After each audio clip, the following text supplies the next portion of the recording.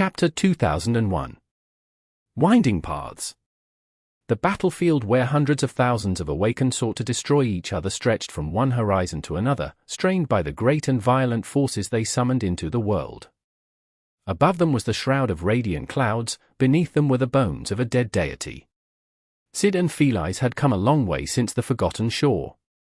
Today, however, their winding paths crossed once again, only for one path to put an end to the other. Sid tasted blood in her mouth as Felice pushed her back. They moved with enough speed to make their furious clash appear like a blur. From time to time, groups of fighting awakened soldiers got in their way, only to be violently tossed aside. Some survived, some were less fortunate. Curse it!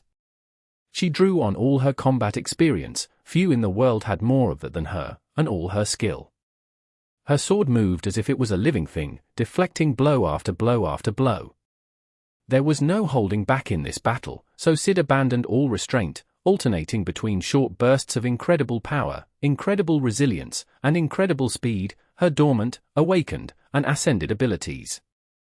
Still, all of it was not enough to resist Felice, who was like a crimson wraith. Her former friend was viciously strong and shockingly fast. Her Chris was like a curse, seemingly existing in several places at the same time. Her technique was insidious and flawless, and her killing intent was absolute. Sid managed to block a blow that would have blinded her by calling upon her strength. She avoided another by leaping back with lightning speed. The third penetrated a crack in her armor, but merely scraped against her adamantine skin, failing to pierce it. A moment later, Felice delivered a crushing kick to her abdomen, making Sid groan in pain. She staggered back. "Ellie, if you don't stop, I'm going to get serious." The handmaiden sneered. "We are not children anymore, Sid. Stop pretending."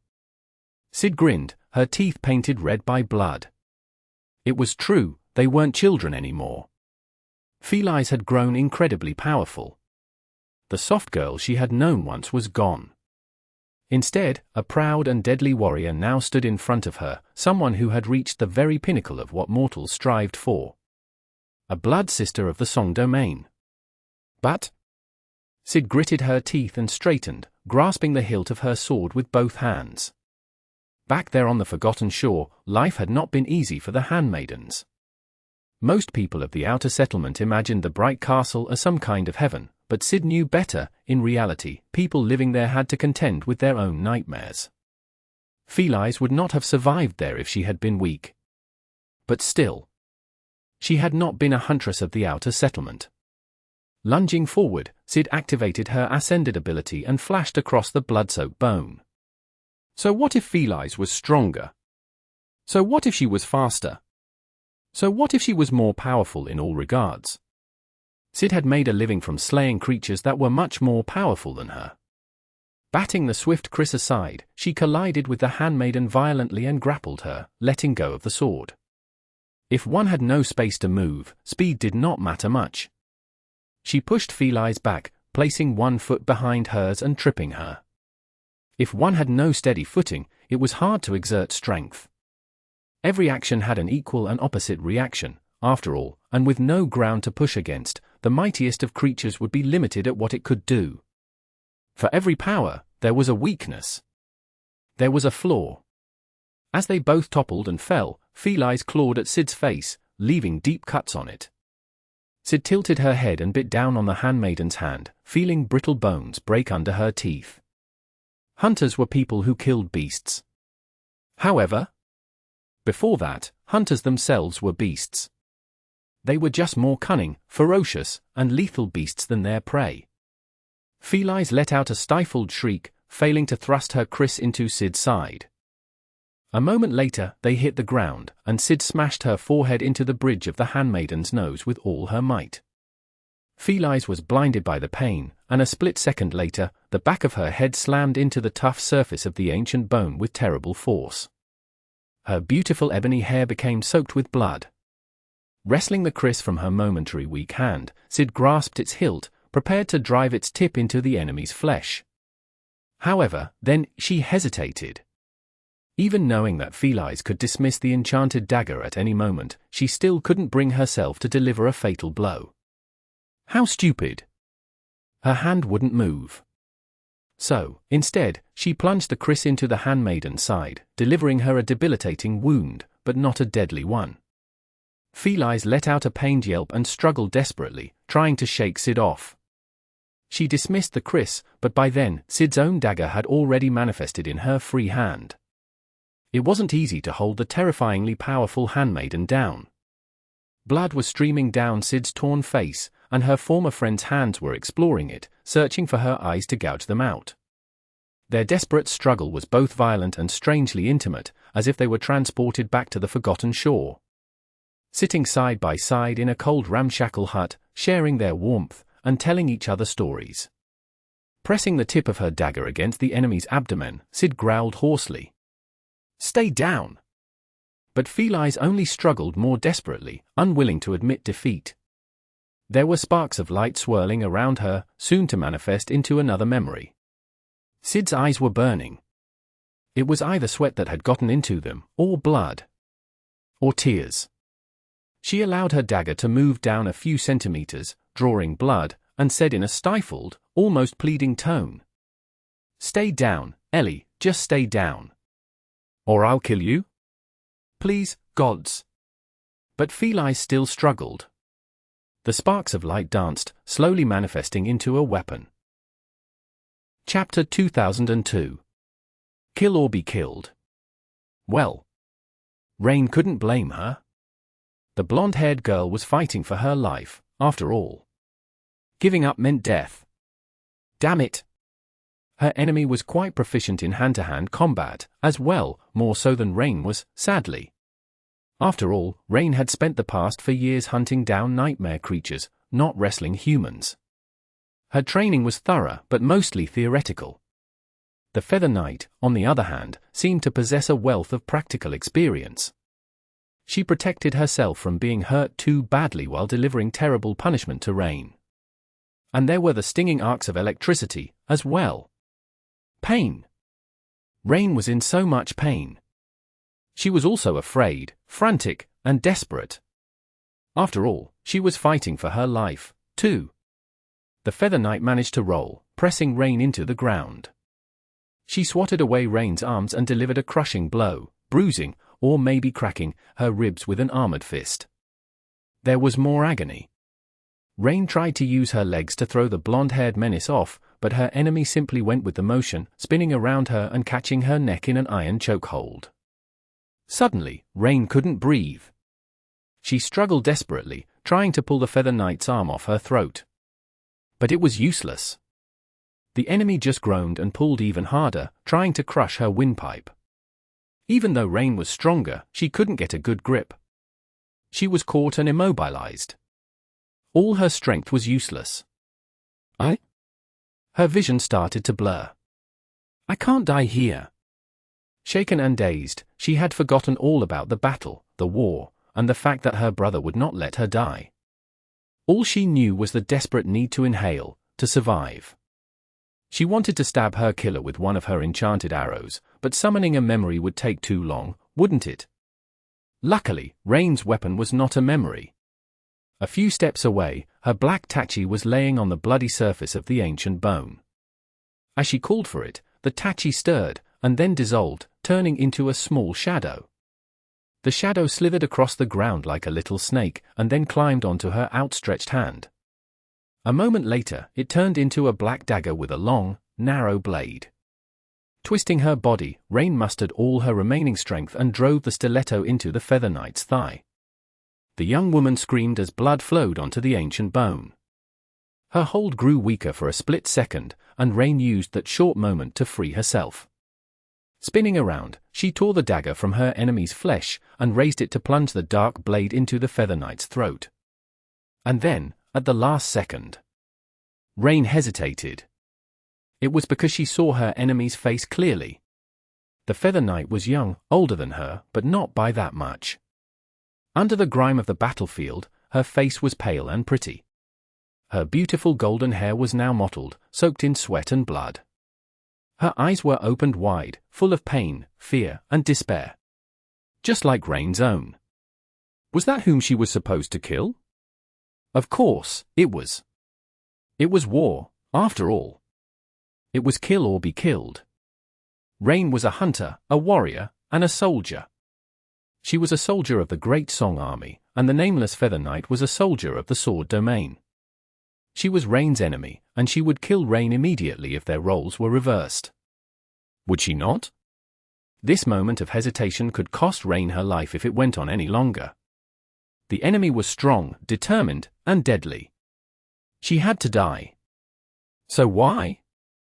Why did Rain feel so much disgust at the thought of killing this pale, frightened young woman? Why did she feel reluctant to thrust the dagger forward and take the Feathers Knight's life?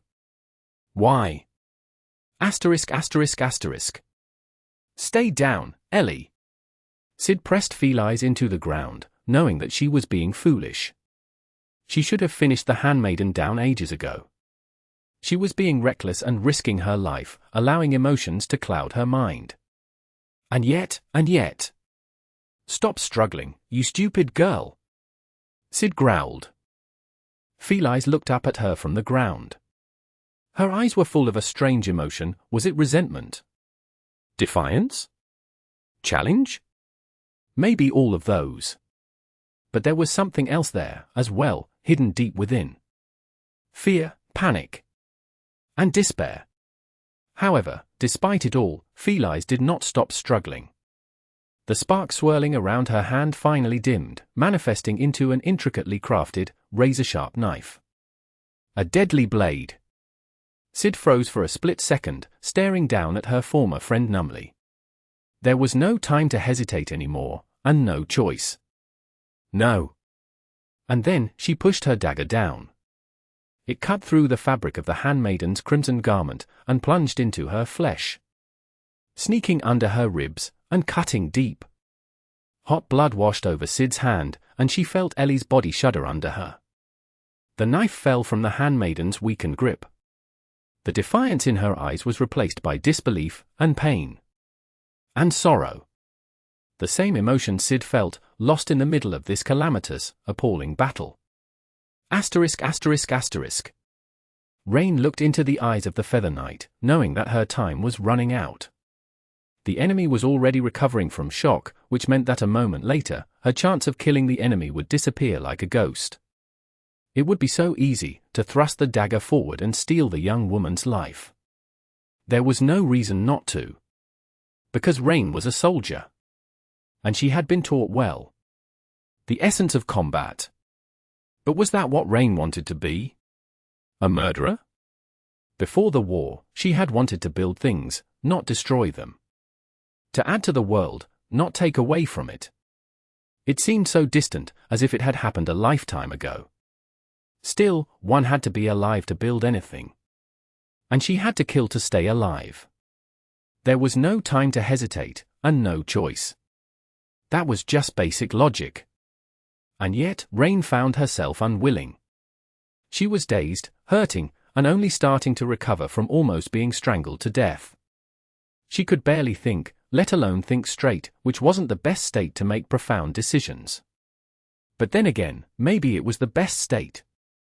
Stripped of all reason, Rain was left face to face with her deepest, most fundamental instincts. With the things that made her, her. And what Rain found was that she didn't want to be a murderer, a killer, and a destroyer. She only felt disgust at the prospect. Even if it meant not getting to become anything else. I'm sorry. She had chosen to join the war herself. But in the end, it seemed that Rain wasn't cut out to be a soldier. Letting out a quiet sigh, she slowly lowered her dagger. And as she did, Rain felt something deep and profound change inside of her. Forever. A moment later, the Feather Knight lunged to the side, grasping the hilt of her sword. Before she could raise it, though, both of them looked up. There, above them, a blinding star seemed to be falling from the sky. The incandescent mass of white radiance plummeted toward the blood-soaked battlefield and crushed into it with a deafening thunderclap. A violent shockwave was raised by its arrival, throwing the warriors of the two great armies away from each other. When the wind settled a few moments later, Rain gasped. A beautiful goddess was standing amidst the dirt and blood of the appalling battlefield, her pure white radiance seemingly unblemished, incapable of being blemished by the crimson dust of the mortal world. Two breathtaking wings shone in the air behind her, and a band of lustrous metal rested on her head like a crown. Her eyes were like a sea of white flame. Changing Star of the Immortal Flame had descended onto the battlefield. Chapter 2003. Morning Star. It was a strange reaction to have. Really, by all logic, she should have been terrified. After all, an enemy saint had arrived at the battlefield, and one of the most powerful saints in the world, at that. If not the most powerful. Sure, Rain knew Nephis, and they shared a distant connection. The last daughter of the Immortal Flame could even spare her out of sentiment if they were to face each other on the battlefield. However, that would require Nephis to remember and recognize Rain first. Considering that awakened soldiers were no more than ants in front of Changing Star, she was unlikely to study the faces of each and every one of them before burning the entire anthill to the ground. And yet, against all logic, Rain still felt a profound sense of relief at the sight of the beautiful saint. Somehow, she believed that her not-quite sister-in-law would solve everything. Right, she's his girlfriend, as well. Finally able to think, Rain belatedly remembered about the existence of her teacher. She hesitated for a moment. "Brother." His reassuring voice soon resounded in her mind, soothing it. "Relax. It's all going to be all right now." There was a short pause, and then he added in a more casual tone. "Get ready to move, though. You'll have to escape fast once the real mess begins." It was only then that Rain tore her gaze from the sacred visage of Nephis of the Immortal Flame and looked around.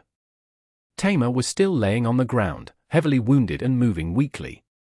The Feather Knight was still just a couple of steps away, tightly grasping her sword. Luckily, the golden-haired girl did not seem in the mood to attack Rain at the moment. She was also looking at Changing Star with wide eyes. Everyone was, really. Her shocking arrival had magically made the entire battle stop on a vast span of the battlefield, at least. Soldiers were still clashing on the distant flanks of the battlefront, but in the center, nobody was moving. It was as if her pure radiance possessed the same power as the dreadful white abyss hiding above the clouds, the power to make entire armies halt. Rain turned back to Nephis just in time to see the soft light emanating from her skin grow brighter and more intense, almost blinding. Her wings dissolved into a stream of light, and in the next moment, everything around was suddenly enveloped by white flames. The battlefield burned. But, strangely enough, no one was hurt by the ocean of radiant fire. Rain watched in a trance as the bodies of the warriors of the Sword Army were swallowed by it, washed over by it, and restored by it. The blood stopped flowing. The groans of agony fell silent. The terrible wounds closed, not leaving even a scar. Thousands of warriors were miraculously brought back from the jaws of death, right in front of Rain's eyes. Cleansed by the Immortal Flame, they rose shakily to their feet, picked up their weapons, and cast their gazes on the pilgrims of the Raven Queen, who looked like a mockery of all that was holy and of life itself in that moment. However, Rain noticed something strange, as well. She witnessed the wounds of the young Feather Knight being healed by the white flame, the gaping wound in her thigh disappearing, the bruises on her face fading, the pain draining from her beautiful eyes, replaced instead by awe and wonder. But, oddly enough, the very same thing had happened to Tamar. The white flame embraced her, as well, washing away her terrible burns.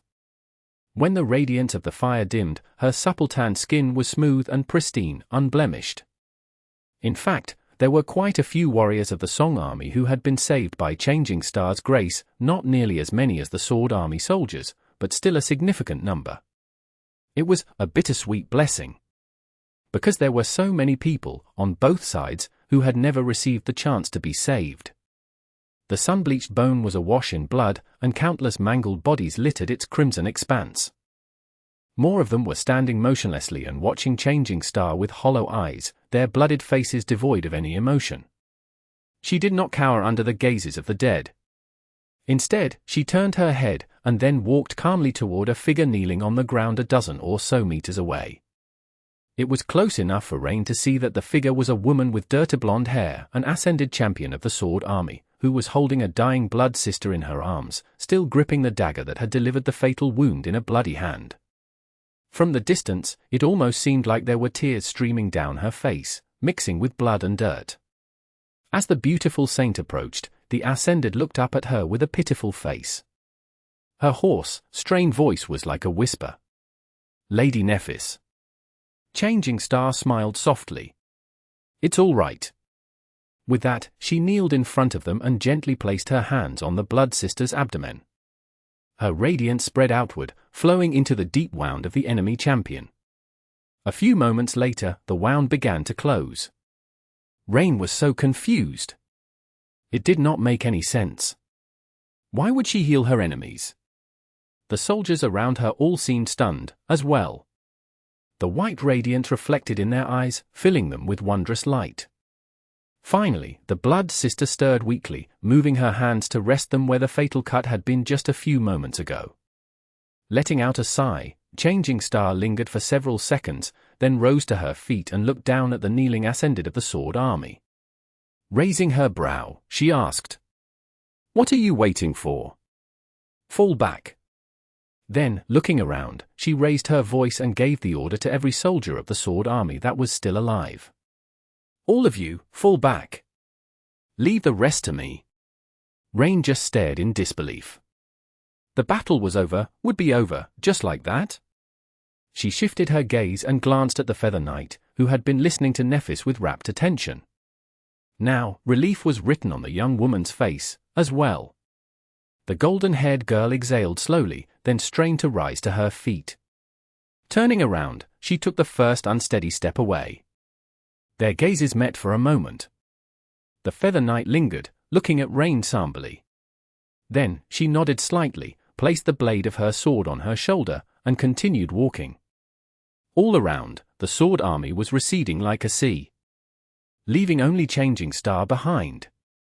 Dazed and struggling to contain her excitement, Rain crawled to where Tamer was still laying on the ground and helped the young legacy sit. Making sure that Tamer was okay, she looked around once more. The soldiers of the Sword Army were leaving, but her fellow warriors of song still remained motionless, looking at Nephis with an array of different expressions. Some seemed grateful. Some were amazed.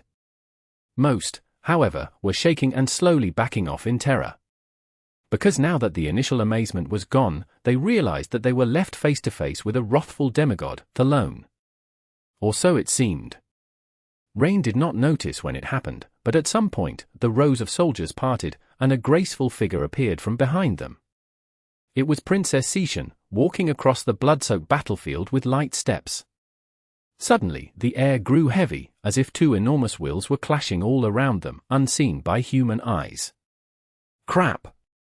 Rain gripped Tamer's shoulders tighter, unsure what to do.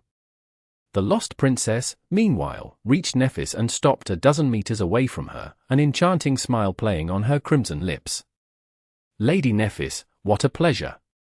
I did not expect to meet you today." Her gaze shifted downward, falling on the blood sister laying at Changing Star's feet. Princess Seishan's gaze changed subtly, for a moment, betraying a deep emotion. However, she managed to contain it swiftly, preventing anything from reflecting on her face. She lingered a little, and then continued. "Still, I must express my gratitude. Thank you for saving one of my handmaidens. It was gracious of you to show my soldier mercy." Nephis simply looked at her, white flames dancing in her eyes. After a few moments of silence, she said, "She was my soldier once, too." Seishan smiled. "Indeed. However, Lady Nephis, please satiate my curiosity.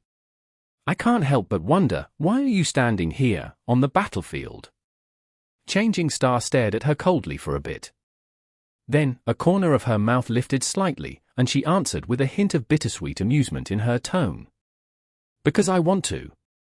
Seishan seemed quite surprised by the answer, enough so that a melodious chuckle escaped from her lips. Nephis inhaled deeply, then looked the Princess of Song right in the eyes.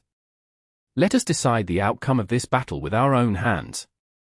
You and I, and all the other saints, if they dare." Why should our soldiers continue to die in our place? Sishan tilted her head lightly and remained silent for a while. Eventually, she said in a calm tone, "That does sound like an attractive proposition, I admit. However, Lady Nephis, both you and I are forbidden from participating in this battle, are we not?" Changing Star studied the lost princess of song for a while, then smiled faintly. "We are not allowed to enter battle, that is true. But if I do decide to enter it?" She raised her head slightly, and her incandescent eyes suddenly flashed with dancing white flames. "Who will stop me?" Chapter 2004. Seeds of Rebellion.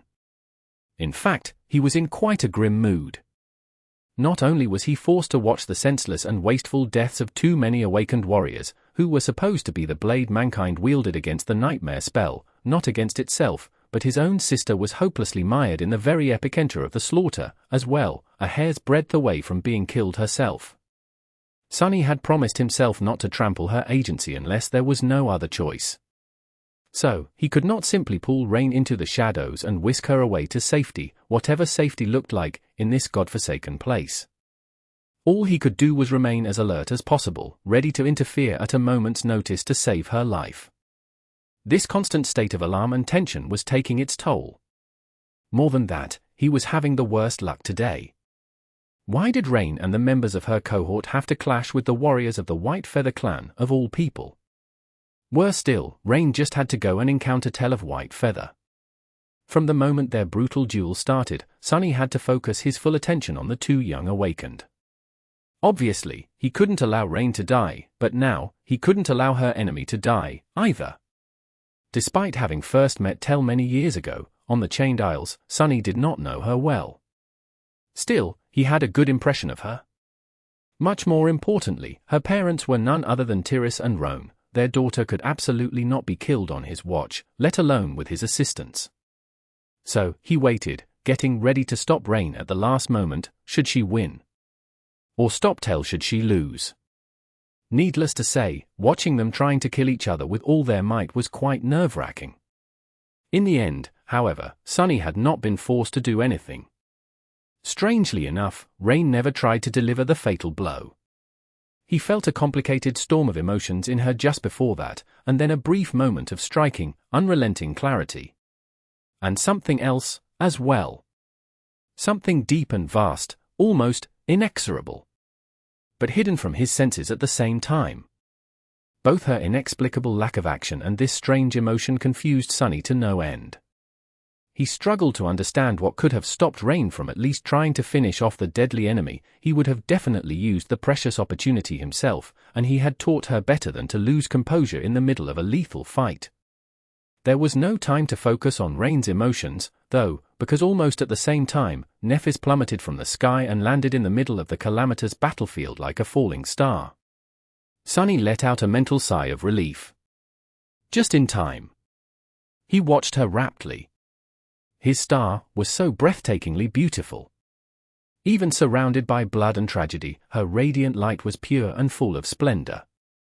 Neph's arrival halted the fighting across the entire center of the battlefield.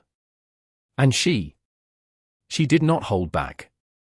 Her flames spread outward, healing countless people, both the soldiers of the Sword Army and the soldiers of the Song Army, not making any distinctions between friend or foe.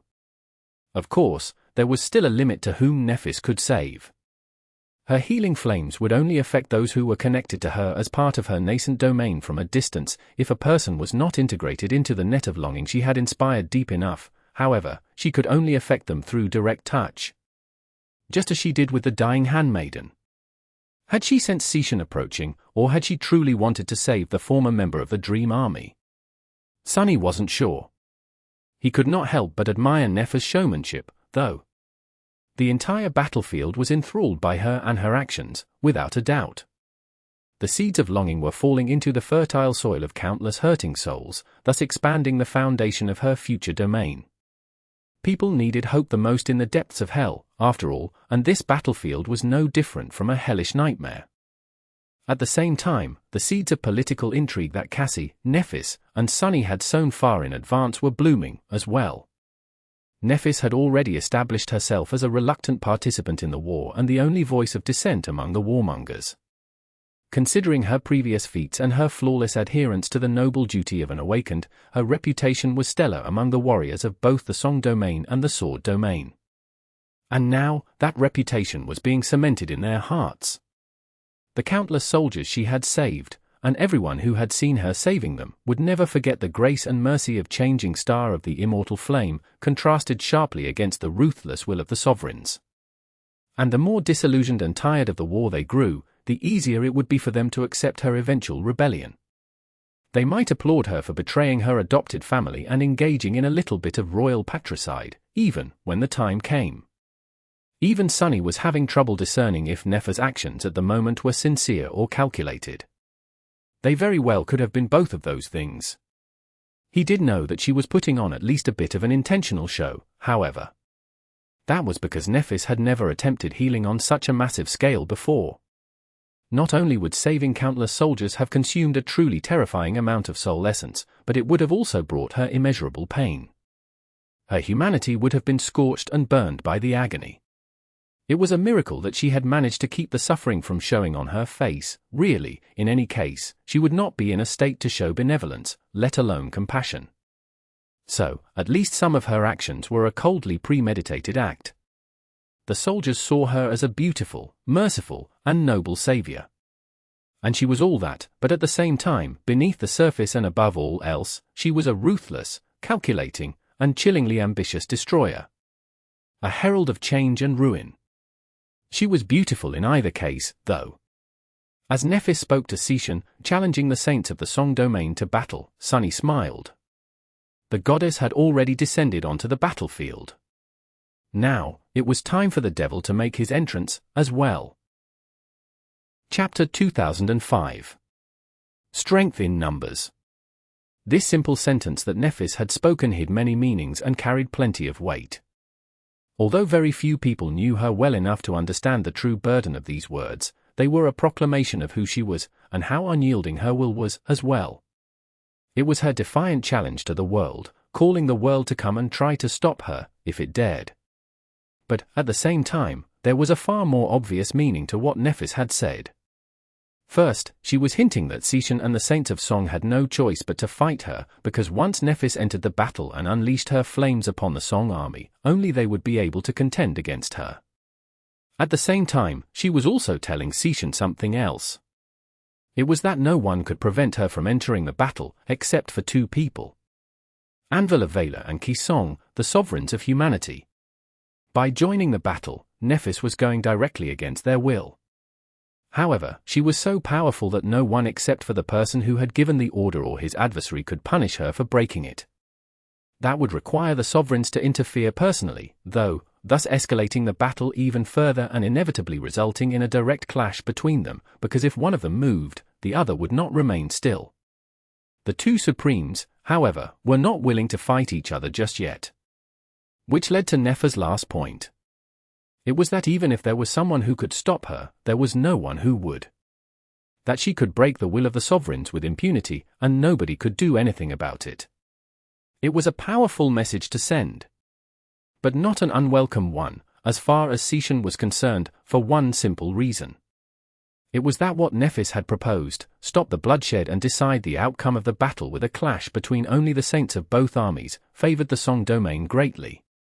There were many more saints in the Song army, after all. They had already held an advantage in that regard at the very start of the war, and their advantage only became greater after Morgan's departure and the battle at Vanishing Lake. The situation had worsened even further since then. 3 expeditions had been sent into the depths of Godgrave to conquer its remaining citadels. Revel and her first Royal Legion had gone into the darkness of the Spine Ocean, accompanied by Moonveil, while a punitive expedition had set out from the camp of the Sword Army to destroy them. Considering how powerful the daughters of Kisong were, that expedition numbered 7 saints. Additionally, Summer Knight was heading south with 2 saints accompanying him, while the Queen of Worms had given up on conquering the Fema citadel, thus sending no one. So, in the end, the Song army, which had only lost 1 Transcendent champion since the start of the war, could muster 46 saints in this battle.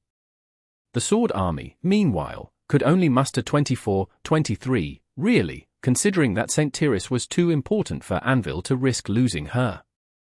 In short, Seishan had no less than twice as many saints to accompany her into battle as Nephis had. What reason did she have to refuse? It's going to be a long day. Still embracing rain as a shadow, Sunny sent her a mental message. That is your cue to get the hell away. His sister flinched, then helped Tamer stand up and rushed away from where Changing Star and the Lost Princess of Song were facing each other. All around her, the warriors of the Song army were following suit, receding like a tide. A vast open space was opening between the two retreating armies, painted by blood and littered with mangled corpses. Sunny let out a mental sigh and shifted most of his focus to the Lord of Shadows.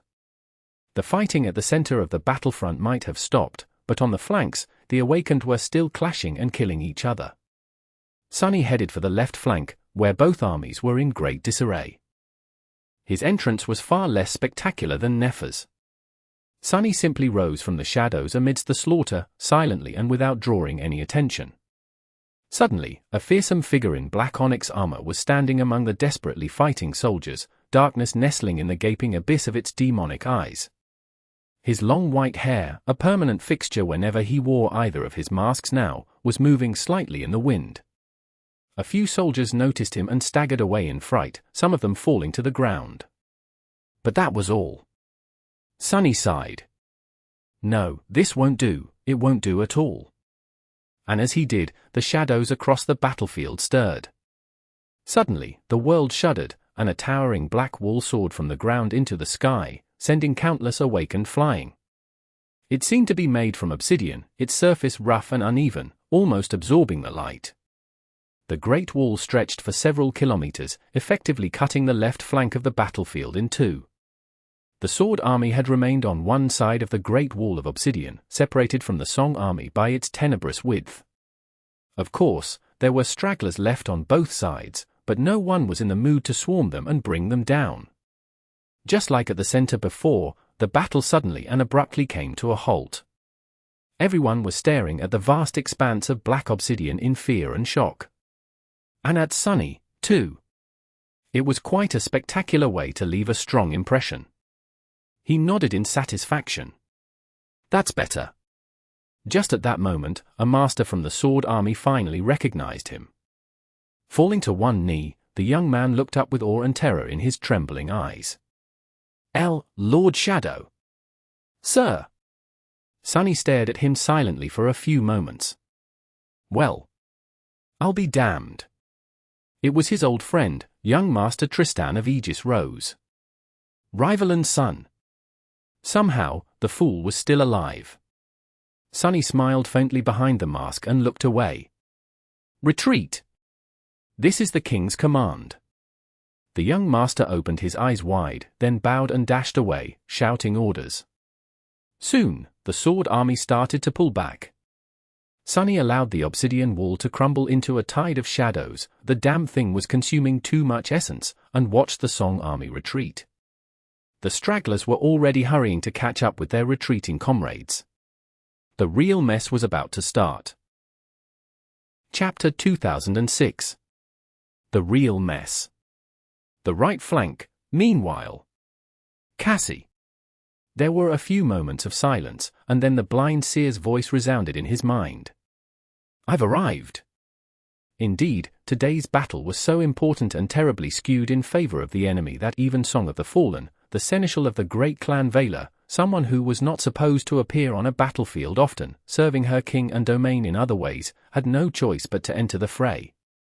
In fact, every saint of the Sword Army was either already here or on their way, except for Sky Tide, who had been ordered to remain with the King of Swords in the rear. Their enemies were already here, too. As the tide of Song soldiers receded, dozens of motionless figures were revealed, standing apart from each other across the expansive battlefield. Sunny felt a strange mixture of somber wariness and anticipation. Each saint was a force to be reckoned with, and the enemy had twice as many saints as his side. There were the puppets of the Queen, as well. There was also the horde of nightmare creatures enthralled by Beastmaster. And he had not forgotten that there were still 3 of Mordred's reflections left intact, somewhere out there. The odds did not seem very promising for the Sword Saints. How many will die? Sunny suddenly felt a chill. It was hard to kill a saint, and even harder to prevent one from escaping should they wish to flee. Those who had reached Transcendence also possessed an incredible wealth of martial experience. They would know when to continue the fight and when to retreat. Still, saints were going to die today. Countless soldiers would be spared from the cold embrace of death, but death would not remain unfed. It was just that the souls it swallowed would be far more nourishing and potent. Of course, the number of the fallen would be infinitely smaller. But not the significance. In fact, the 2 domains would sustain far more damage if a handful of saints were killed than if a myriad of awakened died. That was because only saints could claim citadels, thus expanding a sovereign's domain over vast territories. Currently, there were more saints in the world than there were conquered citadels, but not by much.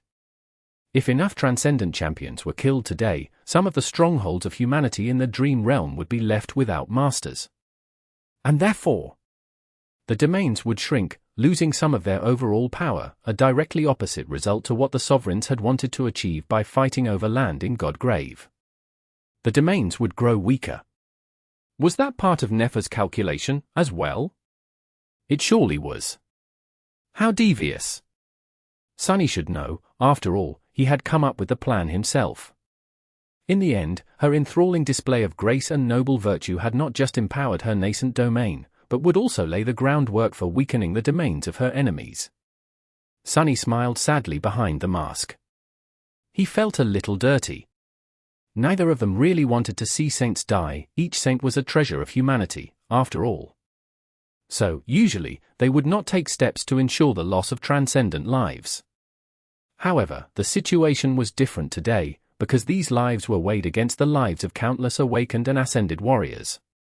Those were a treasure of humanity, too, both as they were, and due to their unrealized potential.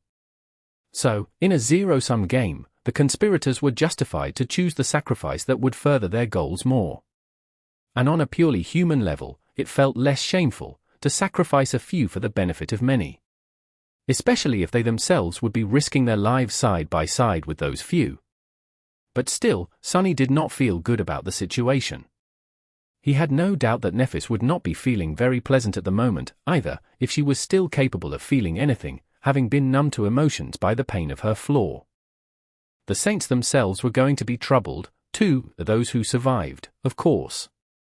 The loss of life among the soldiers was already painful enough, considering that White Feather had not been the only clan to send its warriors into battle. But dying and killing their former friends and comrades personally was both far more visceral and far more poignant an experience. And as the loyalty the saints had for the sovereigns diminished and their discontent grew, no matter how little, Nefer's position would improve further still. Because the doubts the people fighting for the 2 great armies felt were only useless in the lack of an alternative to the iron rule of the 2 sovereigns. If an alternative did present itself one day in the future, though, well, no matter how unpleasant it was, Nephis had made a brilliant move. There would be consequences later, without doubt. Anvil would definitely not be happy with her defiance, but those were problems for the future. Now, all Nephis, Sunny, and Cassie had to do was actually survive the battle and make sure that the overwhelming advantage of the Song domain did not lead to a wholesale slaughter of the Sword Saints. They have twice as many, hell. Sunny was not alone on the left flank of the battlefield. A few other saints had joined him, as well, and now, what remained was to see which strategy the Song domain would choose. They could just send 2 saints of Song to fight each individual Sword Saint. Of course, that was unlikely. After all, they knew how powerful Changing Star and the Lord of Shadows were.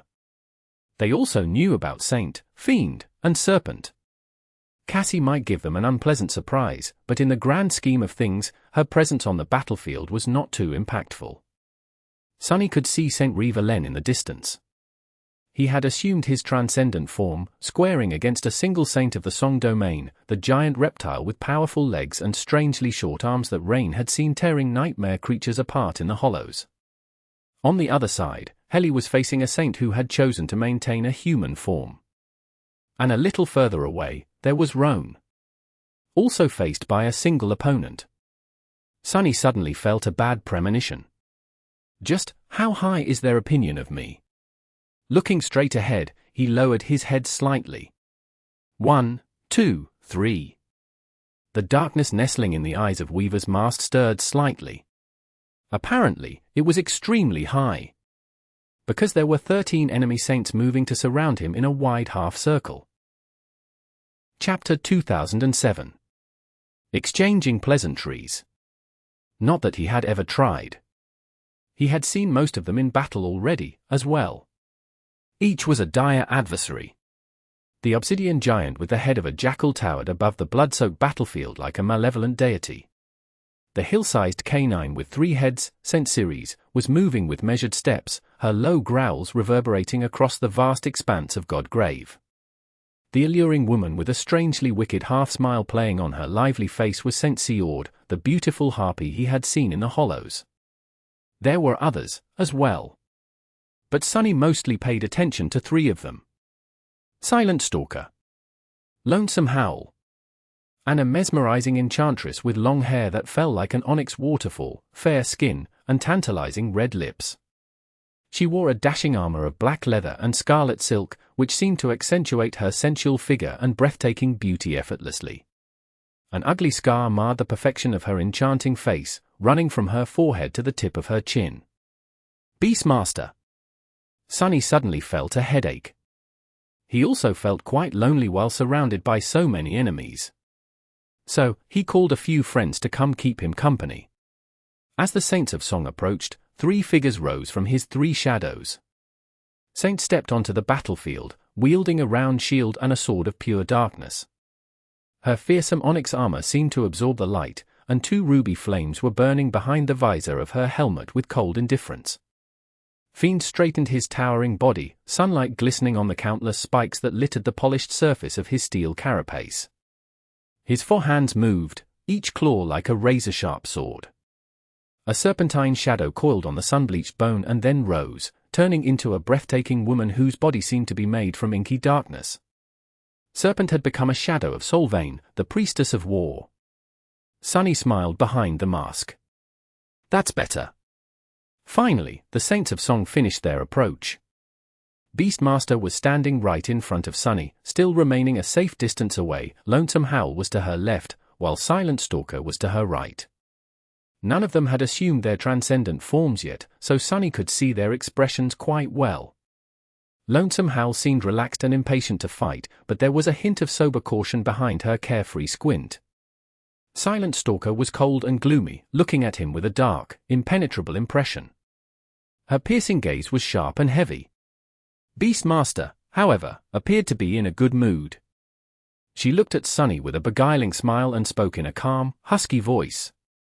The infamous Lord Shadow, it is a pleasure to finally meet you. I've heard so much about you, after all. I hope that you know who I am. Sunny just stared at her silently, his figure radiating a sense of coldness, ruthlessness, and dread. Eventually, he answered with chilling indifference. No idea. Should I? Beastmaster's smile seemed to falter for a split second, but then, she let out a melodious laugh. Allow me to introduce myself, then. I am Beastmaster, Princess of the Song Domain. I'll be in your care today. Sunny tilted his head a little, not saying anything. After a few moments of silence, Beastmaster nodded gracefully. A man of few words, how admirable. In fact, there are several qualities about you that I find worthy of admiration, quite a few, actually. So, I hope you don't mind that I have come to welcome you accompanied by others. Considering your great strength, you wouldn't have wanted Clan Song to humiliate you by only sending 1 or 2 saints here, would you? Sunny grimaced behind the mask. Actually, he would have loved to deal with a couple of saints and swiftly move on to other parts of the battlefield, picking off the rest of them one by one. Alas, that was not meant to be. He lifted his chin a little. Indeed. I would have been enraged if your queen only sent a few of her minions to face me. This makes me quite content. I only regret that you didn't bring more. Beastmaster studied him silently for a few moments. Then, her tantalizing smile widened a little. At the same time, he sensed her power assaulting his mind. It was not a full-out attack, for now. Just a little push to probe his defenses. Well, could Sunny really blame this poor woman? She was so beautiful, so gentle, so precious. And yet, her mother had sent her to face the vicious fiend of the Sword Army in a battle. A lovely flower like Beastmaster had to be treasured, nurtured, and protected, not put in harm's way. Protected by someone strong enough to shield her from the vile greed of this impure, wicked world. Someone like Sunny. He frowned, and the shadows across the battlefield stirred in response. Without moving a muscle, Sunny said coldly, "Stop flirting with me, wench. I'm taken." If Beastmaster was taken aback, she did not show it. The mirth in her tantalizing eyes did dim a little, however, replaced with a hint of eerie interest. "I see." She sighed, and then moved her shoulders slightly. "A pity. No one is perfect, I guess." Sunny blinked. No, but why did even her insults have to sound so exciting? In the next moment, however, his expression changed. Because he suddenly had a bad premonition. And there, behind the 13 saints, 3 more figures emerged, moving forward with dreadful speed. The reflections. All 3 had assumed the same form, that of a monstrous, towering creature that had a tail like that of an enormous snake, 2 powerful hands protruding from a human-like torso, and a bestial head with a long and toothy snout brimming with terrifying fangs. The creatures looked quite familiar. In fact, Sunny knew their kind quite well. They were like older and more dreadful, wingless versions of the chain worms, who were a tribe of nightmare creatures that populated the darkness beneath the chained isles. The chain worms bore that name because they fed on the heavenly chains that held the flying islands together, or on any metal, really, as long as they could sink their fangs into it. Now where?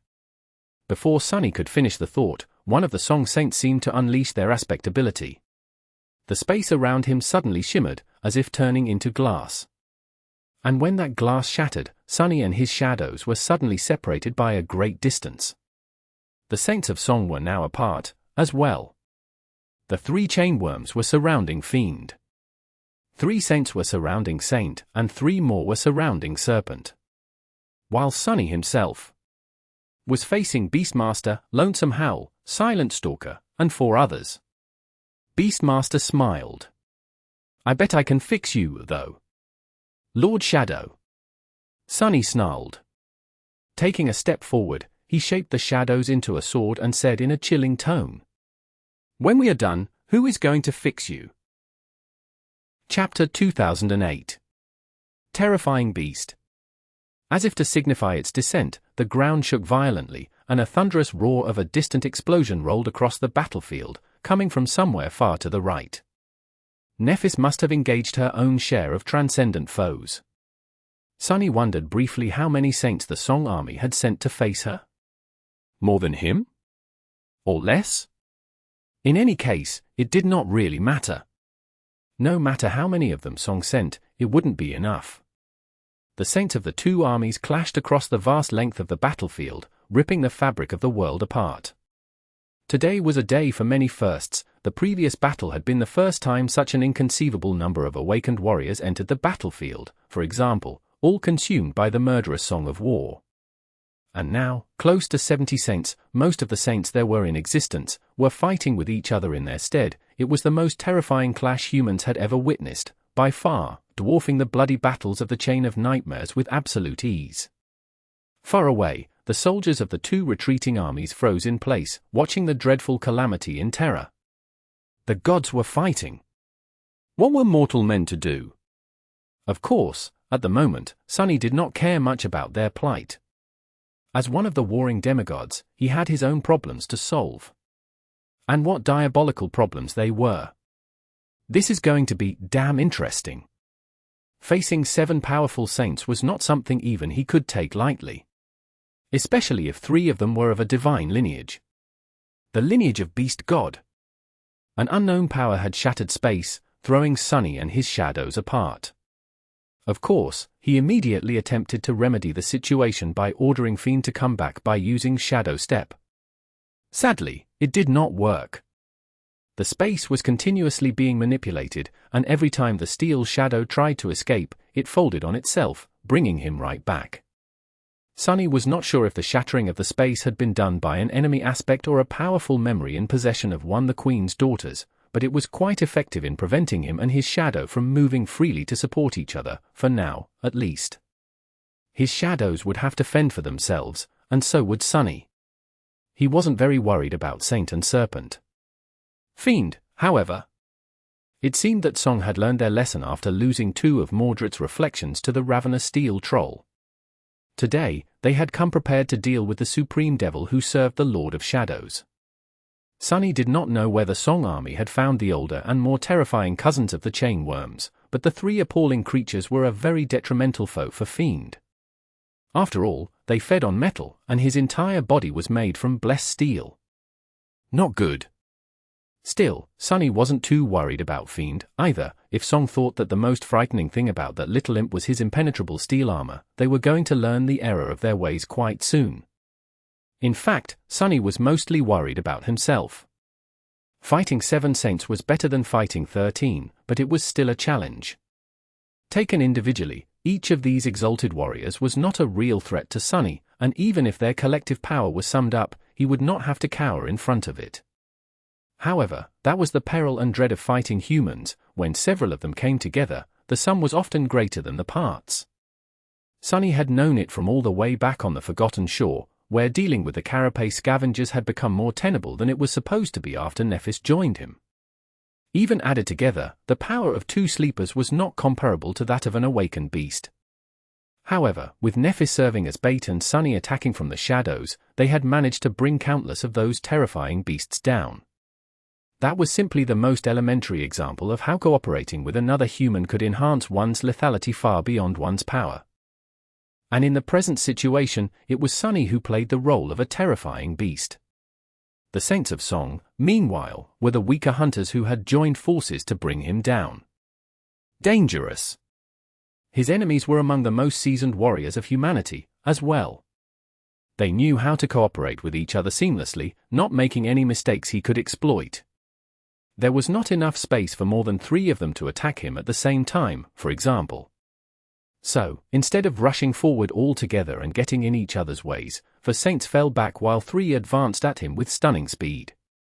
The 3 attackers were the Obsidian Jackal, the 3-headed Canine, Ceres, and Lonesome Howl. It did not mean that the other 4 were doing nothing, though. In fact, they might have posed more danger than the melee vanguard. He could already see Silent Stalker narking an arrow on the string of her bow, while Beastmaster spun a strange-looking sling. 2 remaining Saints took to the sky. One of them was Sea-Ord, the Harpy, while the second one was a gargoyle with a powerful stone body and wide wings. The Saint of Sorrow. Tamer's father was here, too. Sunny was going to have to deal with a barrage of ranged attacks pretty soon. But first, he had to survive the obliterating assault of 3 melee powerhouses. Ceres and Lonesome Howl were already tough enough to handle. It was the obsidian giant that gave Sunny the most pressure due to the sheer immensity of his size, though. The Jackal towered above the battlefield like a dark titan, wielding an enormous polearm with a gold crescent blade. That polearm seemed great and sharp enough to cleave a small fortress in half. Watching the towering giant barrel at him with murder burning in his bestial eyes, Sunny felt like an ant. He was suddenly annoyed. This scene reminded him of facing Goliath for the first time. Those were not happy memories. And although the Obsidian Jackal was truly blameless in that regard, he was going to pay for making Sunny remember something so unpleasant. Let's see which one of us is the ant. As the bestial giant approached, Sunny was suddenly enveloped by a tide of shadows. And then, a colossal figure forged from pure darkness rose to meet the giant face to face. Chapter 2009. A wolf, a dog, and a jackal. So, the shadow shell he had woven out of the wild shadows that dwelled naturally on the battlefield was not nearly as titanic as it could have been. Nevertheless, it was more than tall enough to match the height of the obsidian giant, and even higher than that, towering above him by a few meters. The onyx mantle covered the colossal shell created in the image of Sunny's own body like a fearsome black carapace. It was nothing new, however. Today, this transformation of his felt different. That was because he was doing something he had never done before, controlling one of the shadows as an incarnation and augmenting himself with it. Therefore, Sunny felt a strange and incongruous, but not entirely unnatural sensation, that of being himself, but also something other than himself, which had in turn become one with his body. Basically, he was doing the same thing he had been practicing with his shadows and memories, but aimed at his own mind, body, and soul. That allowed him to push the state of fusion with the shell even further, making it feel almost like his actual self. Sunny felt powerful. Sunny felt vast. He felt as if his every motion held within itself untold devastation. There was another curious thing that had happened as a result, as well. It seemed as if that flawless union between the shadow shell and him was not merely a sensation. Rather, it was as if the world itself did not see the difference between Sunny and the shadow colossus anymore, or at least not so strongly, regarding both as manifestations of his soul. And Weaver's mask did, as well. So, it had expanded in size, shifting to cover the Dark Titan's face. This mask had been meant to fit the face of a nebulous deity. After all, it was more than capable of hiding the features of giants. So, Sunny did not have to create a facsimile out of shadows, like he had usually done in the past. He had to admit, though, Weaver's mask had always been fearsome and deeply disturbing. Now that it was the size of a tall edifice, however, it suddenly seemed 10 times more terrifying. He wasn't surprised that his enemies seemed slightly hesitant, all of a sudden.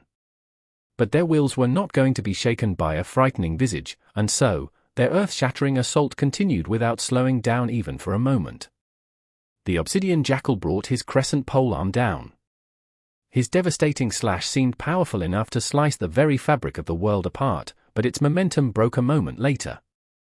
Sunny had long known how the enemy saint was going to attack.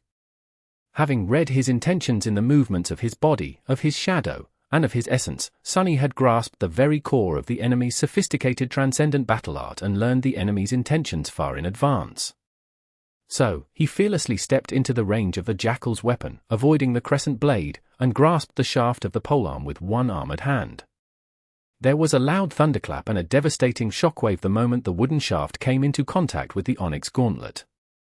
As its momentum was instantly drained, Sunny's feet were suddenly enveloped by a crimson haze. The blood smearing the surface of the ancient bone had absorbed the dire force of the impact and evaporated, turning into a scorching cloud.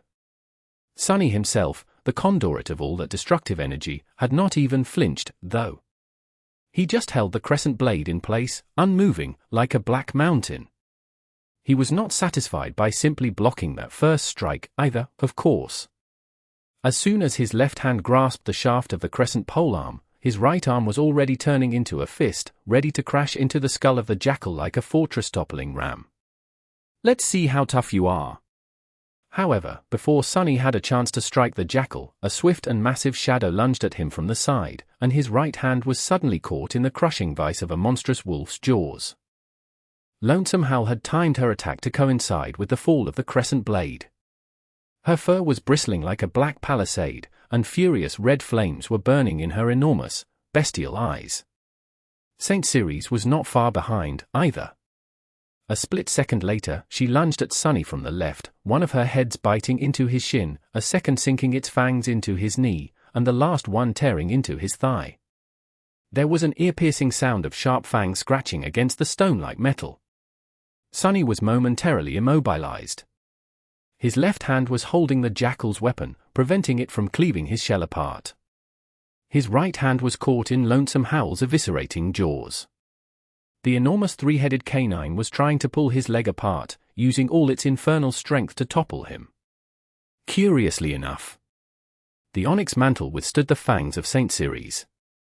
It shattered under the fangs of the Stygian she-wolf, though Lonesome Howl had bitten his gauntlet, shredding the hand and wrist of the shadow shell with vicious fury. And, of course, the other four saints were not staying idle.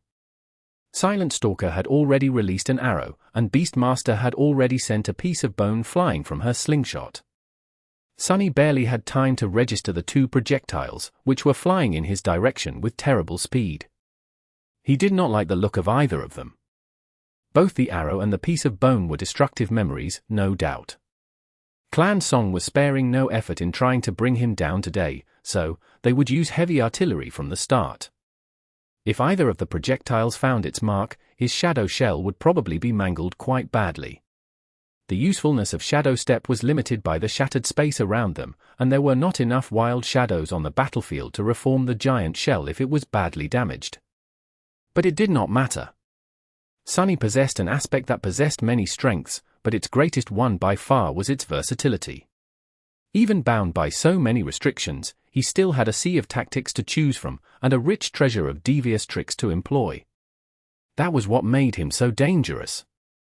Sunny pushed away the golden crescent, making the bestial giant stagger back. With his left hand now free, he struck down, delivering a terrifying blow to one of the canine heads that were trying to mangle his leg. The blow did not quite crack the creature's skull, but Ceres was definitely dazed and in pain. Well, at least a third of her was dazed and in pain. A torrent of blood flowed from one of her crushing maws, and her hold on his thigh grew weak. Using the chance, Sunny grabbed the hill-sized canine by the scruff of her neck. At the same time, he dismissed several elements of the onyx mantle, thus escaping from her remaining two sets of terrifying fangs. Suddenly, Ceres was being pulled into the air, her pillar-like paws losing contact with the ground. Deep within the Shadow Colossus shell, Sunny smiled coldly. And then, he hoisted the three-headed canine up with one hand, placing her enormous body between himself and the two incoming projectiles at the last moment. Chapter 2010. Heavy Hand of Shadow. Sunny knew that Clan Song had a vast arsenal of powerful memories, some of them even of the supreme rank, without a doubt. After all, even if Nephis was right and the spell created those far more parsimoniously than the memories of the lower ranks, Ki Song had been a sovereign for decades. 7 of her daughters were also saints, and he knew from personal experience that at least some of them were more than capable of slaying great nightmare creatures with ease. So, he had expected something extraordinary to happen when Silent Stalker's arrow and Beastmaster's bone projectile struck Ceres. However, he was both disappointed and a little relieved to have been mistaken. Because nothing happened, instead. His enemies were far too outstanding to wound one of their own so foolishly. Even though there was only a split second to react, both Beastmaster and Silent Stalker managed to dismiss their memories in time, so all that hit the enormous canine were 2 swirling streams of radiant sparks. So, Sunny did not hesitate to continue with the momentum of lifting her up, and slammed Ceres into the ground with all his dreadful might. The battlefield quaked, and a pitiful whine escaped from all 3 of her bestial mouths. At the same time, Lonesome Hal jerked her head sideways, tearing off his right arm with one powerful motion. A river of shadows flowed from the stump, pouring down like a dark waterfall. Ah! And the obsidian Jackal had already recovered by then, bringing his golden polearm down once more. Only, this time, Sunny had no time to dodge it, and no opportunity to block its descent. So, he did not. A moment before the crescent blade cleaved the Shadow Colossus apart, it simply fell apart on its own. His onyx armor parted, and the inky black body beneath parted, as well. For a few moments, there was a wide chasm separating the right side of the shell from its left side. The polearm plummeted through this chasm, not dealing Sunny any damage. And the shadow shell simply mended itself as soon as the golden blade passed. By the time it plunged into the crimson haze and crashed into the surface of the ancient bone with a deafening thunderclap, the Shadow Colossus was as good as new. Well, it was still missing a hand.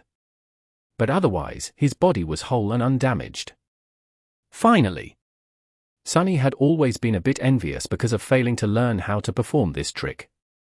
Fiend had used it against him all the way back in Antarctica, after all, but despite having slain him there, Sunny, the vengeful imp's new master, never managed to figure out how to partially turn his body into an incorporeal shadow himself. Granted, this time, he had not just turned a part of his shell intangible, he went a step ahead and created a physical breach in it. Otherwise, there would have been little sense in doing it at all. Sunny possessed plenty of ways to cut intangible enemies, and the Saints of Song would have their own ways, as well. Regardless, Now, finally, Sunny could do what he had wanted to do from the very start. The Jackal had not expected that his weapon would meet no resistance at all, so he had put a lot of force into his strike. As a result, his balance was broken, and he wasted a moment too many trying to regain it. So, Sunny punched him in the snout with all the might he had. The force of the impact was so fierce that there was actually a blinding flash. A moment later, the bestial giant toppled and fell in the thunderous boom of a violent thunderclap, causing the entire battlefield to tremble. A few of his fangs rattled on the ancient bone, each large enough to crush several humans. Sunny felt amused at the sight of them. I wonder if those will remain after he transforms back into a human. The first exchange was over, and it was Sunny's resounding win. His shell did lose a hand, but that was of no significance. Meanwhile, Ceres was seriously wounded, and the Jackal had received a terrible blow. Silent Stalker and Beastmaster had wasted their first, most important volley. It would take them a while to summon the powerful memories back, and in a battle of saints, those precious seconds could very well feel like an eternity. However, the battle was only getting started. And by the second exchange, Seord and the Saint of Sorrow would be joining the fray too. Sunny was already suffering from not having enough hands to contend against all his foes. With two more added enemies into the mix, his numerical disadvantage was going to grow more dire, and would thus bring him closer to being overwhelmed. What to do, what to do? He considered doing something drastic for a moment. Sunny had been patiently hiding the fact that he could manifest several bodies all this time, but now, he was considering if it was even worth it to continue the charade. It did seem like a perfect solution to his current predicament, as well as the last straw that could break the camel's back, thus helping him turn the tide of the entire battle. Whatever the hell a camel was. It must have been quite a weird animal, considering that its back could be broken by a straw. Probably some invertebrate. However, in the end, Sunny kept his shadows wrapped tightly around his body. Not because he didn't want to reveal his incarnations to the world, but simply because he couldn't. At the moment, he had not experienced the most dreadful weapon his enemies had in store, Beastmaster's terrifying ability to manipulate one's mind. The Onyx Mantle granted Sunny a high resistance to mental attacks, but he wasn't confident in resisting the tantalizing Saint with just that, or at least not entirely. So, he needed the shadows to augment him, and the stalwart trait of the mantle, for as long as Beastmaster remained a threat. And speaking of her, just as Sunny shifted his weight, preparing to repel another of Lonesome Howl's ferocious attacks, he suddenly felt it. A powerful, insidious, and enthralling power invading his mind. It felt muted and distant, as if weakened by a stalwart barrier, but still mesmerizing. His limbs grew heavy all of a sudden. Crap! As Sunny staggered, the monstrous wolf lunged at him like a tide of darkness and bestial fury. At the same time, two swift shadows fell on him from the blinding sky. And an arrow whistled through the air, aimed precisely at the point where his own shadow was hidden in the depths of the colossal shell. I really hate mind attacks the most. Chapter 2011. Transcendent Battlefield. Suddenly, he felt worn down and exhausted. Every burden that he carried, enduring the oppressive weight both willingly and silently, was suddenly so much more grievous and tiresome. This war went on for so long, and even before the war, he had never known a moment of peace. Having grown accustomed to torment and turmoil, Sunny had easily deceived himself into forgetting how dreadful the world truly was. But now, he felt it in his every bone all of a sudden. At the same time, a peculiar feeling bloomed in his mind. A feeling of witnessing something infinitely beautiful, inviting, and wonderful. Something so wondrous, so amazing, and so precious. It was as if a resplendent light had shone in the broken darkness of his mind, illuminating it gently and bringing tears to his eyes. Enthralled by the beautiful radiance, Sunny found it hard and devoid of meaning to concentrate on anything, let alone move. And yet, he did move. Somewhere far away, Master Sunless was sitting in the darkness, weaving strings of shadow essence with 6 nimble hands. Looking up from his meditation, he frowned a little, and then drove the long needle through his hand, piercing it without a hint of hesitation. A wave of sharp pain washed over his consciousness, making the enthralling light waver and dim a little. Sunny's mental resistance was already strong enough, and the additional push of feeling pain pushed him the rest of the way. Shaking off the hex, the Lord of Shadows moved, too. The towering onyx colossus turned his torso. In the next moment, Silent Stalker's arrow tore through the breastplate of his armor, pierced his body, and exploded from his back in a torrent of dissolving shadows. If he had been a split second late, that arrow would have pierced his very soul instead of simply damaging the shell. What a nice arrow!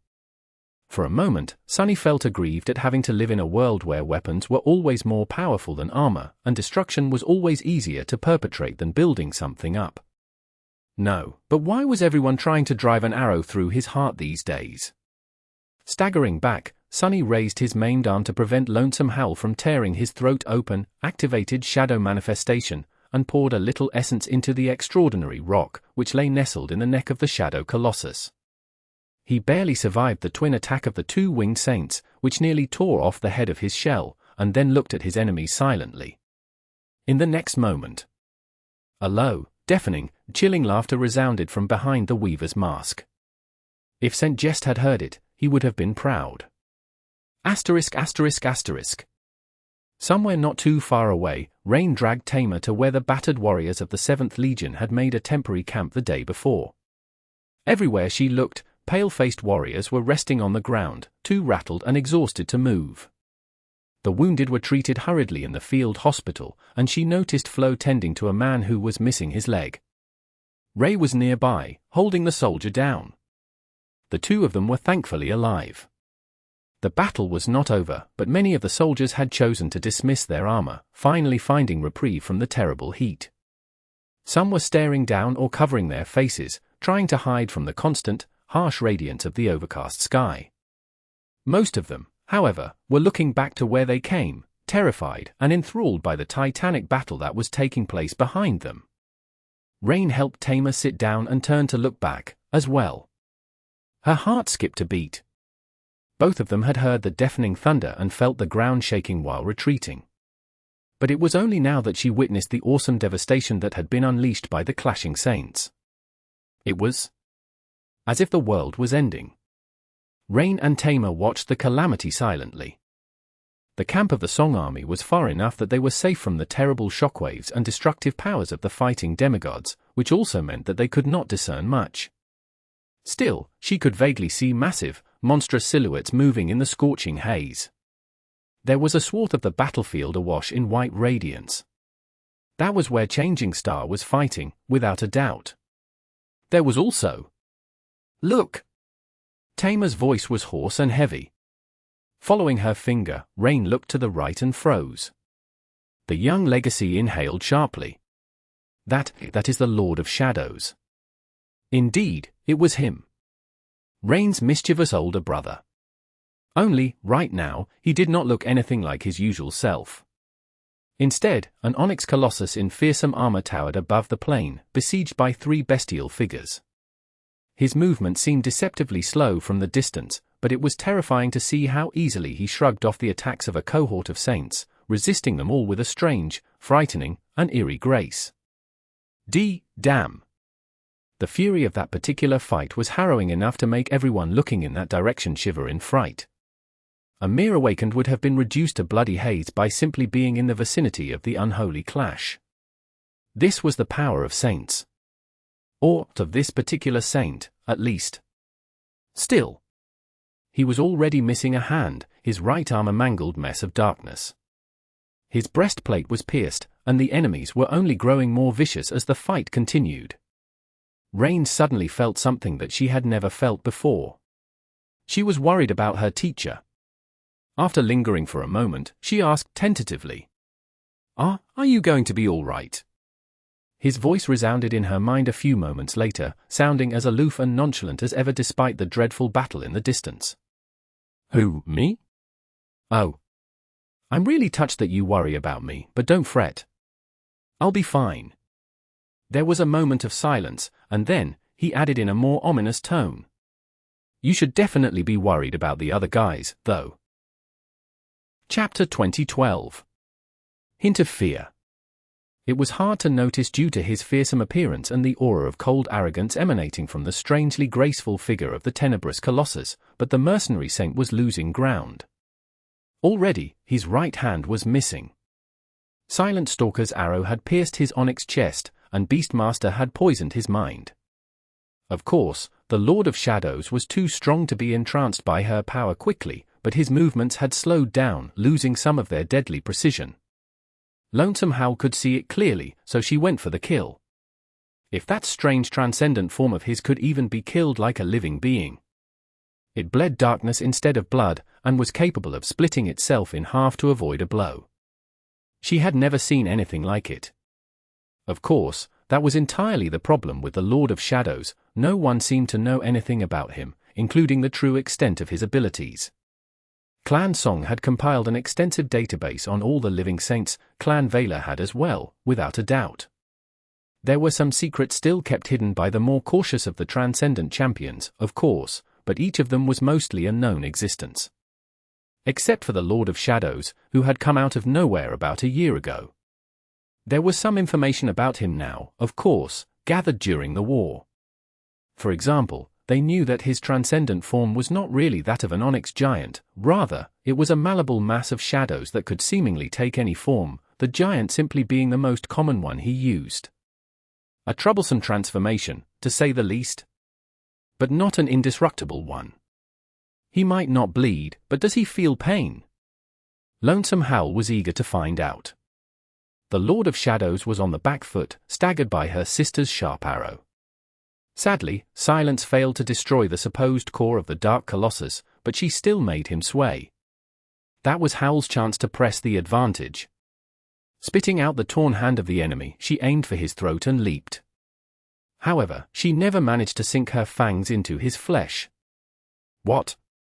Suddenly, she felt something cold and alien wrapping around her snout, and then, her vision was obscured. Instead of ripping the enemy's throat open, Lonesome Howl crashed into something hard, and was then unceremoniously tossed aside.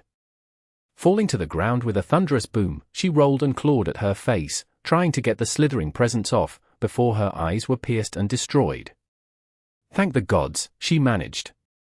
With her vision blurry, Lonesome Howl looked down and recoiled.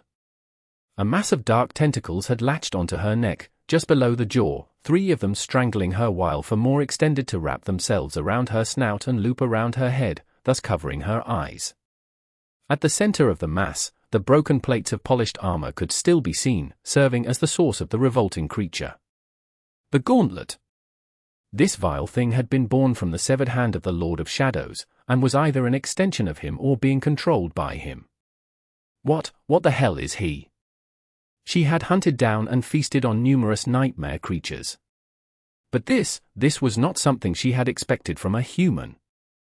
If the Lord of Shadows even was a human. Shuddering, Lonesome Howl allowed herself a split second of hesitation to figure out how to get rid of the 7 dark tentacles and their source. Sadly, while her transcendent form was both swift and powerful, it lacked opposable thumbs and nimble arms, so she could not even reach it. None of the aspect abilities would be of use, either. Of course, there were plenty of ways to try and damage the thing, but Lonesome Howl chose the simplest method to break free. She dismissed her transcendent ability and turned back into a human. A moment later, she was laying on the ground. And a moment after that, the remains of the onyx gauntlet and the wriggling mass of shadows growing from within it crashed into the ground several meters away, towering above her like a hill. Growling, Lonesome Howl lunged forward and pierced the heart of the dark mass like a cannonball, ripping the vile creature apart with her bare hands. It offered little resistance, dissolving into a torrent of darkness and breaking apart under her violent assault. The onyx shards rained onto the blood-soaked surface of the ancient bone with a deafening noise. Landing gracefully on the ground dozens of meters away, Lonesome Howl fell on all 4s and activated her transcendent ability once again.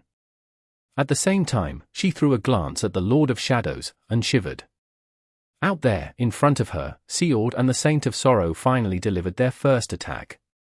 Plummeting from a great height, as great a height as was safe to ascend to here in Godgrave, both delivered terrible blows, which were assisted both by their tremendous acceleration and gravity. Seor tossed a bronze javelin down, while the Saint of Sorrow simply used his stone body as a missile. It was as though the Lord of Shadows had known of their attack in advance.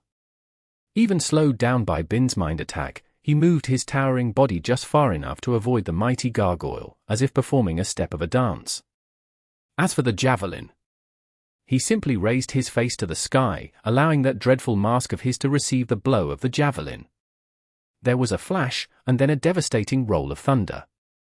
For a moment, it seemed as if the entire world was drowned out by pure whiteness, and as a violent tremor ran through the battlefield, a pillar of flame rose into the sky. When the flash subsided, though, the polished black surface of the wooden mask was whole and unblemished, without even a scratch on it, as if it was far more durable than even the fearsome onyx armor the mercenary saint wore. And Lonesome Howl could attest that it was one of the most resilient memories she had ever seen. After all, she pierced it with her own fangs. Nothing had been able to survive her bite before, but the onyx armor nearly did. Her transformation was complete. Ceres had already picked herself up from the ground, blood flowing from her 3 mouths. Jack was already on his feet again, wrath and resentment smoldering in his bestial eyes. They were all ready to attack again. Bin, Silence, Jack, Ceres, Seord, Sorrow, and Howl herself. Both sides had sustained some damage, but they were burning with the desire to continue. Lonesome Howl let out a threatening growl. "How are you going to fight 7 of us with 1 arm, Sellsword?" And as she looked up, a low, reverberating, chilling laughter resounded from beneath the terrifying black mask. Then, it turned even lower, resembling the voice of an actual demon. The figure of the beautiful onyx colossus suddenly shrunk a little, becoming a few meters lower. At the same time, it changed, shifting into something far more bestial. Black horns rose from his head like a crown, glistening darkly in the blinding light of the radiant sky. A long tail with an onyx spike on its end whipped through the air. His knee joint seemed to reverse, and his feet grew, enormous claws scratching against the ancient bone. Most importantly of all, his severed hand seemed to regrow, and 2 more arms shot from his torso, each covered by the onyx carapace of the enchanted armor and ending with sharp claws. A few moments later, a towering, terrifying dark demon was standing on the battlefield instead of a colossal human warrior. One with 6 horns and 4 arms, the eerie mask hiding his inhuman features. Looking at it, Lonesome Howl felt a bit of unease. Dejection, even. And a tiny spark of fear. How do we even destroy this thing? Chapter 2013. Devil and the 7 Saints. Towering above the battlefield as the giant version of the Shadowspawn shell, Sunny smiled darkly in the embrace of shadows. His human body was still the most natural, and therefore the most effective form he could summon, in most battles, at least. But when he was outnumbered, the special traits of the Shadowspawn shell truly shone. Sunny had been pressed to contend against the 7 Saints of Song, but now, his task was easier.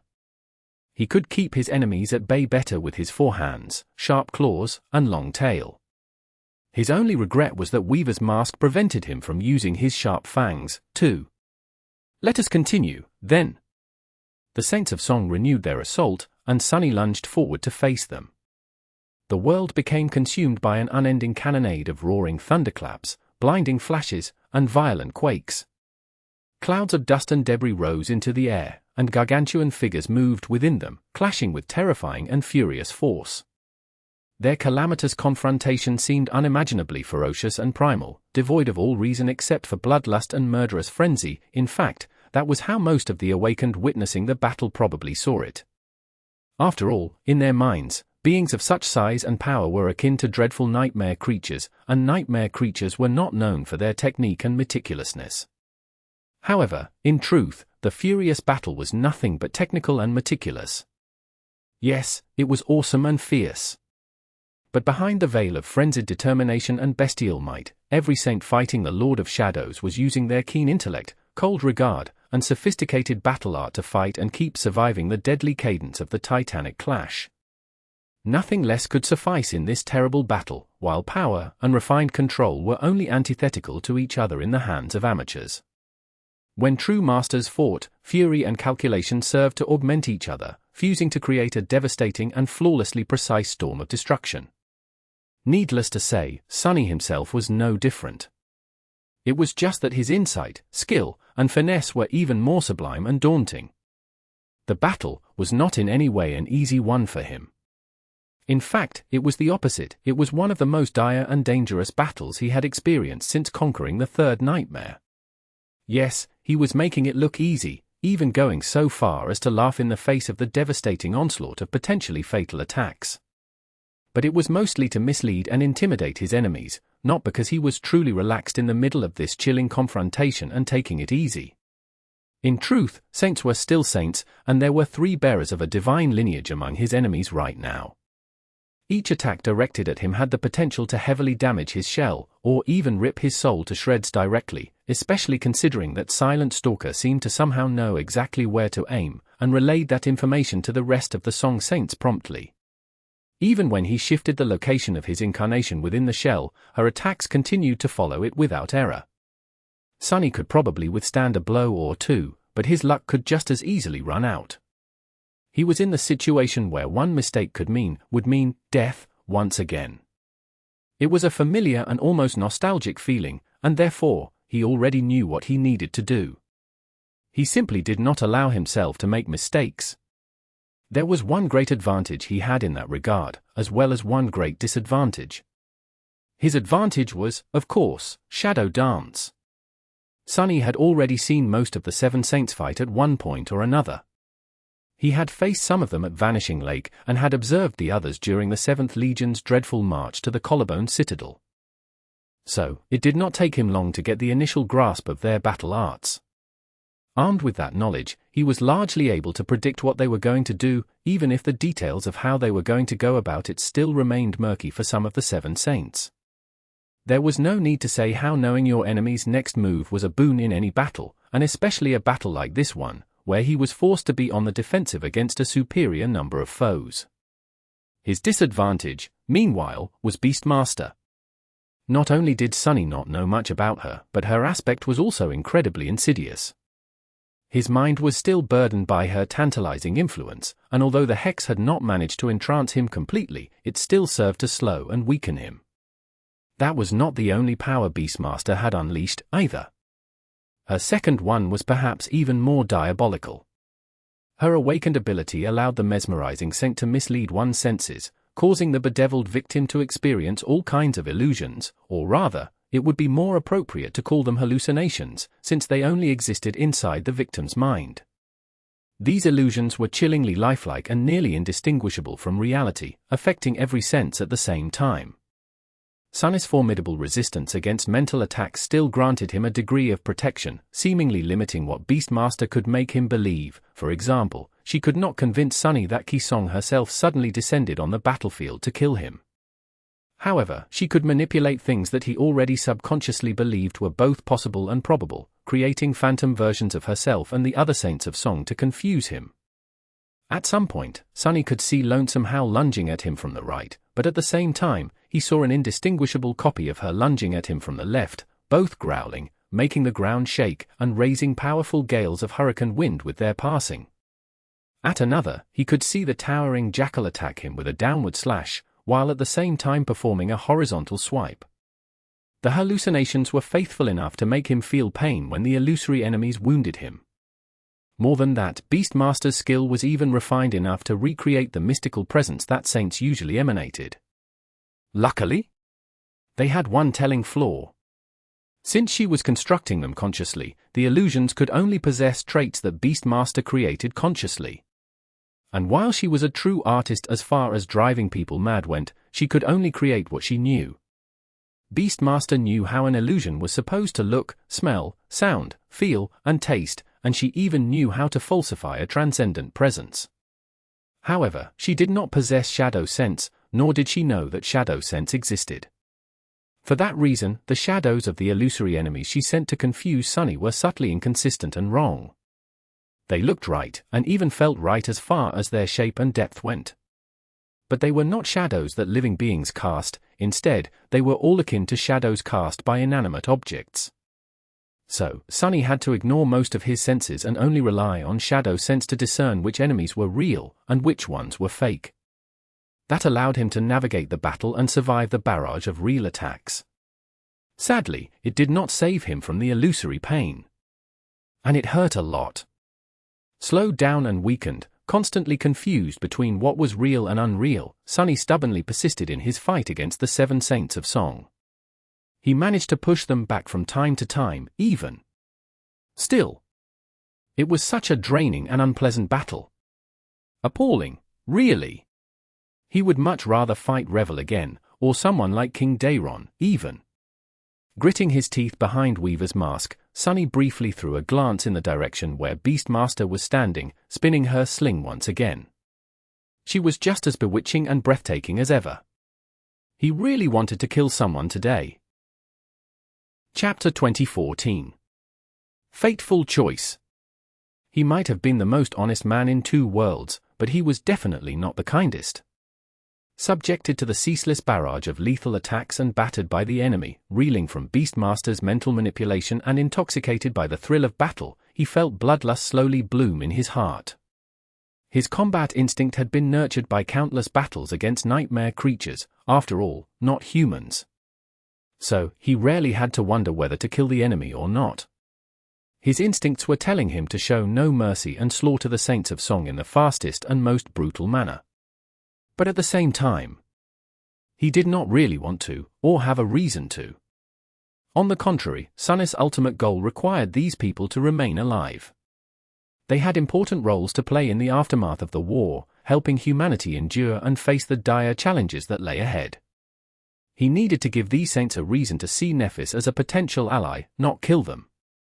Take Beastmaster, for example. Sure, she was insidious and chillingly powerful. But she was also the backbone of the entire Song domain. Her thralls were currently besieging the Sword Saints on the battlefield, but in the time of peace, the same thralls were the foundation of the logistical infrastructure in the eastern reaches of the Dream Realm.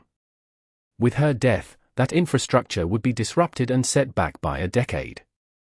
Delivering goods from the River of Tears to the inland cities would become many times harder, time-consuming, and dangerous. The same was true for large-scale construction. So, no matter how frustrated and sickened Sunny felt because of having his mind played with, he ultimately wanted Song Umbin to survive the battle. The same went for the other 6 saints that were trying to kill him with all their might. Each and every one of them was a treasure that he could not really afford to lose. That alone made Sunny feel conflicted, making his reason and instincts clash with each other. But also, he was not even sure that he could afford to spare these people. Defeating an enemy while sparing them was much harder than simply killing the enemy, after all. And Sunny was barely managing to keep himself alive in this battle. Mercy was a luxury that had a heavy price. It was strange. This was not the first war Sunny had participated in, and definitely not his first battle. However, in the past, he had mostly experienced war from the point of view of a foot soldier. Even as an officer of the evacuation army, Sunny had only really needed to concern himself with achieving his objectives. But now, he was powerful enough and influential enough to be one of the people responsible for setting the objectives. As such, his perspective of war had no choice but to change.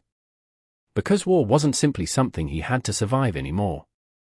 Instead, it was also a tool to be used in order to attain what he desired. How lofty! Something inside of him rebelled against the very idea. It was a cynical and revolting thing, to coldly and pragmatically seek benefit in the misery and deaths of countless people. Sunny felt as if he was becoming something that he hated the most. Was this how the sovereigns had started to lose their way, decades ago? Would he become no different from those gals one day? Surely, no. But having experienced Master Orum's memories, Sunny knew that Kisong and Anvil had not set out to become misguided tyrants, either. They had just lost their humanity, one little step at a time. Perhaps fortunately, he did not have much time to think. All he had to do right now was fight. Asterisk. Lonesome Howl was appalled. In front of her eyes, some of the strongest warriors of the Song domain were being toyed with by an impossible monster. She, a fierce huntress who had risen from the very bottom of humanity to its very peak by braving a sea of blood and dread, was being toyed with. The Lord of Shadows was too powerful. His demonic body was both human-like and bestial in nature. It was gruesomely flexible and moved with tremendous speed, sometimes upright, sometimes falling to all fours like a ferocious predator. It also possessed dire might, and was encased in a nearly impenetrable onyx shell. It could leap great distances and pummel the ground with enough force to make the rest of them lose balance. From time to time, it shaped sharp weapons from the shadows, using them to wound or keep Howl and her companions at bay. Those weapons were deadly, but relatively easy to break, and they seemed to require a source of shadows to be created. But the mercenary saint himself was a source of shadows. With his 4 hands, clawed feet, and deceptively perilous tail, the dark demon was managing to fight against a superior number of enemies on almost equal ground. His combat technique was beautifully refined and supremely adaptable, a transcendent battle art in its truest sense, and an ingenious one at that, something that was supposed to require the resources of an entire clan to create, but was nevertheless in the possession of a lone wolf saint. Worse still, there was something uncanny about how the Lord of Shadows fought. It was as if he always knew what they would do in advance. No matter how unpredictably Lonesome Howls and the other saints attacked, no matter how flawless and instant their cooperation was, he was always ready to dodge, deflect, and block their blows. And then punish them. Even Beastmaster, her sister, seemed powerless to stop the infernal creature. Sure, her aspect seemed to slow him down somewhat and sap his power, but not nearly enough to bring the Lord of Shadows to his knees. However, worst of all was the fact that even when they succeeded, shattering his armor and dealing grievous wounds to his towering body, those wounds simply healed, and the enemy acted as if nothing had happened. It was as if he was immortal, while Lonesome Howl herself was already battered and in agony, her black fur soaked with blood. Her companions were the same. It was truly astounding. They were saints. And she was not just any saint, at that, she was a princess of the Song domain. The blood of beast god flowed in her veins. She had hunted numerous powerful abominations, conquered 3 nightmares, and honed her mind and skill to forge them into a deadly weapon. The rest of them were the same.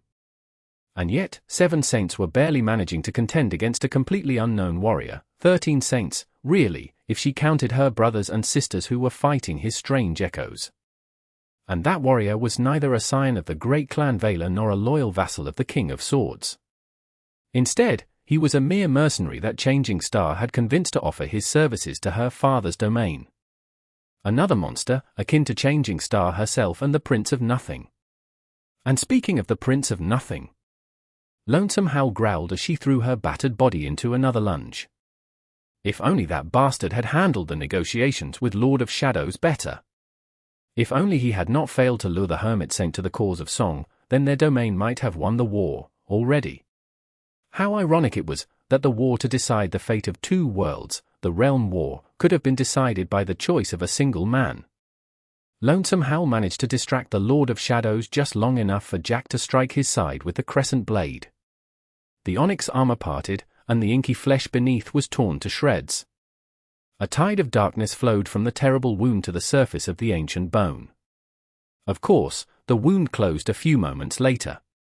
However, this time, Lonesome Howl noticed something strange. Why did it seem that the onyx demon was not as tall and towering as he had been before? She waited for the enemy to receive another wound, and then, the red flames burning in her eyes surged. I see. There was no mistake. Every time the Lord of Shadow healed a wound, the size of his transcendent form diminished by a small amount. Almost as if he was using the shadows constituting his enormous body to mend the damage.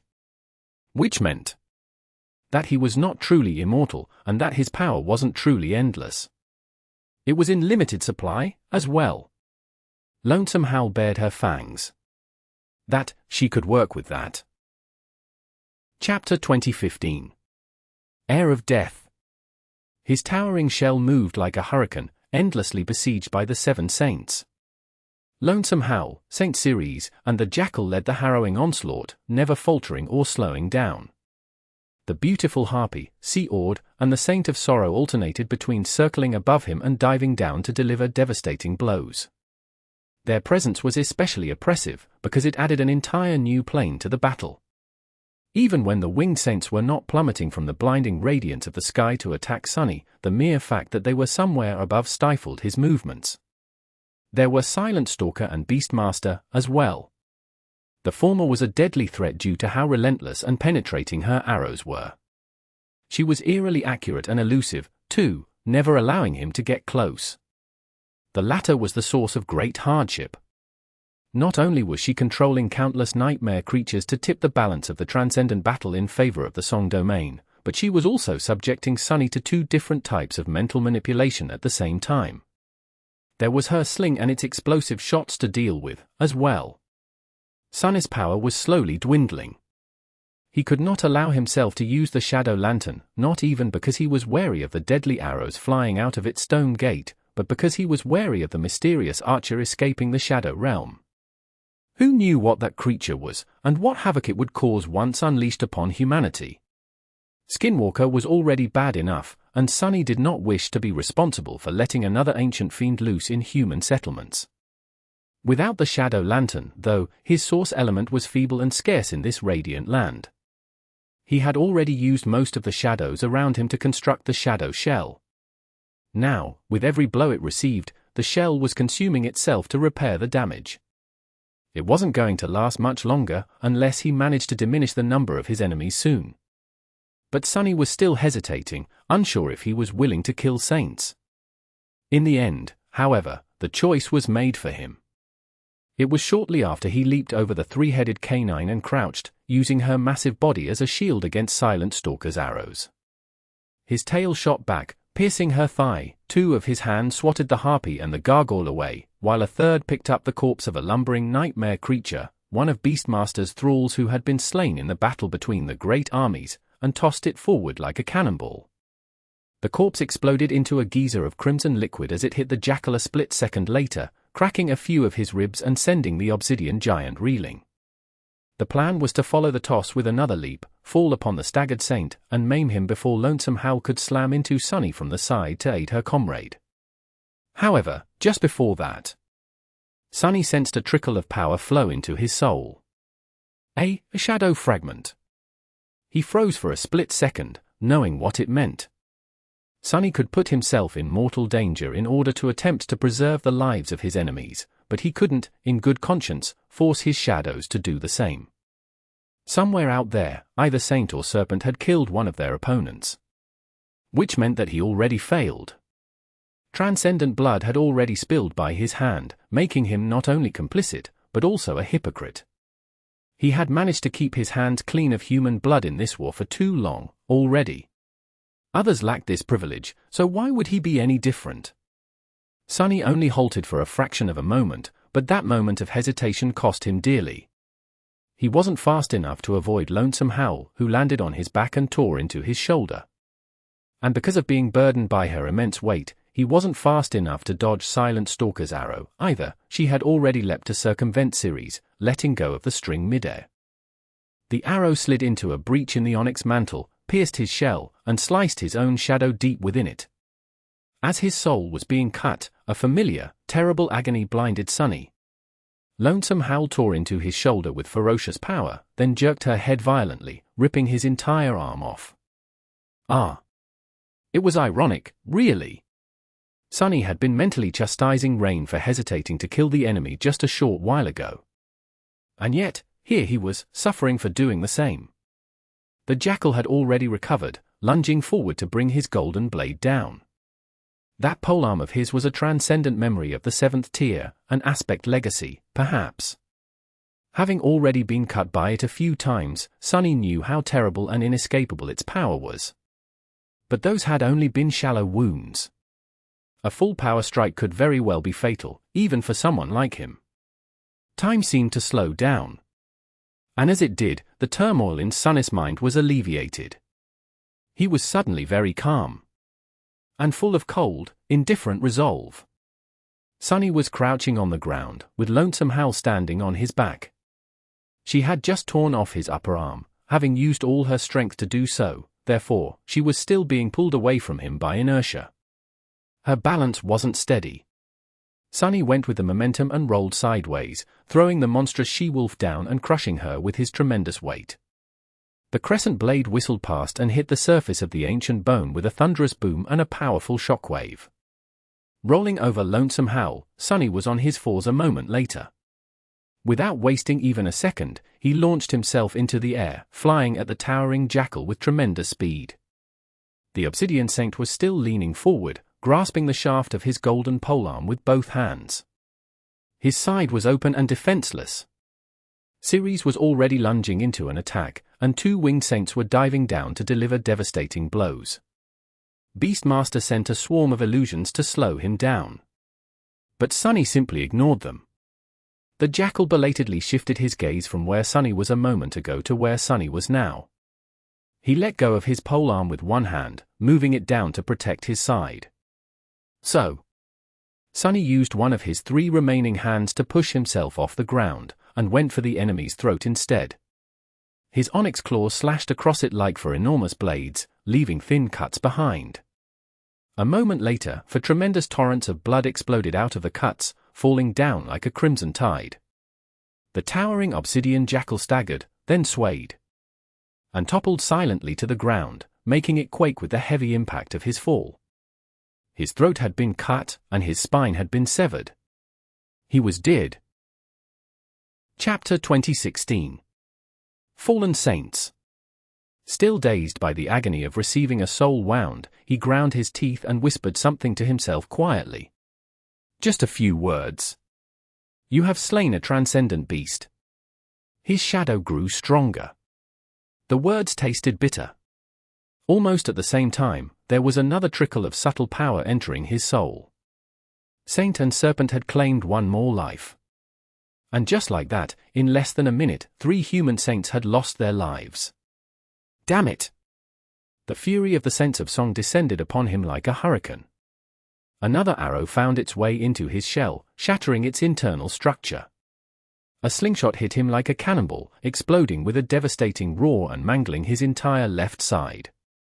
Still missing an entire arm and reeling from the pain of his soul being cut, Sunny stumbled. He righted himself before the giant wolf and the 3-headed hound tore into him with their fangs, though. Moving with uncanny foresight, he dodged their feral, but chillingly precise attacks and dashed back. His mangled side healed. A new arm emerged from the depths of his towering onyx body. Only that body was not that towering anymore. In fact, it was barely half as tall as it had been once. Which made aiming for his real incarnation much easier. But that was fine. Because for once, time was on Sunny's side, he just had to survive long enough to reap the benefits. The Saints of Song did not know it, if most likely, but he was a transcendent terror. Which meant that his reserves of essence were 6 times deeper than those of his enemies. Of course, his aspect was also much more potent, so, usually, Sunny drained his essence at a speed that would make most saints feel appalled, therefore suffering from having to ration it just as much as everyone else, if not more. However, not in this battle. With his ability to use Shadow Step stifled by the shattering of space, and his ability to use Shadow Manifestation limited by the lacking number of shadows present on the battlefield, Sunny was not burning through nearly as much essence as he usually did. He only had to maintain and move the shadow shell. But his enemies were in a different situation, especially those who had assumed their transcendent forms. So, even though Sunny's shell was slowly shrinking, their reserves of essence were also diminishing. Soon, they would have to release their transformations and return to being human, but he would still be flush with essence at that time, thus gaining a great advantage. Sunny just had to endure the battle until then. Doing so while facing 6 enemies instead of 7 was not easy, but it was at least doable. It would be much better if there were only 5, though. Sunny quickly evaluated the battlefield. Which one was he going to take out next? But it was not really up to him. It was up to his enemies. The first saint that made a mistake that their allies failed to cover for would be Sunny's next victim. The battle continued. It was supposed to slow down now that all of them were suffering from wounds and fatigue, having expended oceans of essence, but instead, it only grew more fierce. Sunny had abandoned all reservations, while the Saints of Song were set aflame by the death of their comrade. They were skilled, they were valiant, and they were fierce. And yet, the 6 of them were still unable to bring the single enemy down. Because their enemy was the Lord of Shadows. The barrage of attacks continued, and Sunny continued to dodge, deflect, and block them. Now that his shell was smaller and carried less mass, it was becoming more difficult for him to withstand the dire power of Lonesome Howl and the primal ferocity of Saint Series. At the same time, he was harder to pin down or target with ranged attacks. Most importantly, though, there was one less enemy for him to contend against. The Jackal had been the most massive of the 7 Saints, and had wielded a long polearm to boot. His absence on the battlefield was a real boon, making it much easier for Sunny to move. Of course, the body of the slain saint was already rising from the ground, turning its hollow eyes in Sunny's direction. But both his gigantic form and his crescent blade were gone. Now, he was merely a transcendent puppet of the Raven Queen. Powerful, but not nearly as dangerous as the man himself had been. Sunny destroyed the puppet easily, letting it drown in the storm of devastation summoned by the clash of saints. And just after that, his patience paid off. He received an opportunity to take out another enemy. However, this one was an enemy Sunny felt most reluctant to kill. The Saint of Sorrow. The stone gargoyle had misjudged his increased speed, missing the attack by a few meters. In and of itself, it was not that lethal of a mistake. However, both Lonesome Howl and Ceres were recovering their balance after performing devastating lunges, while Silent Stalker and Beastmaster were moving to get a better shot at the lightning-fast Onyx Demon. Even Seord, the gargoyle's partner, was a step behind and too far to do anything instantly.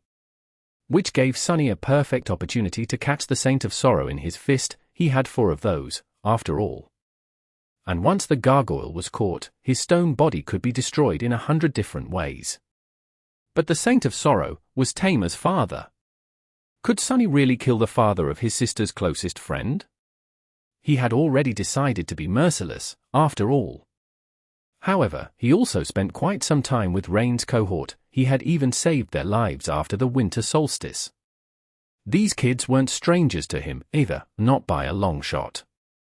He was quite fond of them. And although Sunny did not really know the Saint of Sorrow, the man enjoyed some of that fondness simply for having raised Tamer into who she was, an upright, loyal, and frustratingly serious young woman who had once jumped into a dark abyss to save the life of a simple porter. Most importantly of all, hurting Tamer would hurt Rain. And that weighed on Sunny heavier than the need to preserve the lives of the saints for the benefit of humanity. He allowed himself a split second of hesitation. And then, he lashed out with one of his hands. Instead of catching the gargoyle in an iron grip, he batted him down. The blow itself was terrible enough for a net of cracks to appear on the stone body of the Saint of Sorrow, shattering his wings. And a moment later, the gargoyle crashed into the ancient bone with terrible force, causing a small shockwave to roll outward from the point of impact. The enemy would not be rising from the ground any time soon, but although his wounds were severe, he would live. Sunny did not spare the Saint of Sorrow out of pure sentiment, though. Definitely not. He just didn't want to bother destroying the tough stone body of the gargoyle completely, and by sparing the enemy saint, he would not have to deal with another puppet of the Queen of Worms a few seconds later. In any case, it was done. Now, only 5 enemies remained. And Sunny already knew which one he would target next. He turned slightly and let out a growl. By then, his gaze had already locked on the bewitching figure of Beastmaster. Chapter 2017. A proper backstab. She alone was the cause of most of his hardship in this calamitous battle. The Enchantress was neither as ferocious as Lonesome Howl nor as perilous as Silent Stalker. In fact, in comparison, she was not much of a warrior. She was still a saint, of course, and thus a deadly fighter. But one that was weaker than the rest of them in combat. And yet, her power was the most terrifying. Even Sunny was far from his usual self, despite his formidable mental fortitude. He was slower and weaker, barely managing to contend with the furious onslaught of attacks by the 7-5 saints. Now, all across the battlefield, devastating forces were being unleashed, and transcendent blood was being spilled. Most of these warriors, the strength and pride of humanity, were faring worse than Sunny. But he wasn't doing so well, either. Despite his calmness and cold resolve, Sunny was feeling the effects of having been in this dreadful battle for so long, too. So, he had to eliminate Beastmaster soon. The problem was that his enemies knew how important she was, too. They never let him get close to her. The Enchantress herself moved around the battlefield with graceful steps, always remaining out of his reach. The other 4 saints were like an impenetrable wall separating the two of them. No matter how dire their own situation was, they always made sure to guard the approach to Beastmaster well. If Sunny dared to make her his target, he would have to sacrifice a lot to break through that wall. And by the time he reached where Beastmaster had been, she would have already moved away. It was a stalemate. But Sunny believed in his resourcefulness more than he despaired at the sight of the 5 enraged saints. He would have been quite happy if they had at least lost some of their discernment due to the rage, but his enemies remained in full control of themselves. It was worse than that, even. They seemed to be adapting to his ability to predict their movements. It was happening slowly, but undeniably. The Saints of Song were deconstructing the foundation of their battle strategy and assembling a new one on the fly. The longer the battle dragged on, the more often Sunny found himself in situations where even knowing what the enemy would do could not save him from being harmed. They simply built their assaults in a way that left him no way to escape. With 5 sources of peril, it was not too difficult to build a cage that Sunny could not break out of despite knowing where its bars were and would be. His shell continued to shrink, growing smaller faster and faster.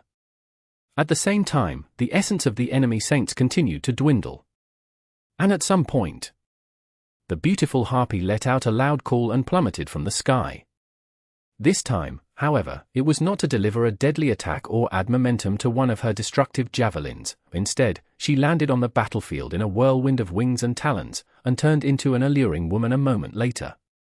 Sadly, Sunny did not receive a chance to attack her in the short period of vulnerability caused by the transition, because he was paying for opening himself to an enemy attack, too. His shell was in rough shape, and he had stopped mending the damage dealt to it not long before. If he had continued, Lonesome Howl and Ceres would actually gain an advantage over him in terms of mass. He had successfully pushed the 3-headed canine back and sacrificed a piece of flesh to deliver the monstrous she-wolf another shallow cut. By now, her fur was just as much red as it was black, but the feral princess did not seem to have lost any of her dire power, the opposite, in fact. Sunny failed to disengage fast enough, which left him open for a split second too long. And in that split second, Silent Stalker's arrow hit him straight in the chest. The internal frame of the Shadow Spawn shell had already been severely damaged, and this last blow seemed like the last drop. The entire torso of the Onyx demon exploded, turning into a wave of shadows. The shadows fell to the ground like black smoke, dissolving into nothingness. Behind the river of dissipating darkness, what remained of the fearsome creature crumbled, as well, leaving only a battered human figure laying on the ground. Sunny grimaced, then rolled, dodging another arrow, and jumped to his feet. The illusory pain that had been searing his mind was suddenly more unbearable. The tranquil presence blooming in his heart was suddenly more breathtaking, making it harder to resist its tender call. Ah, damn it! His armor was cracked and broken, and his stance was hunched. Nevertheless, he, the Lord of Shadows, did not look any less fearsome in his battered state. If anything, he looked more dangerous than ever, like a beast who had been backed into a corner. The enemy surrounded him, ready to attack. Now that Sunny was back to human form, he had to crane his neck to look at the giant figures of Lonesome Howl and Ceres. From this point of view, the 2 towering beasts looked quite terrifying. The harpy, Sea-Ord, was ready to join the melee in her human form, too. Somewhere behind him, Silent Stalker was drawing her bow. And somewhere in front of him, behind the wall of 3 deadly saints, Beastmaster was spinning her sling in the distance. Things did not look good for Sunny. He grinned behind Weaver's mask, and spoke with a hint of cold contempt in his elusive voice. Gods! This was not part of the plan. Lonesome Howl growled and leaned forward, ready to lunge at him in a hurricane of fangs and primal fury. But almost at the same time, A swift shadow that had stealthily fled when the shadow spawn shell turned into a tide of darkness finally reached its goal. Another figure wearing the fearsome onyx armor rose from the shadows behind Beastmaster, not making any noise. A moment later, the cold blade of a black stiletto brushed against her neck, making the enchantress shiver. She froze, unable to move. And then, a cold voice resounded from behind her. "I really can't believe that I finally managed to do something like a proper assassin, for once in my goddamn life." With that, something slammed into the back of her head, and the world turned dark. Chapter 2018. Death Incarnate. Allowing his shrinking shell to crumble sooner than it would have otherwise, he used the resulting tide of shadows to send one of his incarnations away unnoticed. His strength diminished, and the pressure on his mind increased as the shadow fled, not enough to break him, but enough to make him sway. He used the Lord of Shadows to draw the attention of Lonesome Howl, Silent Stalker, Ceres, and Sea Ord, just enough for the stealthy incarnation to reach Beastmaster. Then, he emerged from the shadows, manifested a sharp stiletto, and pressed it against her neck. At this point, he was actually unsure what to do. Taking the beautiful enchantress hostage had seemed like a good idea before, but now that he was standing next to her, barely lucid under the assault of her aspect, Sonny realized that she was far too dangerous to keep alive. Or at least conscious. He hesitated for a moment, wanting to kill her, but knowing that her death would be too great of a loss. He really did not know what choice was the right one. But there was no time to think, so he simply went with the option that was not irreversible. If he really wanted to, he could always kill Beastmaster later. However, bringing her back from the dead seemed like a very troublesome task. Pulling the blade of the stiletto away, he brought his heavy gauntlet down on the back of her head. There was a heavy thud, and the bewitching scent crumbled to the ground like a doll that had her strings cut. Sonny looked at her with regret, then smiled naughtily behind his mask. "Look at that! Princess Beastmaster, groveling at my feet. Should I tell Rain?" His smile did not linger for long, though. As it dimmed, he glanced in the direction of his haughty avatar. Now, he just had to deal with the remaining four saints. Asterisk asterisk asterisk. Lonesome Howl could smell it. Victory. Today, Victory smelled of blood, senseless death, and regret. But its smell was nevertheless sweet. The damned monster had finally run out of essence. His towering transcendent form steadily diminished in size, at first. Then, the speed at which it mended itself slowed, finally coming to a halt. And a few moments ago, the onyx demon finally crumbled, turning into a tide of darkness. Now, all that remained was a small, battered man. The Lord of Shadows still looked formidable, though. His fearsome armor was breached and broken in many places, and yet, there was not even a single drop of blood flowing from the breaches. It was as if there was no human body underneath at all, just more darkness, more shadow. His cold and arrogant demeanor had not changed, either, despite the fact that 5 of them were surrounding him from all sides. The Lord of Shadows still had some strength left. But it was hopeless. What can one man do against 5 transcendent beings? Without the size and mass of his demonic transformation, he had no hope of facing all of them alone. Not today, at least. Just a moment before they lunged forward to rip him apart, the Lord of Shadows suddenly spoke in his indifferent, cold voice. "Gods!" This was not part of the plan. His words seemed to indicate despair, but his tone was anything but desperate. Suddenly, Lonesome Howl felt an ominous chill. And then, her long ears flicked, the fur on her back standing on its end.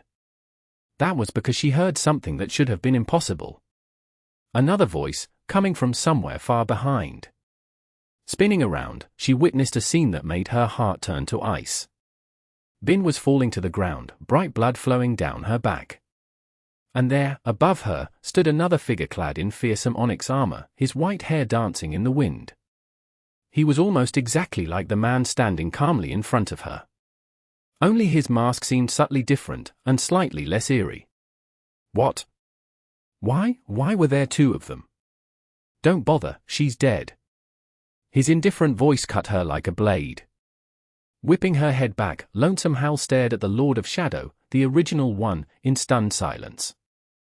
Then, she let out a terrible roar and lunged forward. The other three, Silence, Seord, and Ceres, followed her with murderous determination. It was just that. As soon as they moved, the shadows of their enemy moved, as well. And a split second later, two more Lords of Shadows were standing side by side with the first one.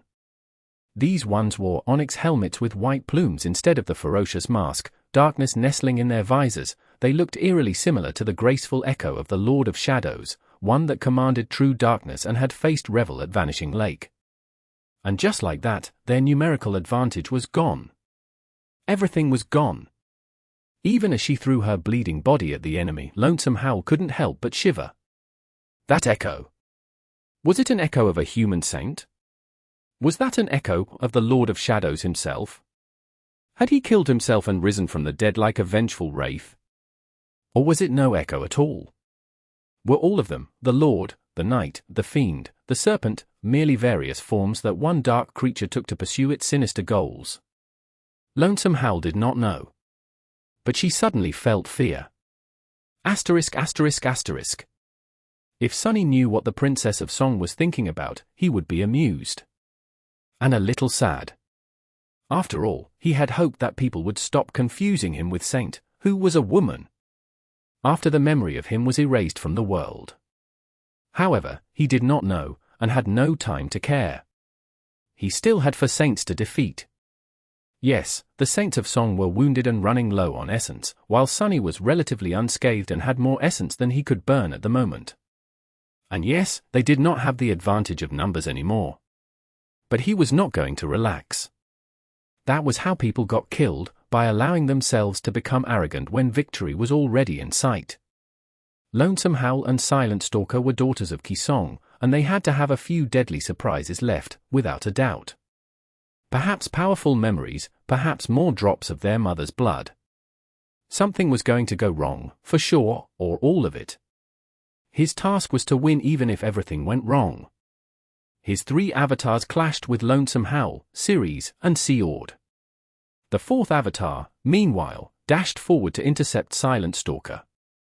And as he fought with 4 bodies, making them move as one. Something in his mind clicked. Even consumed by the fervor of battle, Sunny couldn't help but smile.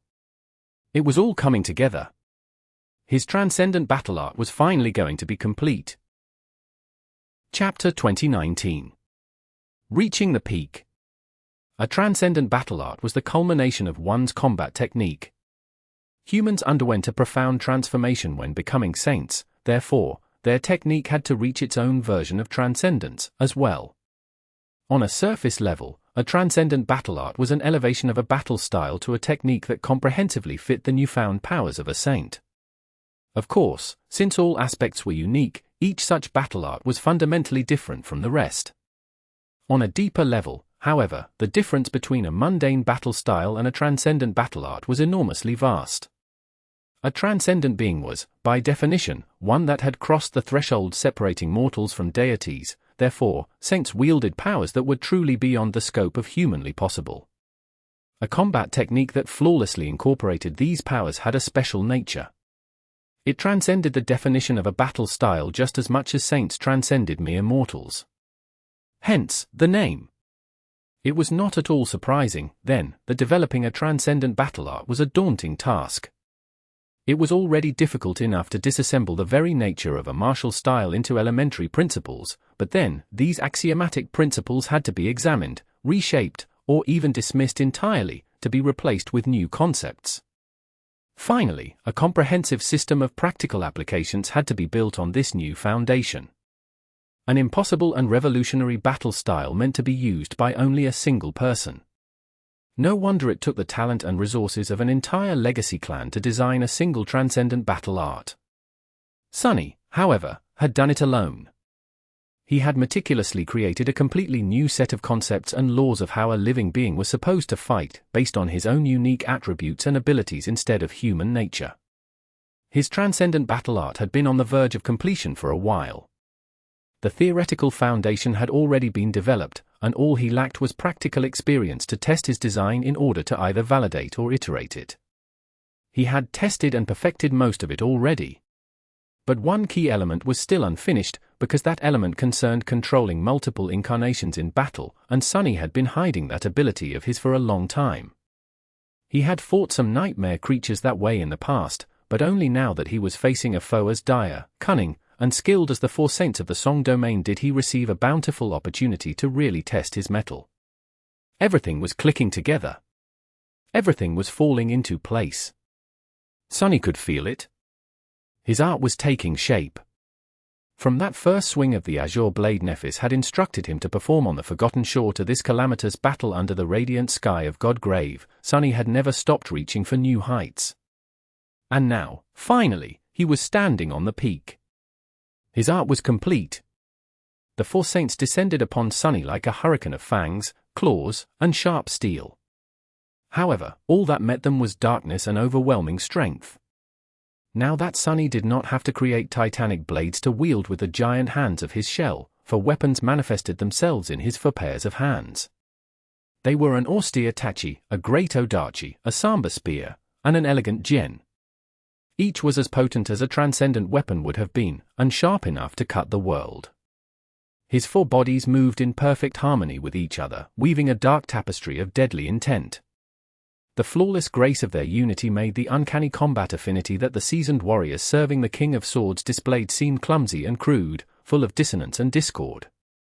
Even the Four Saints of Song, whose ability to cooperate in combat had been forged in thousands of battles, were no match.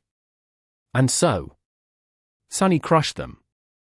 Each of his four bodies was weaker than one augmented body had been, but the sum of their individual strength was greater than the whole. He could be in several places at the same time, seamlessly interweave offense and defense, build elaborate traps, force the enemy to move where he wanted them to move, all with almost effortless ease. The possibilities seemed endless. Best of all, the Four Saints were almost like an open book to him. Now that Sunny's own transcendent battle art was complete, he found it easier to read similar techniques that belonged to others. His already formidable mastery of shadow dance took another leap, teasing him with an alluring scent of unknown mysteries. He could vaguely feel what lay beyond. For shadow dance, the ability to mimic the attributes of other living beings. For his battle art, the ability to incorporate his will into the movements of his sword. Just like the nebulous archer of the Shadow Realm had incorporated death into the black arrows. Even in the rush of battle, Sunny could not help but notice that there was a common trait between these two future breakthroughs. It was that neither was truly only about combat. In fact, he could not even call the next evolution of his technique a supreme battle art. Because it was not really a technique, or limited to battle.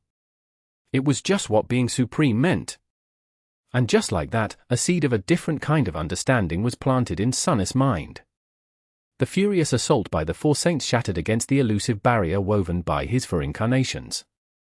The battle continued at a frenetic pace, but he maintained a calm and chillingly cold attitude, silently pushing the enemies to their limit, and then past it.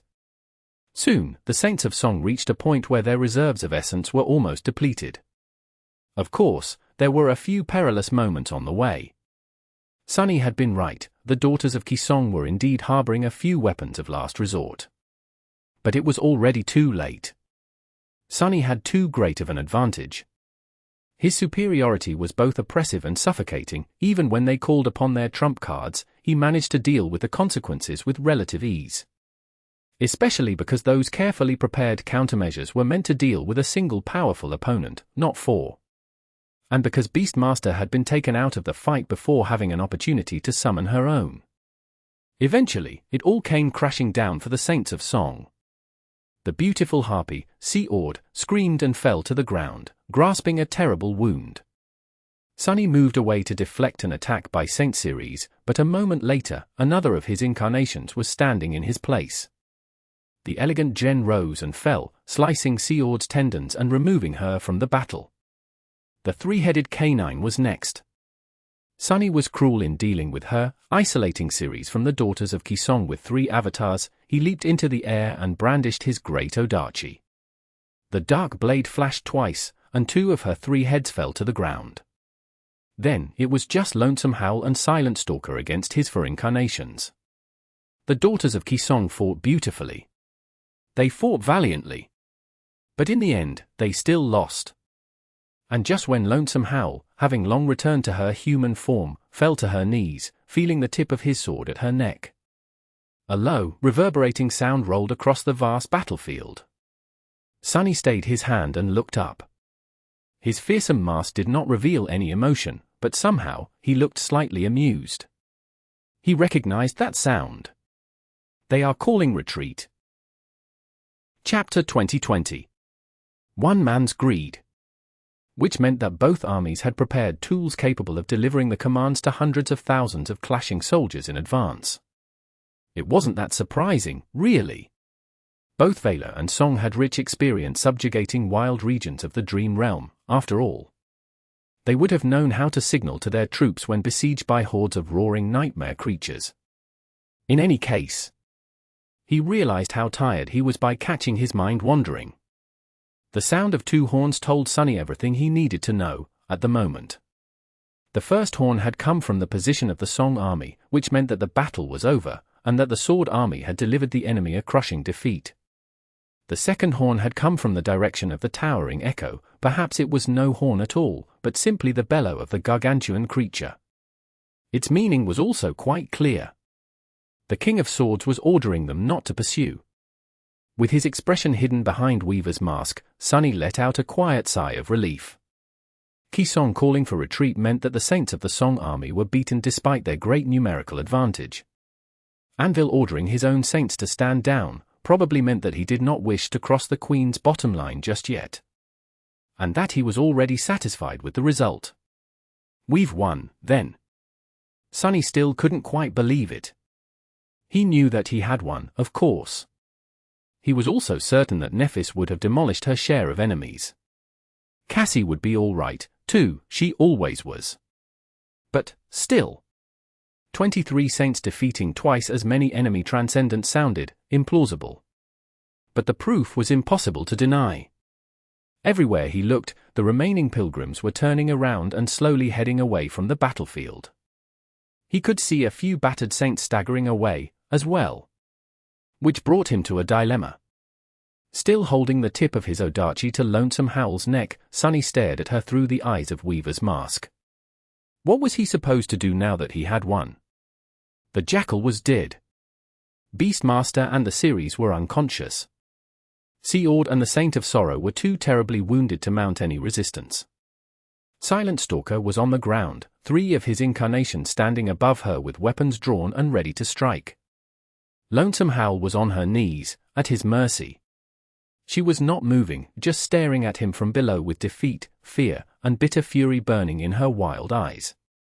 Her face was pale and blooded, and she was gritting her teeth to suppress a pained groan. Am I meant to just let them go? It seemed quite unfair, to let his prey walk free. Nothing was going to stop these saints from recovering and joining the next battle, after all. At the same time, Sunny could not very well take them prisoner. How was he supposed to imprison saints? Even if he tied them up and locked them in the nameless temple, they could simply flee back to the waking world. No amount of chains and locks could stop them. He was certain that Anvil could. The King of Swords had imprisoned Aurum, after all, so there was some kind of runic prison already established here in Godgrave. But did Sunny really want to give the sovereign hostages of royal blood? No way. If he did, he would be responsible for whatever atrocity Anvil decided to perpetrate toward the prisoners. So, Sunny only had 2 choices. Either finish the defeated saints right here and now, or let them go. And he had not kept them alive only to slaughter them once the battle was over. Of course. Lonesome Howl and the rest of the Saints of Song must have thought differently. Judging by their gazes, they seemed to be under the illusion that Sunny was some kind of unholy monster.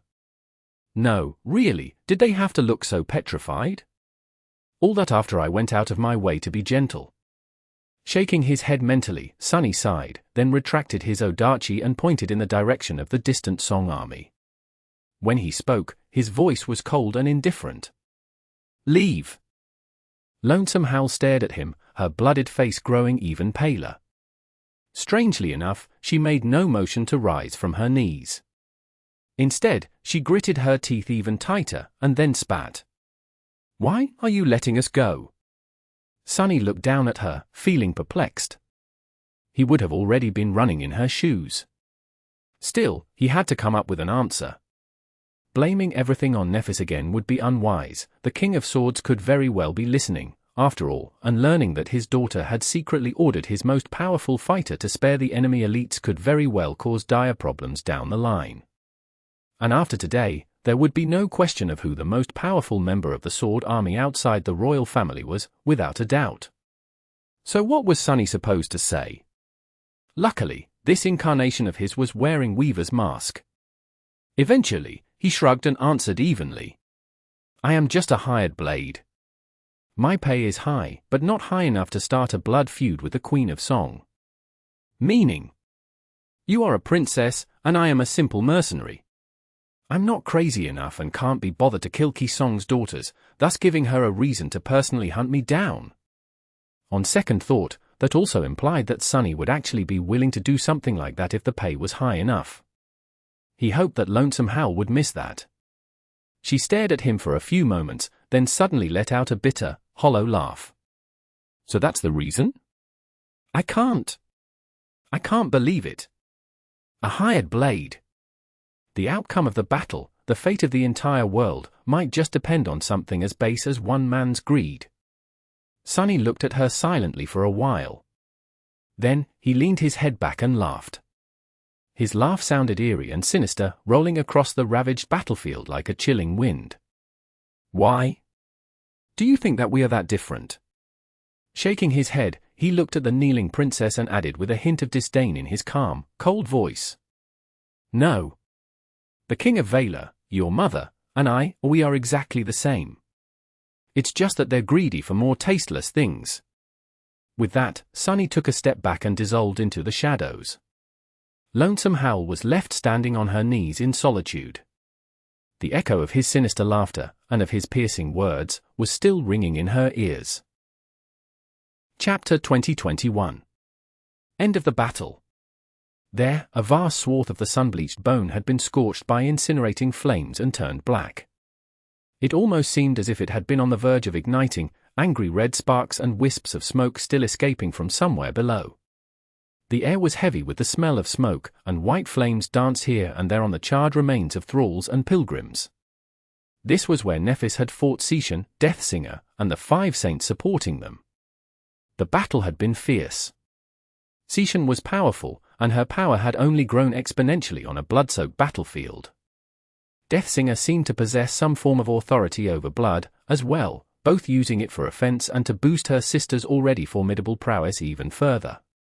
The 5 saints that had come to join the Queen's daughters were not weak in any way, either. However, it had all been for naught. Once Nephis truly unleashed her flames and burned away the blood that had been spilled upon the ancient bone by the awakened soldiers, Seishan and Deathsinger found themselves at a disadvantage. The saints that had been supposed to slow Changing Star down did everything they were expected to do. Their aspects worked well together, and they worked especially well against someone like her. A carefully designed combination of powerful memories enveloped the last daughter of the Immortal Flame clan in a net of insidious enchantments. The thralls and the pilgrims descended upon her like a plague. And yet, none of it worked.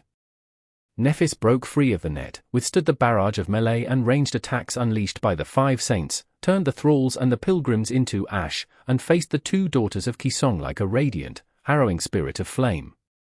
Her skill, power, and absolute resolve were overwhelming. The saints of Song were shocked and dismayed. Then, a hint of fear entered their hearts. Even Deathsinger seemed shaken by the ferocious might of Changing Star. Only Seishan did not seem that surprised. After all, she had witnessed who Nephis was, and what she could do, all the way back on the Forgotten Shore. In fact, she understood clearly that Changing Star was holding back her most destructive powers. The only thing she could not understand was, why? Was it out of a sense of empty sentimentality? No, the young woman she had come to know in the Dark City was not someone who could be swayed by such emotions. So why, then? A subtle frown twisted Seishan's exquisite brow. In the end, the result of the clash between Changing Star and the 7 Saints of Song was quite predictable. By the time the Song army sounded retreat, all 7 of them were beaten and battered, in agony, and barely clinging to life. And yet, they were alive. The blinding light of the radiant figure dimmed, and in a whirlwind of sparks, a pristine white tunic covered her slender body. Changing Star, the last daughter of the immortal flame, looked at them with emotionless eyes. The lovely young woman with beautiful silver hair wore no armor and wielded no weapons. Pure and untainted by the blood and soot of the battlefield, she looked like a heavenly being, breathtaking and completely out of place in this sweltering, dark hell. Not at all like the unstoppable monster who had ruthlessly crushed, burned, and broken them all. Only her striking grey eyes betrayed the inhuman coldness of the incandescent white void hiding in her soul. Seishan suppressed a groan, staring at her own charred body. It was time to retreat. In shame and dishonor. Not everyone knew how to retreat gracefully, though. One of them, the young saint of the Maharana clan, looked up at Changing Star and asked in a hoarse, trembling voice, "Why didn't you kill me?" She looked down at him, no emotion visible in her cold grey eyes. After a few moments of silence, Nephis simply shrugged. "Because you are not my enemy." With that, she turned around and left with light steps. The young man seemed confused, failing to understand the meaning of her words. Seishan's frown, however, deepened slightly. Somewhere else on the battlefield, 3 bleeding corpses were laying on the ground, staring at Saint Jest with empty eye sockets. The old man wiped his bloody hands on the shirt of one of them, then clicked his tongue and crushed the head of the other when the corpse attempted to rise. Looking at his once again bloodied hand with a squeamish expression, he shook his head with a wry smile. That girl, still playing house, at her age. Someone should really remind her that dolls are for children. With that, he looked up with a wondering look. Oh, right. I should check on Little Mercy and see how he is doing. Today must have been tough on him. Humming a lively melody under his nose, Saint Jest straightened, stretched his back, then picked up his cane and walked away. Someplace else? A pile of scrap metal slowly unfurled itself and rose from the ground. Fiend was in a terrible shape, his steel body hideously shredded and torn apart so viciously that it resembled an abstract sculpture. Fighting the chain WYRMS had not been a good fit for him, especially with some of his powers sealed by the shattering of space. Raising one of his remaining hands, the ravenous shadow used a sharp claw to fish a piece of melting glass from between his fangs and stared in the direction where the 2 remaining reflections had gone with a hateful expression. A few moments later, a sound that resembled the low roar of spreading flame resounded from his fiery maw. Wretches! In that moment, Fiend made a decision. He was going to tell on them, to Big Sister. Not too far away, Saint retracted her darkness and watched indifferently as her one remaining enemy limped away. Serpent, however, was surrounded only by silence. Because all of its enemies were dead. Just like that, the battle was over. But its aftershocks were destined to spread far and wide, shaping many of the things that were to come. Chapter 2022. Overwhelming Strength. The losses among the awakened soldiers were still quite severe, but at the same time, there weren't nearly as many deaths as there would have been if Nephis had not intervened, ordering the 2 great armies to retreat and provoking a clash between the saints instead. The final, titanic confrontation had decided the outcome of the battle. It ended with a resounding victory for the sword domain. Sunny somehow expected to be met by endless chants of glory once he returned to the camp of the Sword Army, but in reality, it was just as quiet and subdued as the camp of the defeated side. That was because most of the soldiers had been brutalized by the unfathomable horror of the calamitous battle, and many of them had lost friends and companions to its hungry maw, as well. The casualties among the soldiers were still being tallied, but everyone knew how many saints had returned from the battlefield alive, already. The results were surprising. At least to Sunny. 4 of the saints of the Sword Army had died. However, 13 saints of the Song domain perished in return. 6 of them had been killed by Sunny and his shadows. 3 were killed by Old Man Jest. The rest had fallen in individual duels. a horrifying number. Nephis had killed none. Which was bitterly ironic. Sunny had always considered himself to be the more humane of the two of them. In fact, in the past, he often felt that Neph's ambition and obsession were dragging him along into the depths where he would not have gone himself. But here he was, having slaughtered almost a full cohort of Transcendent champions, while she had shown restraint and mercy, killing nobody. Granted, the Song army had only sent 7 saints after her, as well as a swarm of thralls and pilgrims, while Sunny had technically faced 13 of them, as well as 3 of Mordred's reflections. He did not know whether he should feel flattered, appalled, proud, or dejected. That was not important at the moment, anyway. What was important, though, made Sunny shiver. Song had possessed an overwhelming advantage over the sword domain. And yet, their defeat was crushing.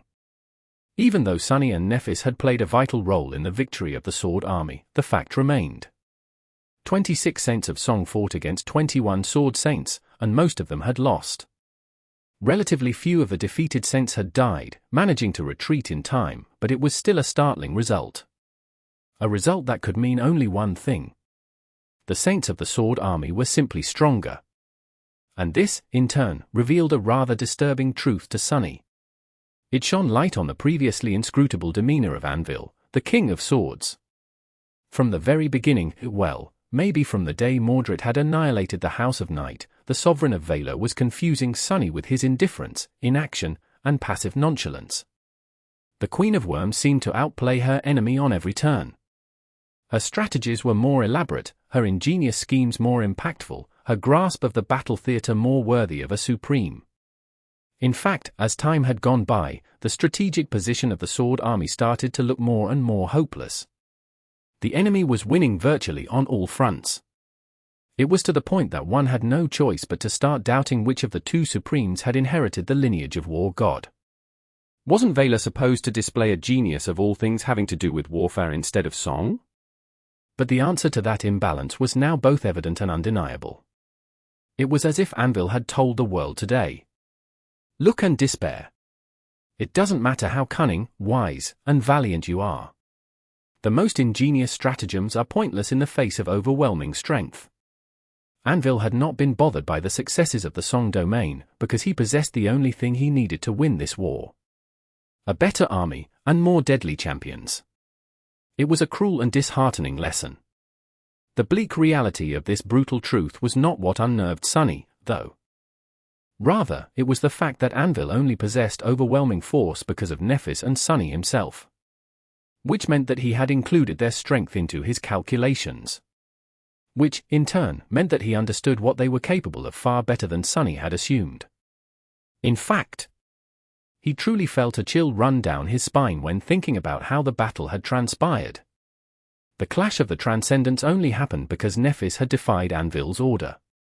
But it was precisely her defiance that had led to the crushing defeat of the Song domain. So, had the King of Swords calculated that she would disobey him, and even the precise manner in which she would express her disobedience? He had to. Otherwise, his silent assent to Neph's defiance could hardly be explained. This was what frightened Sunny the most. He looked in the direction of the gargantuan echo, suddenly feeling tense and uncomfortable. Almost afraid. It was as if he was in the palm of Anvil's hand, ready to be crushed in an iron fist at any moment. His face behind Weaver's mask grew somber. Countless humans were dead, including 17 saints, a dire loss for all humanity. The fortunes of the Song army were reversed in an instant. It had gone from holding a solid advantage to being hopelessly outmatched by the enemy in the span of one battle, not the least because Sunny and Nephis had revealed a large part of their true power.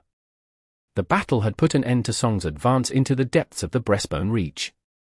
On the contrary, they would have to retreat now, perhaps even being pushed all the way to the collarbone plain. In the worst case, the main camp or even the sole citadel of the Song army would be besieged before either Revel or Gilead completed their expeditions. But for now, the tired, terrified soldiers needed to rest. The wounded had to be treated, and the dead had to be burned. Both army camps were abuzz with whispers and discussions of the dreadful battle. And, of course, two people were mentioned more than all the rest. merciful changing star of the immortal flame clan, and the ruthless, terrifying Lord of Shadows. Chapter 2023. The Shadow of Godgrave. Of course, the soldiers of the two great armies had witnessed their Transcendent generals clash with dreadful nightmare creatures countless times by now. However, just like the rest of humanity, they had not been exposed to the chilling sight of demigods fighting each other. Their ignorance had been destroyed today. The calamitous battle between the great armies was unprecedented as far as the quantity of the awakened soldiers involved was concerned. However, what followed next was different from all previous battles of human history in quality. Even safely hidden away from the battlefield, the awakened warriors had witnessed the awe and horror of a transcendent battle in all its devastating and harrowing glory. It was not surprising that the soldiers could not help but discuss it once the fighting stopped. Both camps were overflowing with hushed conversations, the awakened from the different parts of the battle line sharing the stories of what they had seen. The duels between individual saints were already astounding enough. But it was two clashes in particular that went beyond the realm of what humans had believed was possible. Obviously, the name of Changing Star of the Immortal Flame clan was on everyone's lips. After all, she had delivered all the soldiers from the hellish nightmare of the harrowing battle with her radiant light. Countless people owed their lives to her, some by benefit of retreating from the fight unscathed, and some quite literally, having been brought back from the brink of death by her soothing flames. Therefore, the tale of Lady Nephis healing an entire army was spreading like a flame. The story of her bringing the battle to a halt and sending the soldiers back to face the enemy in personal combat instead was spreading, as well. And, of course, the story of her facing and defeating 7 saints in battle. However, that last part was not being discussed that widely, despite how astonishing such a feat was. It was partially because Changing Star was known for her impossible deeds, so one more did not stand out too much, and partially because the clash between Nephis and the Saints of Song had been mostly obscured by the blinding radiance of her flames, as well as billowing clouds of smoke. Mostly, though. It was because her stunning display of overbearing power was overshadowed by someone else. The Lord of Shadows. Unlike Nephis of the Immortal Flame, he had not established himself as one of the most talented warriors of humanity before. Sure, his reputation was fearsome, and plenty of soldiers had witnessed his dire strength during the war. Still, he had been considered to be merely at the top of the hierarchy of power among the saints, like Summer Night was. Not as someone who existed entirely outside that hierarchy. Not only had the Lord of Shadows astounded everyone by defeating 7 of the most powerful saints of the Song army alone, but his abominable minions had also defeated another 6, which meant that he had faced more enemy transcendents than even Changing Star herself. And unlike the valiant Lady of the Immortal Flame, the Cellsword Saint was utterly ruthless, slaying 6 of them, more than any other saint had during the battle. And, therefore, in all of history. More than that, the clash between the Lord of Shadows and the Saints of Song had been perfectly visible to countless observers on all sides. Countless people had seen the grotesque and frightening figure of the towering onyx demon rampaging in the onslaught of enemy attacks, evading them with chilling grace, and retaliating with ruthless cruelty in response. Countless people had heard the echoes of his malevolent laughter, as well. The soldiers of both armies were stunned, awed, horrified, and appalled. It was just that the soldiers of the Sword Army were mostly in awe, while the soldiers of the Song Army were mostly in the throes of horror. Everyone, however, seemed to involuntarily lower their voices when invoking the name of the Lord of Shadows. "Have you heard? He severed the heads of Saint Ceres. He laughed while doing it. I saw it. It was terrifying. Is she alive? Was that his transcendent form? That dreadful demon? Or is the human a transcendent form of the demon, instead? How do we even know that he is human behind that creepy mask? No one has seen his face. They say that he split in 4 at the end of the battle, each incarnation wielding a deadly blade. Wait! That actually explains everything. We were all convinced that he possessed some kind of spatial ability, right? And that was how he could seemingly be in several places at the same time. But he doesn't, there is no spatial ability. He simply can manifest more of himself. That would also explain why his eerie echoes are so powerful. What if they aren't echoes at all? What if those abominations are just his other bodies? Gods, which body is the real one, then? The serpent. That giant shadow serpent can shapeshift. That is how he can appear human. So the real Lord of Shadows is a giant abomination. No wonder it was living in Godgrave alone. Have you all lost your goddamn minds? The Lord of Shadows is a human saint. He is just so powerful that it's just easier to believe that he is some kind of an ancient, sinister, dark being that had fed on the bone marrow of a dead god for thousands of years before being disturbed by us, foolish mortals, when we decided to invade his land, and which then emerged from the eternal darkness to take on the appearance of a man it consumed. Anyway, what I am trying to say is that he is a human. Definitely. You shut your mouth and never speak again. Okay? What? I'm just saying. I don't care what you're saying. The Lord of Shadows saved my life, and many more, during the march to Vanishing Lake. So I don't care whether he's a man or a snake. I'm just glad that he's on our side. Sonny would have been quite amused if he had heard these conversations. But he was busy recovering from the battle and preoccupied by much more vital matters than eavesdropping on what the soldiers were saying to boot. Unbeknownst to him, though, a different kind of conversation was taking place in the camp of the Song Army. Chapter 2024.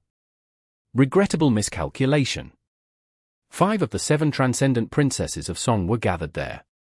The healers of the Song Army had already treated their wounds, but their clothes were still bearing the traces of the recent battle. Sishan had suffered more than the other 4, having been burned terribly by the incandescent white flames. But she was also the calmest, having already changed from the charred rags of her previous garment into a clean dress. The mood in the tent was somber and dark. Eventually, it was Beastmaster who broke the silence. Nursing her head, she asked quietly, "How are the rest of our sisters?" Although Kisong had 7 Transcendent daughters, there were more girls she had adopted. It was just that not all of them had become saints. Most had been left in the Song domain to manage it in the absence of the most powerful members of the royal clan, but some were here in Godgrave, scattered across the 7 royal legions. Sishan answered after a short pause. "Our sisters are fine, they are not easily killed." Beastmaster let out a sigh of relief, then winced and asked in a subdued tone, "What about Mother, then?" Sishan lingered for a moment. "She will lead the farewell ritual for the fallen soldiers and see us after that. I doubt that it will be a long conversation, the army will have to start the retreat soon." A heavy silence settled in the tent once more. Eventually, Silent Stalker shifted slightly and threw a questioning look at her sisters. Sishan smiled darkly. "Yes. We have miscalculated, indeed." Beastmaster shook her head. "There was no miscalculation. We just didn't have the correct information." With that, she glanced at Deathsinger bitterly. The lovely oracle stared back with an aggrieved expression. "What? I warned you. I told you that we're all going to die." The tantalizing enchantress remained silent for a few moments, then let out a soft chuckle. "That you did. In any case, the things we learned from my thralls in the Sword Army, and from Revel, were not entirely true. The Lord of Shadows is far more than we expected." Sishan let out a sigh and nodded. "It seems that he is like the other 2, a bearer of a divine aspect. Lonesome Howl Cursed. Damn it all, the plan was for our vassals to destroy his echoes, then help us deal with that man, before all of us moved on to assist you against Changing Star. Instead, they are dead, and we've been brutalized by not 1, but 2 of these monsters. Gods, how is Morgan even still alive? I feel like I've been run over by a PTV. Of course, a PTV would have been utterly destroyed if it collided with Lonesome Howl. Additionally," her voice sounded gruff and boisterous, but her sisters could sense an unfamiliar note of turmoil and upheaval in its pleasant sound. Sishan sighed. "It is unfortunate that we made a mistake in evaluating the power of the Lord of Shadows. He is no less of a threat than Changing Star is, more of a threat, perhaps. The morale of our soldiers was already low because of his raids on the supply caravans. Now, they'll be jumping at every shadow. Beastmaster let out a joyless chuckle. Can you blame them? She shook her head, then added somberly. That ability of his took me by surprise. It is some form of duplication, his dormant ability, perhaps. Quantitative abilities are often tied to one's rank, after all. Hal and others witnessed for copies that would coincide with the Transcendent rank. But then one of his other abilities would not make sense. Is he using a powerful memory or a legacy relic in place, perhaps? The others seemed unsure. Beastmaster lingered for a while, then shook her head. It's useless to guess, isn't it? If his truly is a divine aspect, then we shouldn't try to apply common logic to him. Besides, that is not even the most important question. The most important question is, why did he leave us alive? Lonesome Hal looked down, her expression growing dark. He seemed to be reluctant to anger Mother. Hearing that, Seishan scoffed. Does that man look like someone who would be scared of incurring a sovereign's wrath? If he was, he wouldn't have joined the war at all. There are plenty of death zones in the dream realm where he could have fled to, and we already know that he is more than capable of making one his home. More than that, he also spared Ceres, Seord, and the Saint of Sorrow. She shook her head. No, he spared you because Nephis ordered him to hold back. Just like she had done with the soldiers guarding the supply caravans. The rest of Kisong's daughters looked at her with a hint of surprise. Eventually, Beastmaster asked, why did she order him to hold back, then? And why did she hold back herself? Seishan's expression turned pensive. She remained silent for a while, then sighed. I do not know. Her mercy and benevolence are just an act, though of that, I am sure. There is hardly a less merciful and benevolent person in both worlds than Nephis of the Immortal Flame clan. Seishan hesitated for a moment. Not that I hold it against her, of course. In fact, she's quite admirable. Nephis is scheming something, but what? I can't figure it out. Her exquisitely beautiful face seemed troubled. Lonesome Hal sneered. Aren't you giving her too much credit, sister?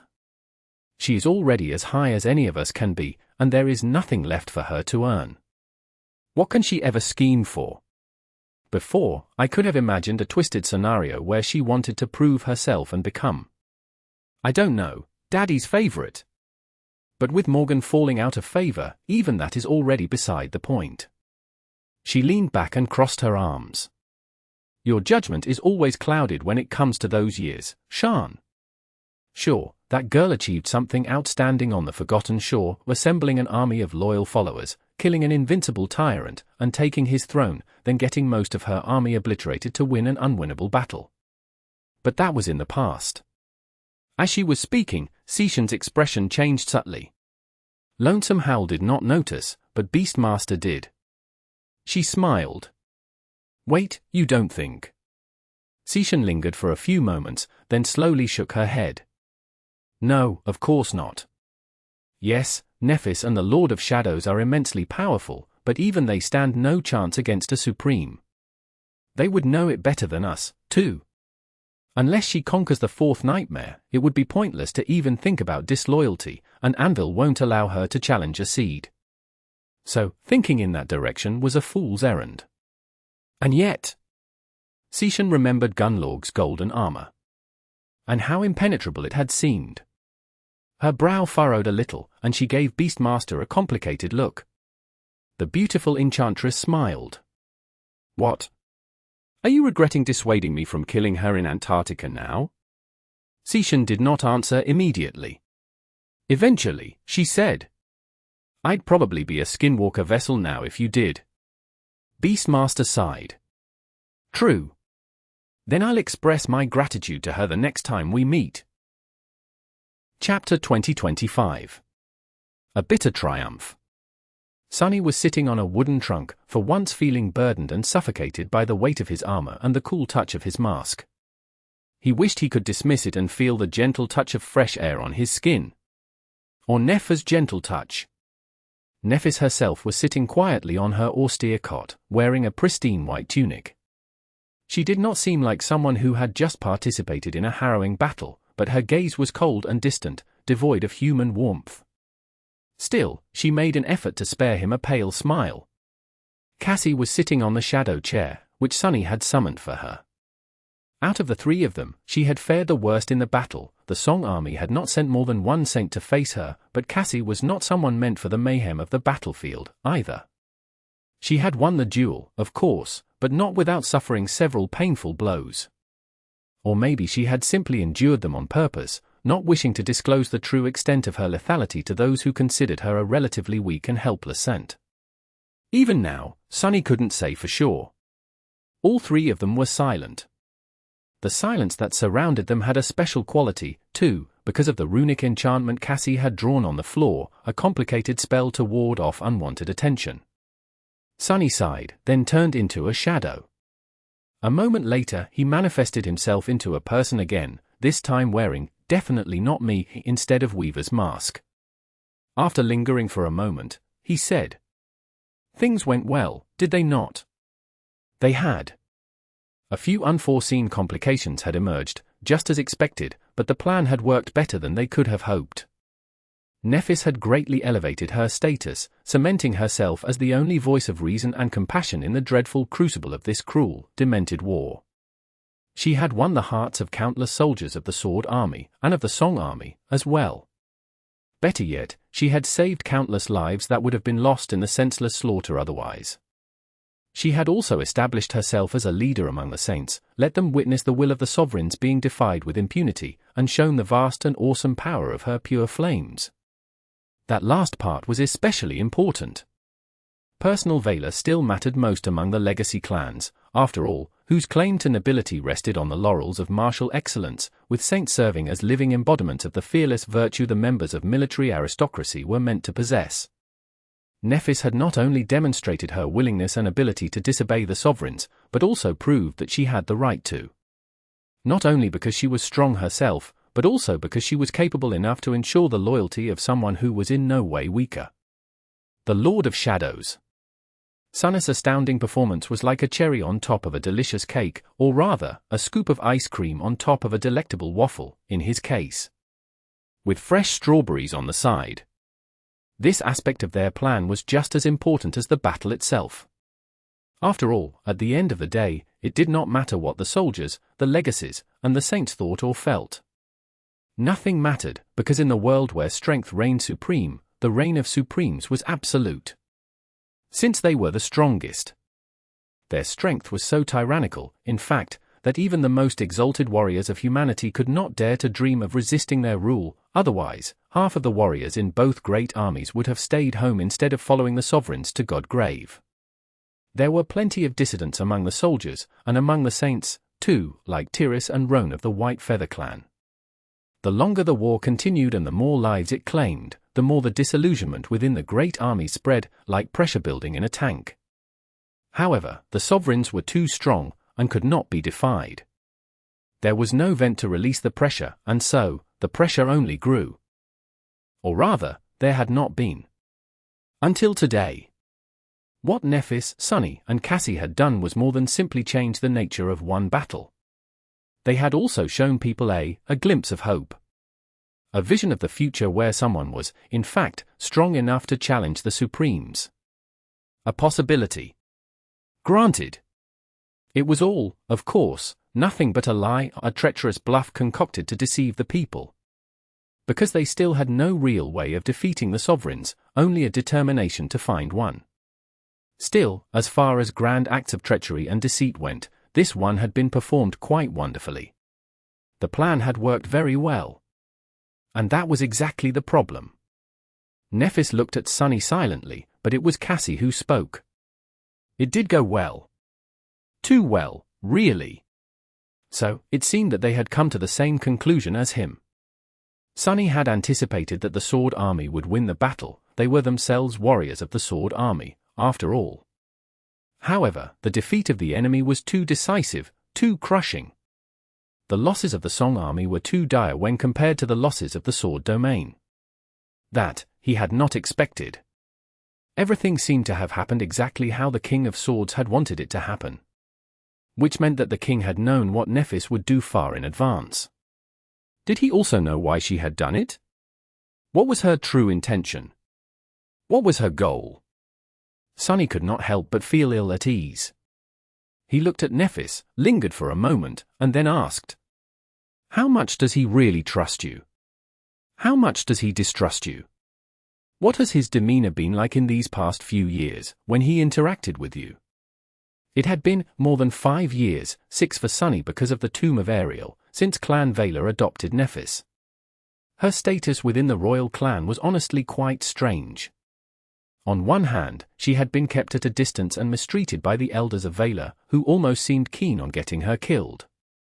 On the other hand, Anvil himself had shown her quite a bit of grace, even making her the nominal commander of the Sword Army after sending Morgan away. Their relationship was ambiguous, and since the man almost never showed human emotions, Sunny could not even guess what was happening in his head. Under the Iron Crown. Nephis remained silent for a few moments, staring at him evenly. Then, she suddenly said, "It's unpleasant to talk to you when you are wearing a mask." Sunny blinked. What was that, all of a sudden? Was she trying to say that she wanted to see his face? Nephis seemed a little surprised by her response, as well. She frowned slightly, then shook her head. "It is hard to tell. He keeps most people at a distance. His heart is a mystery, if he even has one. Still, with me, he was a bit different. Almost sentimental? No, hardly.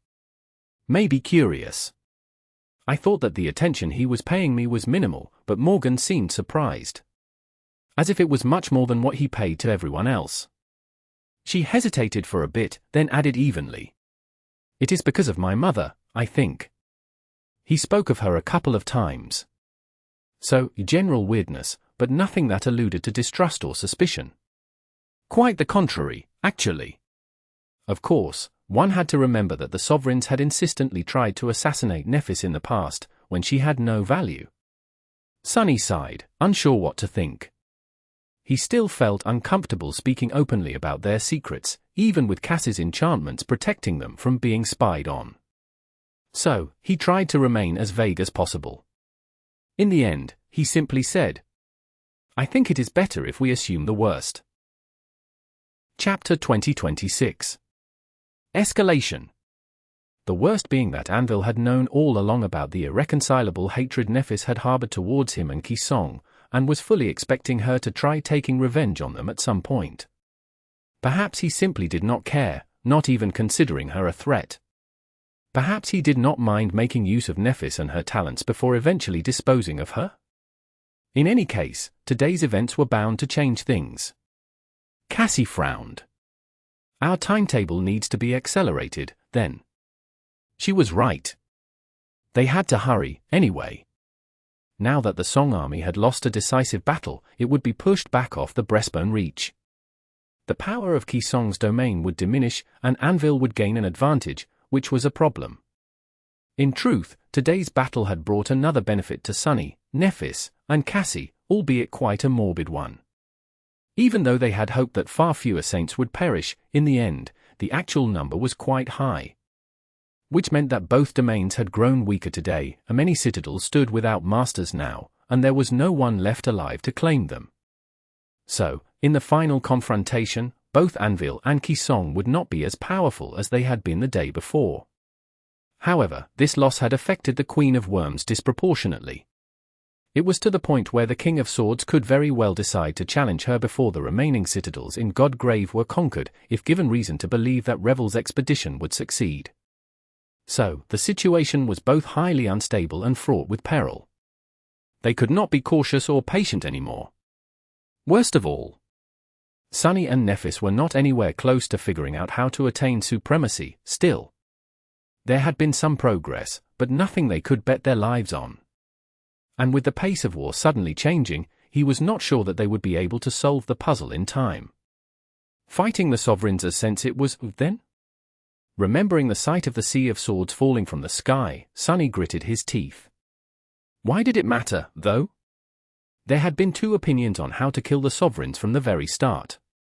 Nephis believed that the only way to defeat them was to become supreme themselves. While Sunny believed more in the tried and tested method of waiting for the enemies to weaken each other and then stabbing them in the back. Now, their chances of attaining supremacy in time seemed slim. But on top of that, their element of surprise seemed to be gone, which meant that it would not be easy to strike the enemy in the back. Things did not look good. He sighed. I take it back. Things are way worse than what we assumed was the worst. He needed to forge Neph's sword. He needed to make the final preparations for the battle against the sovereigns. Luckily, Nightmare had been working hard all this time. He also needed to learn what had happened to Rain during the battle. And Cassie shifted slightly and faced him. Her voice sounded grim. We'll have to have a conversation with St. Jest soon. Sunny remained silent for a moment, then nodded. After that, Cassie seemed to struggle with something for a while. Eventually, she turned to Nephis and said in a hesitant tone, There is a countermeasure we can use to slow things down. Nephis simply raised an eyebrow. Cassie lingered for a bit before adding quietly, It's about our friends in a faraway place. Hearing that, Sunny couldn't help but frown. She was talking about Effie, Kai, and Jet, of course. At the beginning of the war, the Song domain had gained a tremendous advantage by unleashing Mordred upon the world. Therefore, to make sure that the sovereigns thoroughly exhausted each other's power, a correction had to be made. So, Jet had been tasked with subtly influencing the government when Morgan inevitably came knocking on the door. Then, she joined the Princess of War with Effie and Kai to hold the Prince of Nothing back, thus preventing him from conquering the Sword domain while the king was waging war in the north. They had been desperately defending Bastion all this time. But now, the situation was different. Anvil had turned the tables on the Queen of Worms, and it was the Song domain that seemed to be at a dire disadvantage. So, if Bastion fell in Mordred's hands, the equilibrium could be restored. It was just that they all knew what kind of monster Mordred was. Sunny did not like the idea of surrendering Bastion to him one bit. In fact, he was vehemently against it. Too many people he liked and valued were living there, on the shore of the beautiful lake. However, in the end, it was up to Nephis. So, he stared at her silently, wondering what decision she would make. And what he would do about that decision. Nephis remained silent for a while, no human emotion visible in her cold, grey eyes. He suddenly felt chilly despite the suffocating heat enveloping Godgrave. Finally, Nephis glanced at him, frowning briefly at the sight of his mask, and shook her head. No. We won't be troubling our friends. Sunny was both surprised and a bit relieved. He had expected a ruthless and pragmatic answer, but Nephis seemed reluctant to surrender Bastion to Mordred, too. He couldn't help but ask. Why? She looked at him impassively for a while, then smiled faintly. Because it would leave a bad taste in my mouth. I dislike compromises. With that, Nephis rose and inhaled deeply. Come. He will want to see her soon. She had disobeyed the king's order. And now, it was time to receive the punishment for her defiance. Sunny hoped that it wouldn't be too harsh. But, at the same time, he hoped that it would. Because their web of deceit was not finished yet. One final performance remained. The harsher Nephis was punished, the more indignant the people whom she had saved would feel. And the more indignant they felt, the more her grasp on their hearts would tighten. Chapter 2027. Godheart. That was the word Rain heard being spoken around the camp of the battered 7th Legion. The calamitous battle between the two great armies had taken place in the central part of the Breastbone Reach, right above where the dead god's heart would have been. Hence, people were calling it the Battle of Godheart. As fitting of a name as any, really. There had been nothing divine about that damn battle, but many hearts had been scarred and broken in its maw. The camp of the 7th Legion was noticeably emptier than it had been before. Their own little corner of it was, too, luckily, not because the cohort had sustained losses. It was simply because Fleur had been called upon to help treat the wounded, and Ray was keeping her company. So, Rain and Tamer were left alone. Rain prepared dinner while Tamer went about her centurion duties. With that done, they ate in silence and then fell asleep on the spot, too exhausted, both mentally and physically, to even hide from the oppressive radiance of the overcast sky in their tents. They did not have a lot of time to rest.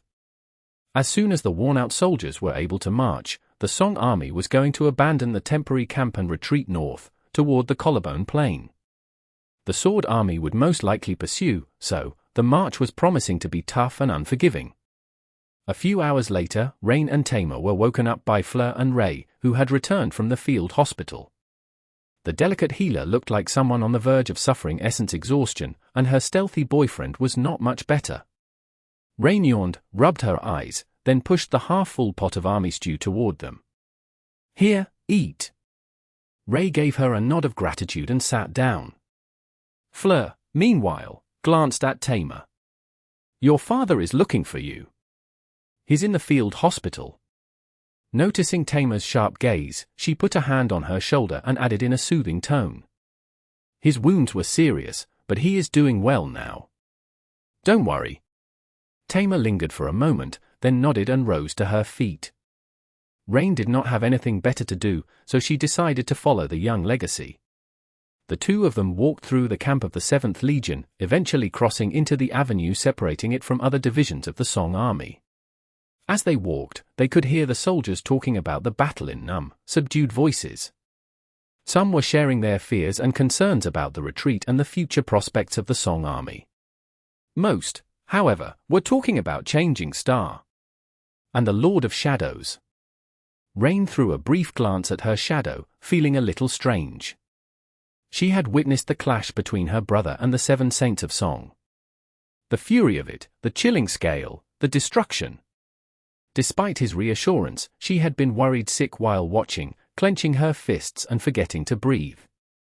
It had been such a strange situation to find herself in. The Lord of Shadows was one of the enemy champions, after all, and yet, she could not help but root for him instead of her own side. At the end, his towering figure crumbled into darkness, and the battle continued on a much smaller, human scale.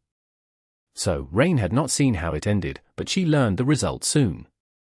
Her brother had defeated the 7 Saints, including 3 of the Queen's daughters. Crushed them, really? He had also killed 6 Saints, 1 with his own hands, 5 more with the help of his servants. No wonder people could not stop talking about him, shivering in fear as they shared the details of the bloody clash. Rain herself felt obligated to feel frightened. Of course, she couldn't. The image of her whimsical, grumpy, and quietly caring brother was the opposite of terrifying. How could she be afraid of someone who made her delicious, puffy pancakes to celebrate a successful hunt? She wondered what the soldiers of the Song army would think if they learned that the great and terrible Lord of Shadows was in the habit of making her nutritious breakfasts. "I'd better keep it to myself." The field hospital was not far, but it still took some time for Rain and Tamer to reach it. Neither of them was in the mood to talk, and they had not spoken a word about the battle to each other. As they walked, however, Tamer glanced at Rain and hesitated for a few moments. "Are you okay?" Rain raised an eyebrow. Of course, she wasn't okay. None of them were. Nevertheless, she forced out a grin. "Sure. Why?" Tamer frowned a little. "You just seem unlike yourself, somehow." Rain remained silent for a while, then shrugged with a helpless smile. "You noticed, huh?" "Yeah. I don't know. I guess I just feel a bit weird today." She couldn't quite explain it, but there was indeed something different about her ever since the conclusion of the battle. It was subtle and almost imperceptible, neither physical nor spiritual, but it was definitely there, at the heart of her being. They reached the field hospital. It was an enormous canvas pavilion permeated with the stench of blood and sweat. The scene inside was like a painting of hell, but luckily, it wasn't as bad as it could have been. Many of the wounded in the center of the battlefield had been miraculously healed by the white flames of Lady Nephis. Of those that remained, the heavier cases had been treated by the awakened healers already. It was just that there weren't that many potent healers in the world, and those that belonged to the Song army did not have endless essence. So, the soldiers who had received relatively minor wounds could only wait while being treated by mundane medics. Rain grimaced and tried not to cover her nose. The officers were being treated in a separate space inside the pavilion. She stayed back, letting Tamer go inside alone, and waited patiently near the entrance. However, she could still hear some of the conversation between her friend and her father, the Saint of Sorrow. "I heard that you met Tell of the White Feather Clan." Oh, so that was the name of the beautiful Feather Knight. No wonder she was so troublesome. "Yes. I lost." Tamer's restrained voice betrayed a hint of dejection. The Saint of Sorrow seemed to chuckle before saying calmly, "That is all right. I lost, too." There was a long stretch of silence, and then he added with a sigh, "It is strange, isn't it? The Lord of Shadows had saved my daughter's life, but today, I went into battle intending to kill him. Changing Star is meant to be one of the greatest threats to the Song domain, but today, she healed and saved our soldiers." Rain did not hear the rest, because at that moment, a quiet whisper resounded in her mind. "Hey! I need to talk to you." She hesitated for a moment. "Talk, then?" "I'm listening." However, her shadow shifted slightly in the trembling light of a luminous memory, as if shaking its head. "No, not here. Go find somewhere private." Rain sighed. Was she going to be swallowed by that weird cottage again? But she did not really mind. Perhaps her brother would be able to explain the subtle change that had happened to her on the battlefield. Chapter 2028. Clandestine Meeting. Still, there was also less security and fewer watchmen. The order had hardly been restored in the aftermath of the battle, and most soldiers were either asleep or resting. The funeral rite for the fallen was going to begin soon, too, which gave Rain a chance to slip away unnoticed.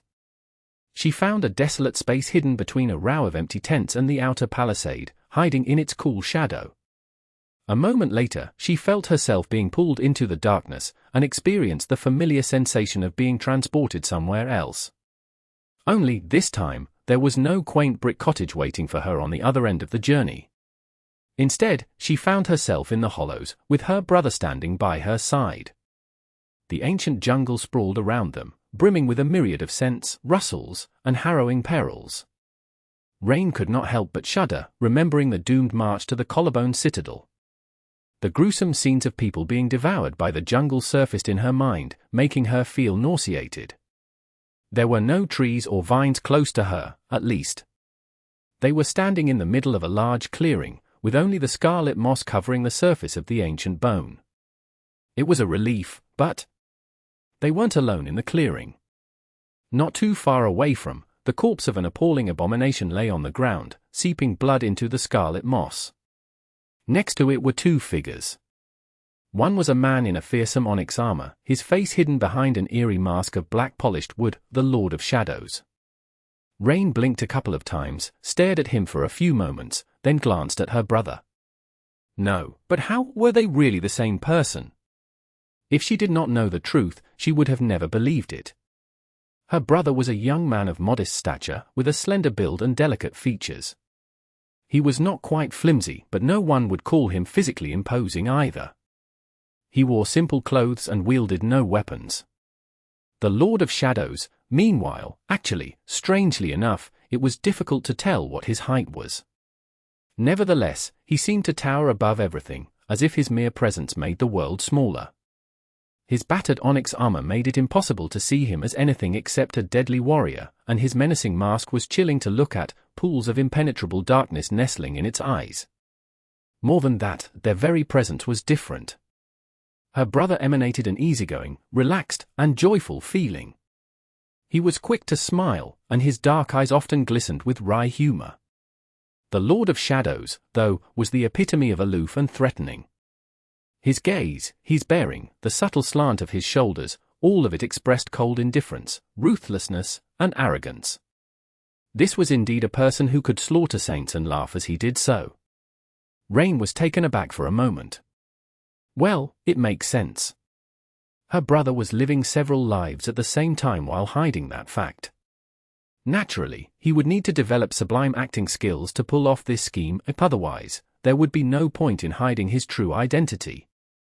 She couldn't help but wonder which of his incarnations was the real one, though. The warm and joyful one she knew, or the cold and unfamiliar slayer standing in front of her. For all Rain knew, the guy running a restaurant in Bastion could be the true face of her brother. As great as her shock at seeing two versions of him was, there was someone else who immediately stole all her attention.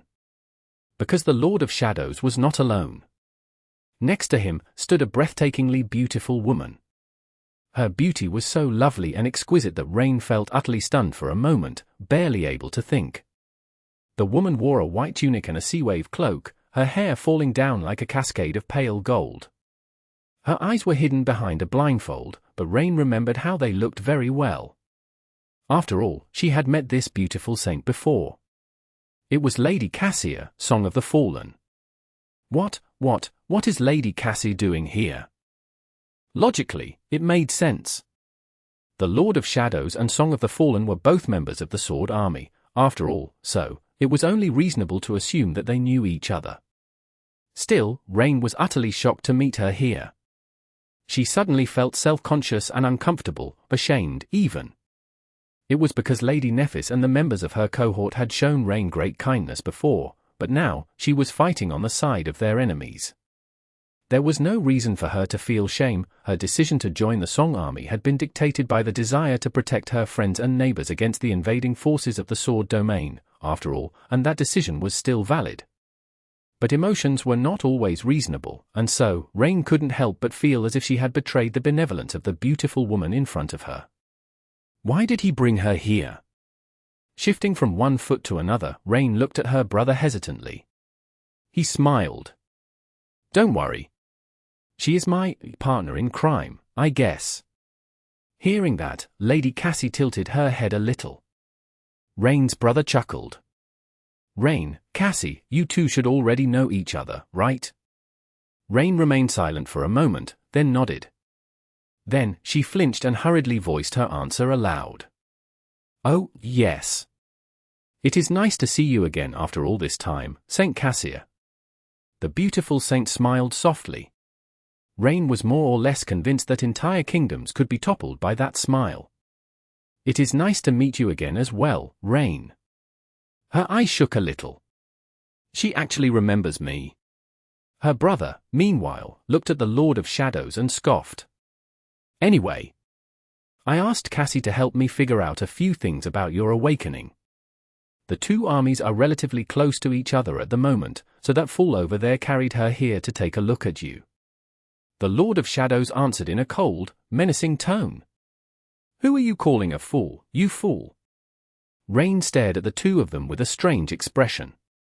No, but were they really the same person? Chapter 2029. Fortune Telling. Released from his control, the haughty, naughty, creepy, and crazy guys glided across the floor and wrapped themselves around him, seemingly satisfied to be reunited with their happy sibling after being apart for so long. Far away in the main camp of the Sword Army, the gloomy shadow turned its head and threw a resentful glance at Master Sunless. Why was everyone getting together while he alone was stuck keeping company to this? Sunny ignored the ingrate. In any case, there was a reason for why he did not want to keep the Lord of Shadows manifested. His reserves of essence were depleted after the recent battle, so there was no point in wasting more of it than necessary on maintaining an additional avatar. Carrying Cassie with Shadow Step had already taken a relatively considerable toll. But it was necessary. In truth, she did not have to meet Rain in person to use her dormant ability and tell Sunny what she saw. After all, the blind seer had been helping him and the other members of the cohort from a distance throughout the war. But Rain was a bit special, being that she was a human awakened who did not carry the nightmare spell. It was also easier for Cassie to learn about a being when she was close to them. Considering how important it was to understand Rain's situation, Sunny decided to pull out all the stops. He glanced at the corpse of the nightmare creature laying in the middle of the clearing. The abomination had been stalking this area of the hollows, so he eliminated it in advance to make sure that nothing could disturb them. Cassie had already drawn the runes around the clearing, as well, using the soul shards harvested from the abomination as the power source. This place was halfway between the Song camp and the Sword camp, equally distant from both sovereigns. Hopefully, no one would learn what he was going to hear. Rain, meanwhile, seemed to have noticed the enchanted lines of the runic circle and studied it with interest. "What is that?" Cassie answered after a moment of hesitation. "It's a runic enchantment to ward off various kinds of unwanted attention." Rain glanced at her with a subtle hint of amusement. "There are different kinds of unwanted attention." The blind seer nodded. "Of course.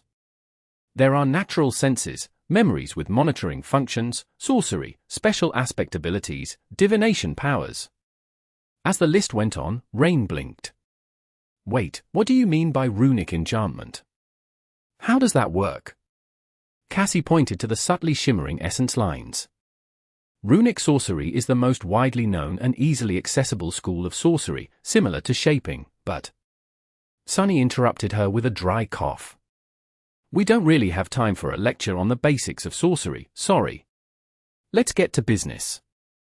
Rain looked a little disappointed for a moment, then looked at him with a hint of hesitation. "All right. So, what do I do?" He smiled. "You don't need to do anything. Just stand there and let Cassie take a good look at you." His sister's expression froze. Sunny. Phrasing. Cassie, meanwhile, chuckled. "Don't worry, Rain. I'm used to it." With that, she approached the young woman and faced her. If not for her blue blindfold, it would have looked as if she was looking Rain in the eyes. Sunny suddenly felt nervous. Cassie's dormant ability allowed her to read the runes of a living being. Now that she was a saint, she could gain quite a deep insight into who they were, what memories they wielded, what powers they possessed. In fact, she could more or less learn everything about the person except for their flaw. Of course, her true power was to gain insight, not to read runes. The runes that all awakened saw, except for Rain, were just a handy instrument created by the spell, and therefore, the runes that Cassie could read when using her dormant ability were merely the spell translating the knowledge she had gained into a more familiar language.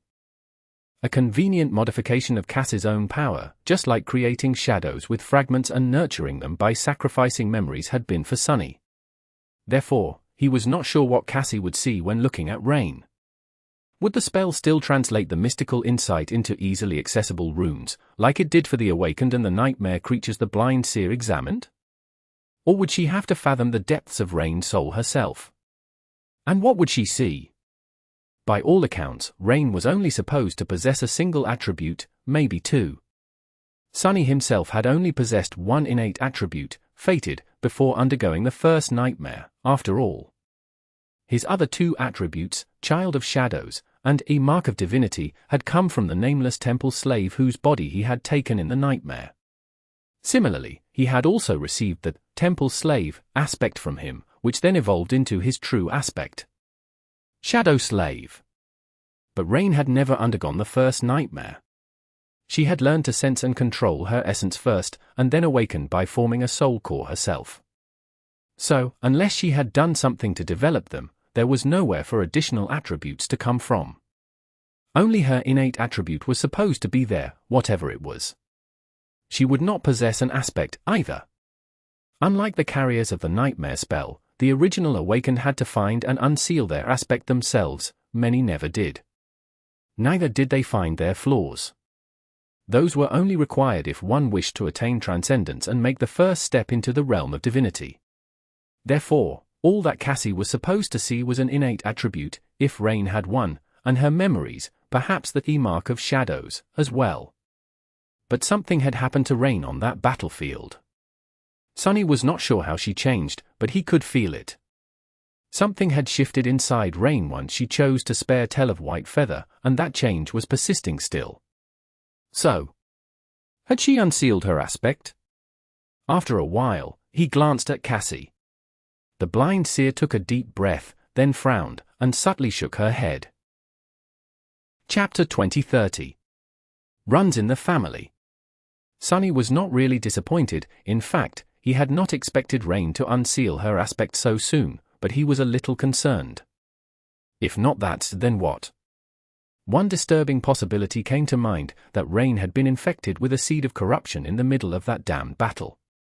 After all, from what he could tell, most of the people who became carriers of the spell had some reason for why their souls were fertile soil for the nightmare to take root. And what better reason could there be than the appalling terror of the Godheart battle? Still, he had already studied Rain's soul, searching for any sign of encroaching corruption. It was pure and pristine, just as it had been before. In fact, if anything, it seemed more whole than it had ever been before. Sunny looked at Cassie somberly. She took a step back, faced Rain, and smiled faintly. First, allow me to congratulate you, Rain. It seems that you have a true name. Sunny froze for a moment. Was that it? She received a true name? Did that mean? However, at that moment, Cassie shook her head subtly again, as if having read his thoughts. In fact, you have had it for some time, already. If I were to wager a guess, I'd say that you earned it during your awakening. A name is a tool of distinction, after all, and there is hardly a more distinguished feat than becoming an awakened by yourself in an age when everyone else carries the nightmare spell. Rain blinked a couple of times, then threw a sideways glance at Sunny. You told her. He coughed. Right. Cassie was not entirely a stranger, but she was also not someone Rain knew well. It would feel strange to learn that many of her secrets had been shared with a distant acquaintance. However, it was really not his fault. It's not that I told her, it's just that Cassie has a way of knowing things. It's better to just make peace with it. Rain stared at him for a few moments, then turned back to the blind seer. Her chin rose a little, and she asked while trying to suppress her excitement. Oh, okay. Well, anyway, so, what is it? My true name. Cassie remained silent for a few moments, which caused Rain's expression to grow worried. Wait! It's not something stupid like not so funny anymore, is it? The blind seer chuckled, then shook her head. I am sure that it's not. It's just that much of your being is a puzzle to me. Usually, I see things much clearer, but today, I need to interpret the insights myself. Therefore, although I gained an understanding of your true name, it is going to take me some time to decipher it. She hesitated, and then glanced at Sunny. I'll need your help, as well. And Nephis too. He scratched the back of his head. That actually made sense. If the spell was not translating the insight Cassie gained into a convenient collection of runes, then interpreting a true name was no easy task. In fact, it was an entirely new kind of challenge. However, he was sure that they could solve it in a few days. Cassie possessed the knowledge, Sunny was a master of dead languages, and Nephis was a talented shaper. She had more experience dealing with true names of things than both of them combined. Rain sighed in disappointment. Oh. Sunny wanted to sigh, too. If Rain had gained her true name during or as a result of her awakening, then he still had no idea what happened to her during the battle. Feeling his tension, Cassie turned her head slightly and smiled. I also saw your memories. It's quite an impressive collection, for a young awakened. It's just that. She was talking to Rain, but facing Sunny. The green canteen? Safety first? Really? Then, she pursed her lips. And what is up with those descriptions? Sunny scowled, feeling as if he had been unjustly slighted. What? Those are great names. Short and to the point. Cassie let out a heavy sigh and shook her head again. After remaining silent for a few moments, she spoke again. You also seem to possess 3 attributes, Rain. 3, that was more than Sunny had expected. The blind seer continued. One is related to affinity to shadows, and is somewhat external, I think. It should be the result of the mark of shadows. The second one, though, is quite a surprise. Sunny raised his eyebrow, listening intently. Cassie hesitated a little, as if choosing the right words. It has to do with names, I think. And power. In short, I suspect that you possess a rare talent, an affinity to shaping, the most ancient kind of sorcery. Rain seemed stunned. Sunny was quite surprised, too. So Rain's primary talent doesn't even have anything to do with combat? She is meant to be a sorceress. Why had he been forcing her to hunt nightmare creatures all that time, then? No. A sorceress or not, she still needed to know how to defend herself. So, he had nothing to feel sorry about. He remained motionless for a moment. Damn, does sorcery run in our family or something? One fact could not be denied anymore, though. Sadly, it seemed that their mother's poetic talent had been passed on to Rain in its entirety, leaving nothing for Sunny. That could explain his own lack of naming sense, at least. Rain finally came to her senses, lowering her head to stare at the runic circle Cassie had created. Sorcery? Well, wow. That sounds fancy. With that, she turned to Sunny and grinned. You said you were a sorcerer too. Can you teach me? Sunny smiled awkwardly and shook his head. Shaping is very different from the kind of sorcery I practice. They share some basics, but not enough to qualify me as a teacher. In truth, actually, I tried to learn the sorcery of names on many occasions. But it was all useless. I just don't have the talent for it, and unlike runic sorcery, one has to be born a shaper. He paused for a moment, then added. Don't worry, though. I already have a teacher in mind. Nephis knew more about shaping than anyone he had ever met, with the exception of Ananke. So, there was no better person to teach Rain than her.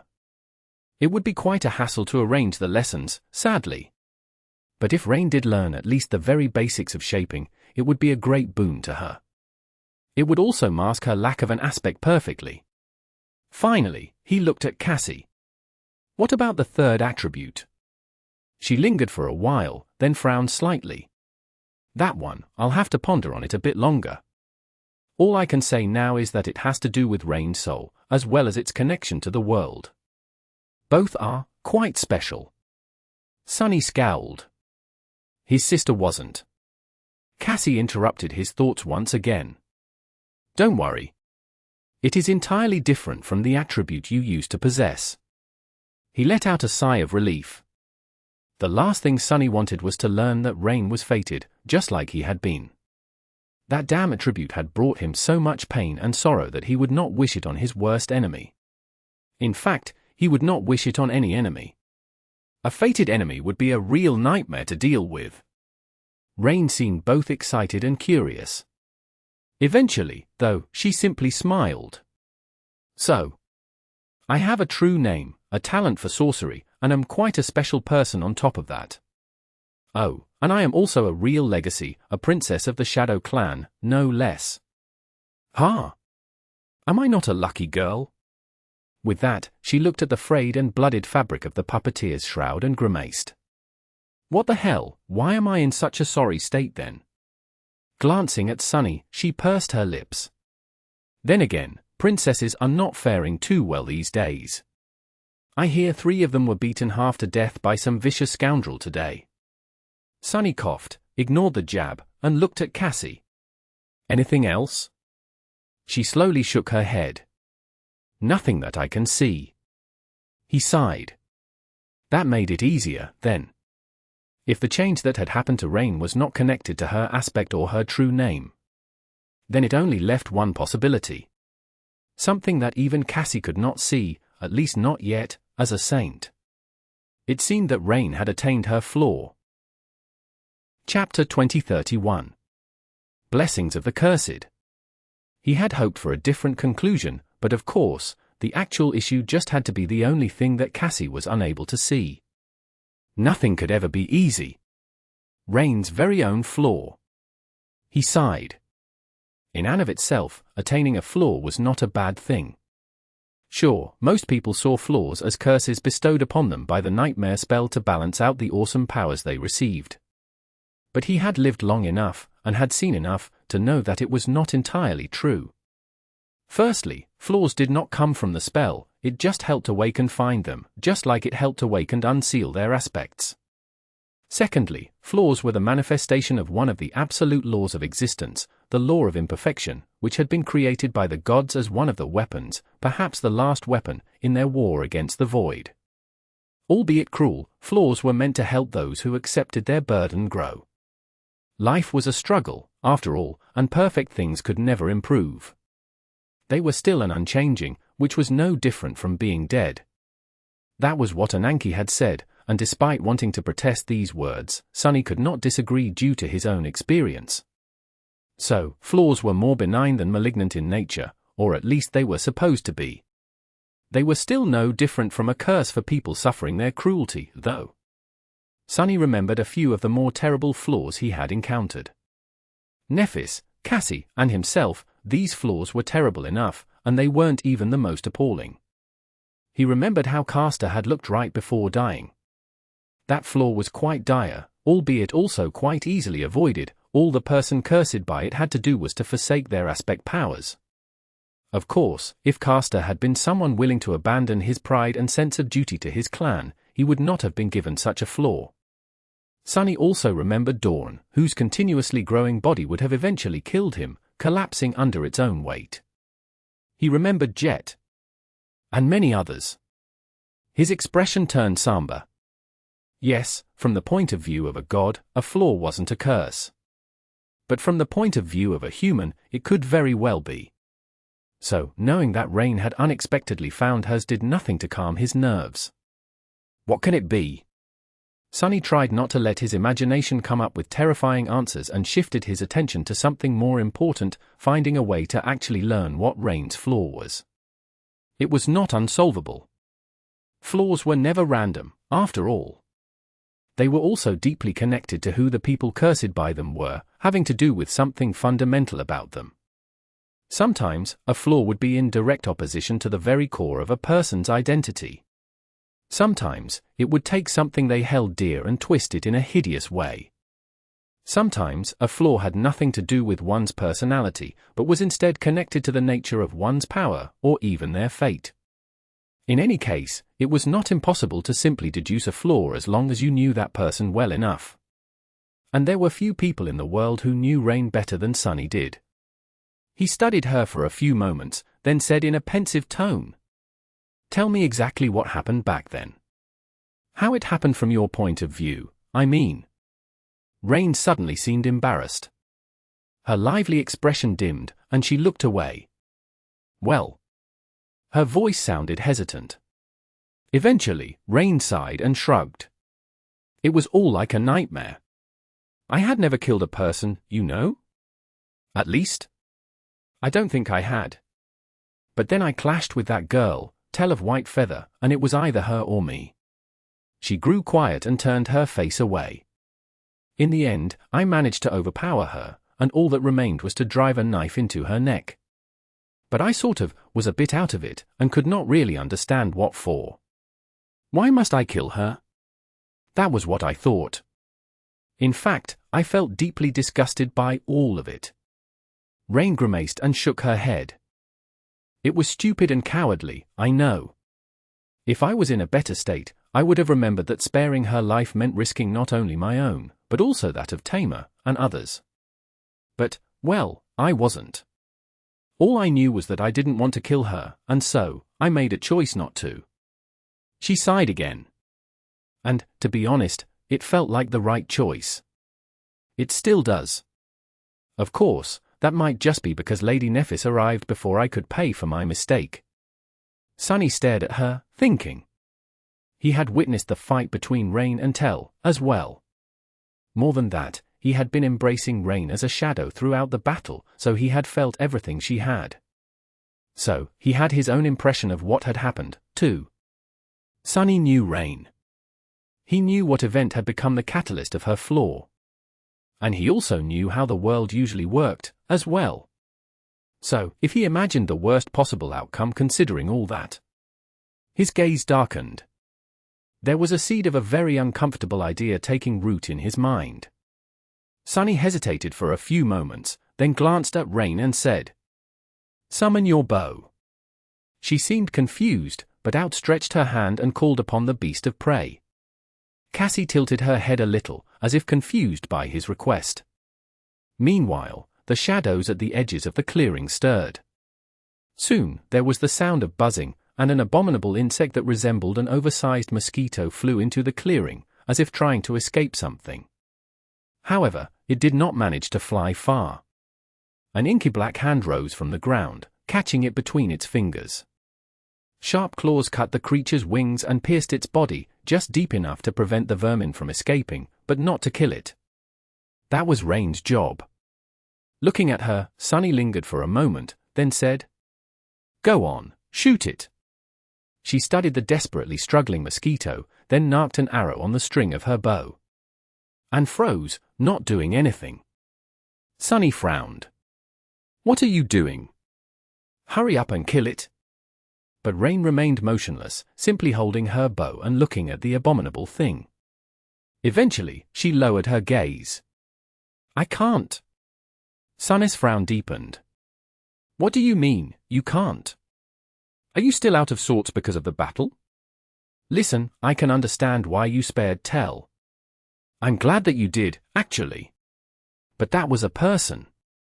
This is an abomination." Rain looked at him, her face terrible pale. "No, you don't get it. I can't." She trembled. "My hand won't move. I tell it to draw the string, but nothing happens." A moment later, she moved the bow to the side, drew it, and sent the arrow flying. It whistled past the vermin without doing any damage to it and disappeared into the jungle. Rain looked at her hand, frightened and confused. Sunny stared at his sister with wide eyes. Then, his face fell. Crap. Chapter 2032. These three words. Perhaps there was a limit to Rain's flaw, something like only being unable to kill those who were defenseless, weaker than her, or maybe those who did not represent a fatal threat. Perhaps it was even dependent on whether she believed that the enemy deserved to die, although that one had been disproven almost immediately, since there was no sane reason to show mercy to a nightmare creature. However, after capturing a few more abominations and forcing Rain to confront them, he had to admit the shocking truth. You cannot kill. Sunny was not the nightmare spell, but if he were, he would have described her flaw with these three words. As the truth dawned upon the three people gathered on the clearing, they remained silent for a while, each trying to cope with the stunning revelation. Sunny felt as if he had been smacked in the head with something heavy. He was dismayed. What kind of flaw is that? He had seen many cruel flaws, but none that were as restrictive and ridiculous as this one. It was one thing to be unable to kill people. It was a completely different thing to be unable to kill anything in this perilous, dying world, where every day was a desperate struggle for survival. Where nightmare gates were opening in the middle of peaceful cities, unspeakable horrors stirred at the borders of human enclaves, and the cradle of humanity was being slowly consumed by the dream realm piece by piece. Not to mention that they were in the middle of a damn realm war.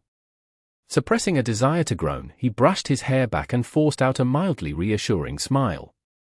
Don't fret about it. So, you can't kill anything. Who cares? Most people in the world don't go around killing things, anyway. Not only mundane people, but many awakened too. Take Aiko, for example. She had not summoned a combat memory in years. Granted, Aiko was only able to stay away from bloodshed because she had already spilled enough blood on the Forgotten Shore. If she had been sent there while unable to defend herself, she would not have survived long. And she also had him around, which was no small part of it. Rain, who was sitting on the ground with a lost expression, raised her head and stared at him. Aren't you forgetting something? Sunny raised an eyebrow. What? She lingered for a moment, and then gritted her teeth. I'm a damn soldier. I am an awakened member of the Song Army. We're at war. Rain covered her face for a moment. What am I supposed to do now that I can't even shoot my bow? Sunny hesitated, not knowing what to answer. Eventually, he said, I can steal you away. You don't need to remain a soldier, you know. Others can't desert, because there's nowhere to run in Godgrave, but you can. Rain pierced him with a heated gaze, making it seem as if he had said something wrong. Damnation. Luckily, Cassie came to his help. She had remained silent before, but now spoke in a soft tone.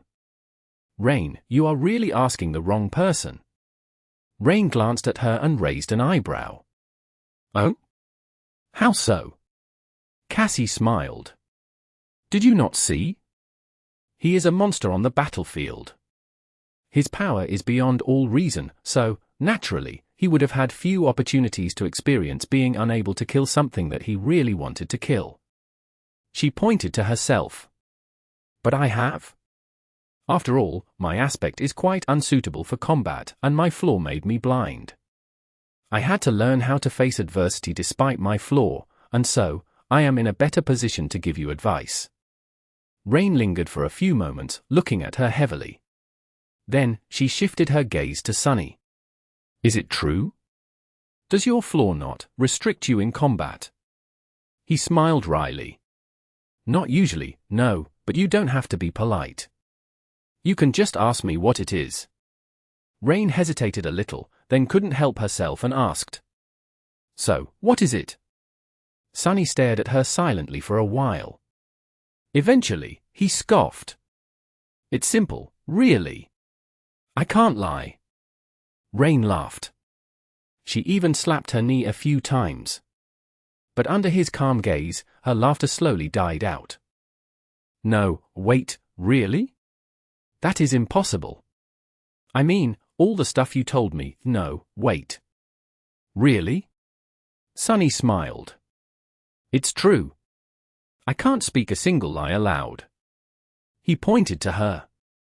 However, I managed to fool you into thinking that I was spouting lies, didn't I? And keep the truth from you for many years. Rain stared at him with wide eyes, then nodded. Sunny nodded, too. That is how flaws work.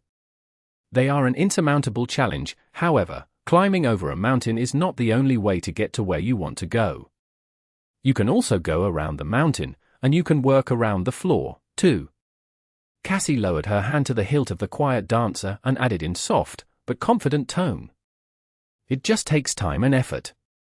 You will learn how to go where you want to go despite the flaw, as well. There are many ways, as long as you have the will. For example, although you can't kill a nightmare creature, you can wound it. You can immobilize and debilitate it. With enough foresight, you can win a fight before it even starts, or even avoid it entirely. She lingered for a moment, and then added. In that regard, your talent for the sorcery of names will be a boon. Shapers wield quite a versatile array of powers, including many that can restrain and restrict, that are not only meant for destruction, but also creation. Cassie sighed. Remember that you are not alone. We will help you as much as we can. But you must also remember that, at the end of the day, only you can learn how to live with your flaw. Rain looked at her with gratitude, seemingly reassured. Then, her gaze shifted to the corpses of the nightmare creatures sprawled across the clearing. Sunny had killed them after she failed to do so, thus ensuring her safety. Her gaze became bleak again. Feeling her dejection, he shook his head. Don't look just at the negative side. Look at the bright side, as well. Rain raised an eyebrow, unconvinced. There's a bright side. Sunny nodded. Of course. The flaw is an important part of you, of your strength, even. So important that without it, no one can become a Transcendent. There is a reason why the Nightmare spell helps every awakened attain their flaw. He paused for a moment, then added. It is not only because diamonds are made under pressure, or some such nonsense. It is also because one's aspect and one's flaw are innately tied. In fact, I am not entirely sure that it is even possible to unseal one's aspect without first finding one's flaw, so, you are now much closer to unsealing yours. Knowing your true name is another step in the right direction. Sunny smiled. In short, it might seem like you were cast down into a bottomless abyss, and all your struggles to attain strength have been for naught.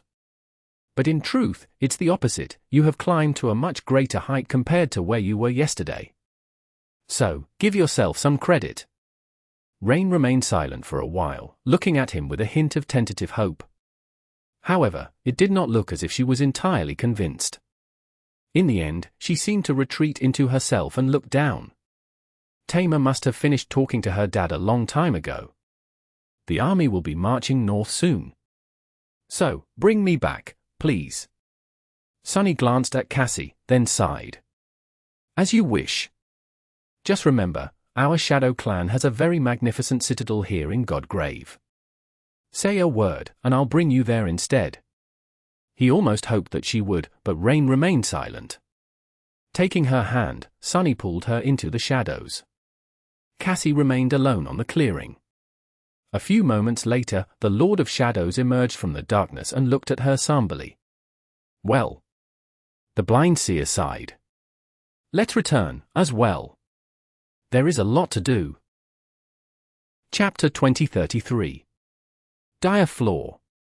While Sunny and Cassie returned to the temporary camp of the Sword Army. Of course, he had not forgotten to retrieve his shadows first. He allowed the haughty shadow, which wore Weaver's mask, to dissolve into darkness and manifested the naughty shadow instead. This avatar wore a mask, as well, this one woven by Sunny himself. I guess I need to craft more of these? Now that his ability to control several incarnations was out in the open, he would have more chances to summon them. During the battle, he had simply covered their faces with the helmet of the Onyx Mantle and a layer of shadows. It should have hidden their features, especially considering the surrounding mayhem. But he could not be entirely sure, since there were all kinds of watchers out there. Even if his identity remained a complete mystery, Master Sunless would still be suspected by some.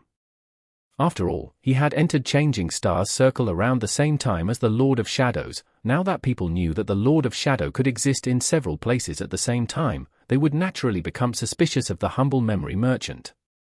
Luckily, Sunny had been quite meticulous in crafting the persona of Master Sunless, and making it the exact opposite of what one would expect a fearsome and mysterious scent to be. As long as he remained cautious, the suspicions would remain just that. All of it was going to lose meaning soon, anyway. The conclusion of the war was not that far away now. He shivered. Sunny and Cassie were alone in the tent for the moment. Both remained silent for a while, contemplating the situation Rain had found herself in. Eventually, he sighed. That is quite a severe flaw, don't you think? Calling that flaw severe was an understatement of the century. Cassie hesitated for a moment, then nodded. It is quite extraordinary, indeed. There are very few flaws that are that harsh while being that broad. It could very well be a death sentence. Being unable to kill anything while everything was able to kill you was, needless to say, extremely dangerous. Especially for an awakened, and especially in the middle of a bloody war, which was happening in the middle of a damn death zone. Sunny massaged his temples, feeling an approaching headache. How was he supposed to protect Rain now? He sighed. Still, it is not so bad. There were ways to deal with a flaw. Every awakened had no choice but to find ways of coping with its burden, and many learned how to do it masterfully. The only question was, how would Rain go about it? Would she cope with her flaw by accommodating it and adapting to its demands? She could distance herself from bloodshed and killing, living a peaceful life somewhere safe, relatively safe, at least, since true safety did not exist anywhere in either of the worlds. Sunny would be quite happy if she did, really. His sister was unlike him. Despite her admirable strength and tough exterior, she was made from softer stuff. She was not a killer. Thank the gods. There were already enough killers in this dying world, like Sunny and Nephis. People like them were born to destroy, and hopefully, they would destroy everything that needed to be destroyed. So that people like Rain could rebuild a new world on the ruins. But that was only one way of dealing with her flaw Rain could choose. She could also stay close to the battlefield while assuming a strictly supportive role, like her friend Fleur, but much more defenseless. She would have to put absolute trust in her companions, then, and rely on them to keep her safe. Like a living embodiment of the time-tested principle taught to Sunny by Jet. That no one survived in the dream realm alone. Or would Rain cope with her flaw by fighting and rebelling against it like Sunny had fought and rebelled against his? He had become a master of deception despite being unable to lie, after all. It was just that his treacherous ways had to turn much more refined and insidious because of the Flaw. Would Rain become a ghastly and sinister slayer because of hers? A person who could not kill her enemies, at least not directly, but made them wish that they were dead? Sunny closed his eyes for a moment, then cursed. No, I take it back. It is that bad. Cassie patted him on the shoulder. Don't worry too much. She will be fine, better than fine, actually. She will face the challenge of her Flaw, overcome it, and become much stronger for it. Sunny did not know if Cassie was speaking out of personal experience or simply trying to placate him, but he felt thankful either way. He wanted to believe her, too. She remained silent for a moment, and then sighed. Nevertheless, you are right. Her Flaw is extremely severe, which means that her aspect will be extraordinary, as well. In fact, I am quite sure that it will be at least of the supreme rank, most likely sacred. Sunny froze, looking at her with a complicated expression. An aspect of the sacred rank was almost as rare as one of the divine rank. In fact, ironically enough, Sunny knew of more awakened wielding a divine aspect, Nephis, Mordred, and himself, than awakened wielding a sacred aspect. He only knew of one, actually. Cassie herself. Of course, there could have been others among the members of Broken Sword's cohort, for example, or among the daughters of Kisong. But the fact still remained, a sacred aspect would be unique, mystical, and exceedingly powerful by its very nature. And his sister could come to possess one of those? Sunny lingered for a few moments, then sat down and said somberly, "Tell me more about what you saw." Cassie remained silent for a while, as if trying to find the correct words. In the end, she sighed. It was quite unusual. I had to decipher what I saw myself. I still do, really. It is not really difficult, just takes time. Like following your intuition to the answer you already know to be true, or remembering something that you had already known once. We will be able to decipher the true name shortly, I believe. The attributes responsible for her affinity to shadows and sorcery are also quite clear. Her tone changed a little. It's the third attribute that gives me pause. Cassie grew quiet for a moment, then faced Sunny and asked cautiously. Sunny, tell me, have you noticed anything strange about your sister? Chapter 2034. What are friends for? What the hell did she mean, anything strange? Suddenly, many troubling possibilities surfaced in his mind. There were all kinds of attributes out there in the world. After all, the mind hex of the Soul Devourer had also been akin to an attribute, for example. Rain had not been supposed to possess 3 entire attributes, anyway. The E-mark of shadows had come from him, was the third attribute foreign to her, as well? Finally, he shrugged. Strange? I mean, she is known as that crazy girl back in Ravenheart for a reason. But no, not really. Rain is, surprisingly normal. Shockingly normal, even, she is more or less the only normal person I know. He frowned. What exactly do you mean by strange? Cassie contemplated her answer for some time before speaking. I'm not sure myself. Have you seen some inexplicable things happening around her, or patterns of strange events? Like sudden changes in weather, plants wilting or blooming unexpectedly, or maybe nightmare creatures reacting more strongly than expected to her presence. Sunny scratched the back of his head. No, really, what was she going on about? Eventually, he said hesitantly. Well, come to think of it, a huge storm did appear out of nowhere when she was awakening. Why? Cassie remained silent for a moment.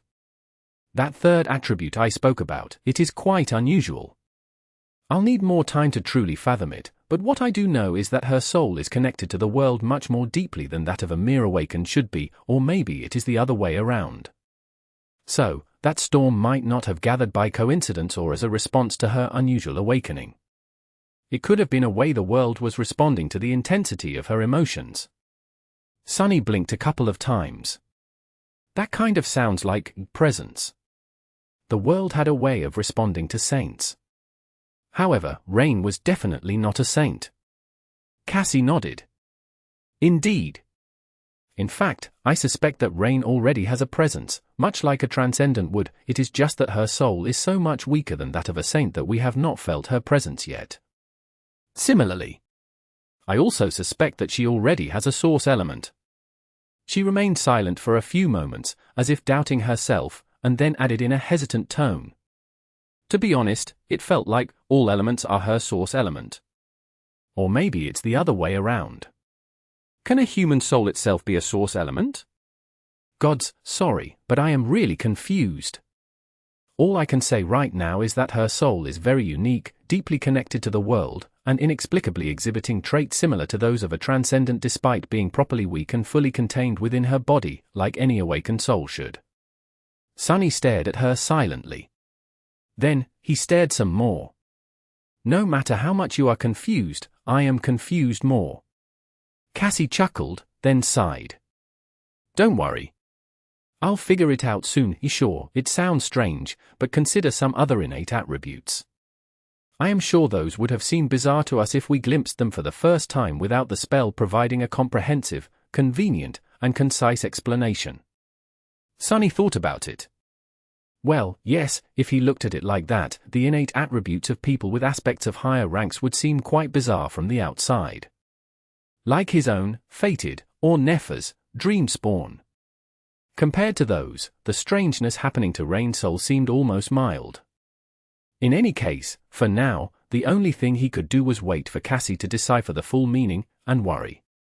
Once the interpretation was complete, he would finally be able to finish the memory bracelet he had been weaving for Rain. She would be ready to decide what to do about her flaw by then, as well. Suddenly, Sunny felt a cold chill run down his spine. Her emotions might be able to affect the weather, That was a truly terrible trait to possess, here in Godgrave. ******. Rain did not quite remember how she found her way to her tent after being returned to the camp of the Song Army. Only her tent wasn't there anymore. The funeral rite had been long finished, and the army was preparing to march. Someone from the cohort, Tamer, most likely, had already taken down Rain's tent. Usually they handled their own equipment, but since one member of the cohort was strangely absent, she would have done it to save time. Speaking of Tamer, the legacy girl was standing near the smoldering campfire, giving last instructions to the leaders of the cohorts comprising the Centuria. Noticing Rain, she frowned and sent them away. "Where have you been?" Rain stared at her friend numbly, then waved a hand dismissively. "Just running errands around the camp. Nothing important."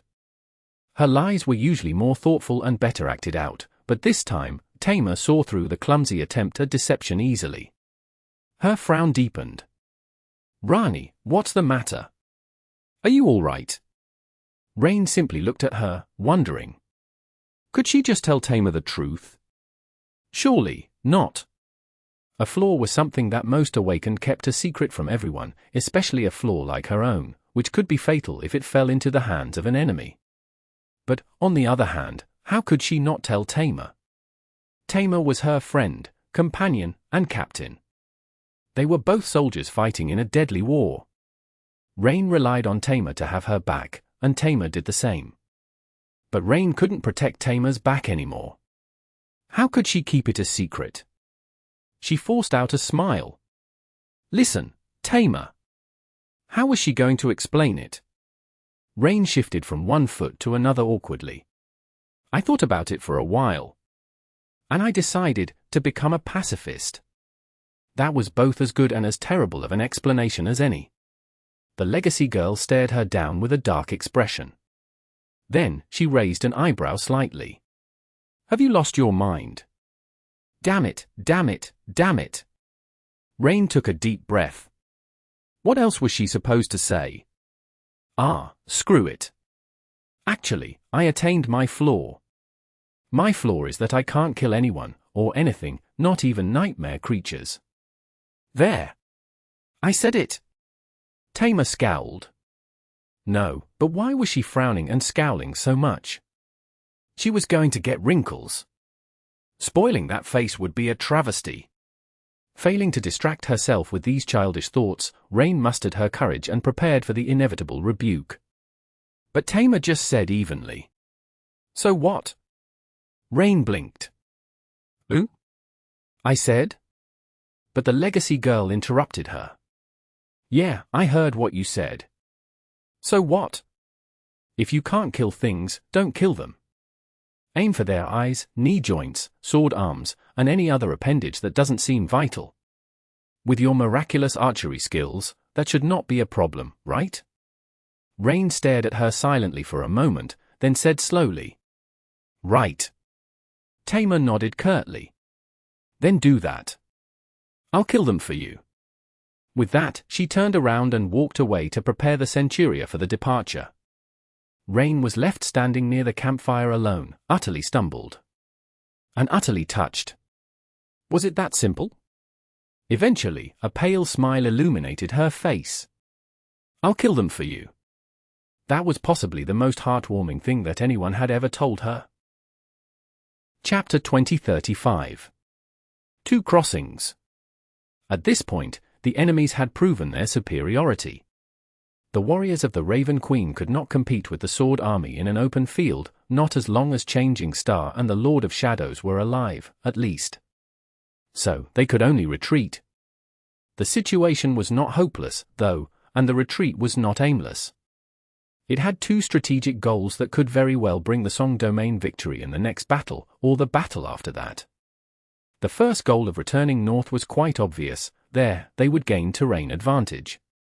The Song army could not overcome the enemy in a frontal clash, but things would be different if there were complicated terrain and fearsome fortifications involved in the equation.